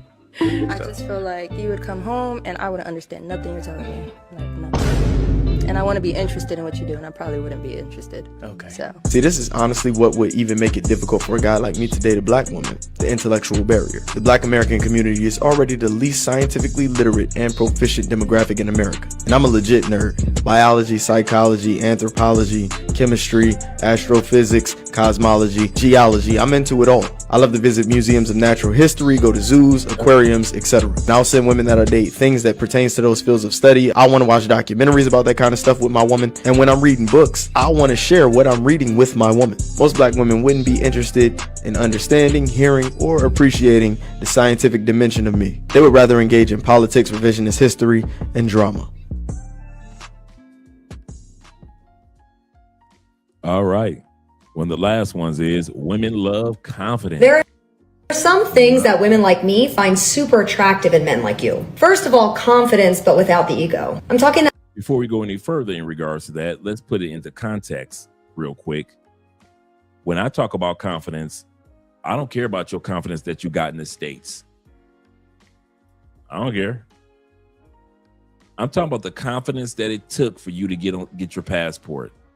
The confidence that it took for you to get on that plane, build a new network, learn a new language.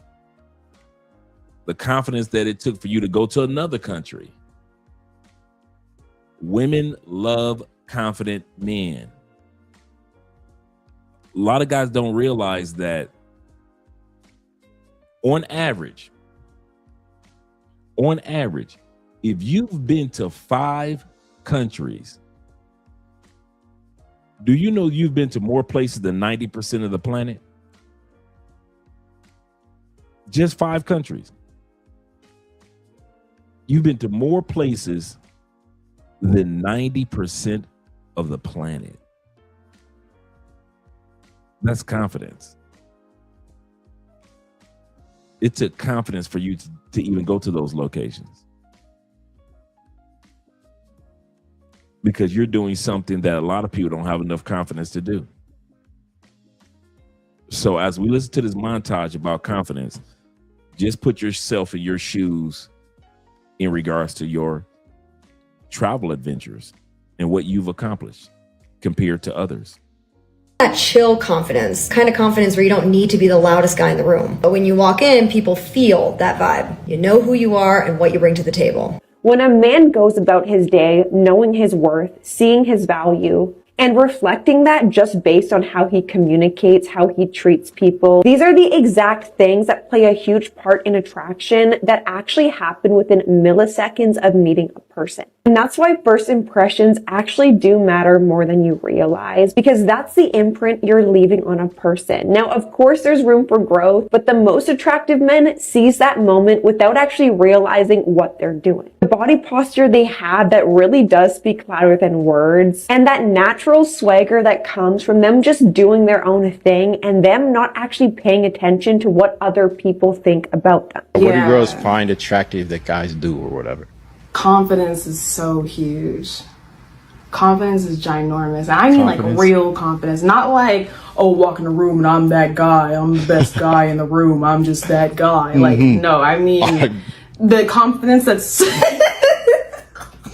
I mean the confidence that's like so indisputable that you don't have to say anything or even check yourself in your own brain when you walk into a room, because you just already have that instilled in yourself. But those are two different energies. Like, girls can tell the fake confidence over time versus the real confidence. I was about to, that was literally our next question. How do you be like, what's the difference between cocky and confidence? How do you guys tell? Because like when y'all describe it, it sounds like one guy walks in and another guy walks in and one guy has like a golden aura around him radiating confidence. Like, I don't understand how y'all tell the difference between confidence and cocky.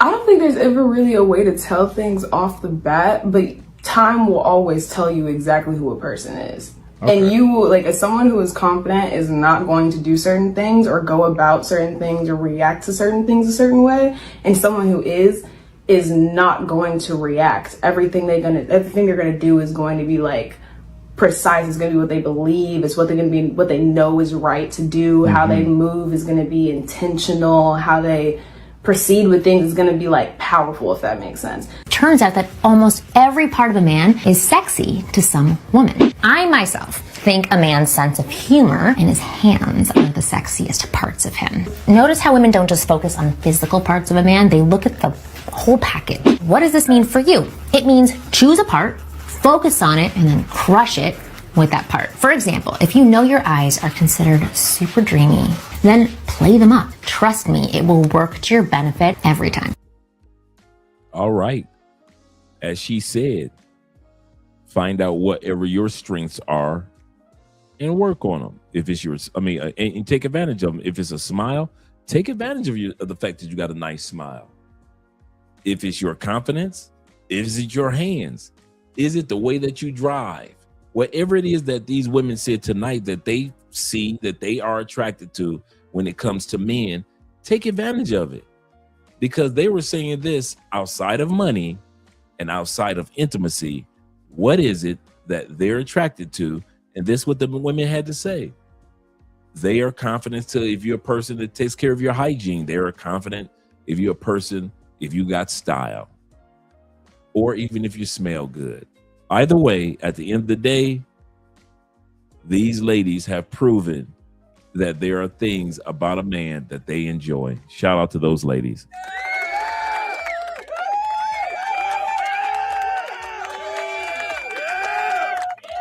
And shout out to you guys who hung out with your boy all the way until almost 11 o'clock where you are, a little after 11. Appreciate you guys being here. He said my perks. He said my height 5'8". He said I'm funny, asshole. Yeah, I can be sarcastic myself. He said without trying to work out. He say read and dress well. That's a great combination. Absolutely. Shout out to all you guys that are here. Thank you guys for supporting the channel tonight by way of PayPal, Cash App, and Super Chat. Hope I hit everybody. If I missed somebody, don't blame it on my head. Just blame it. Don't blame it on my heart. Just blame it on my head. And let me scroll down, make sure I didn't miss anybody. Like my brother T-Mac with the $10 love. Appreciate you, brother T-Mac. Appreciate you.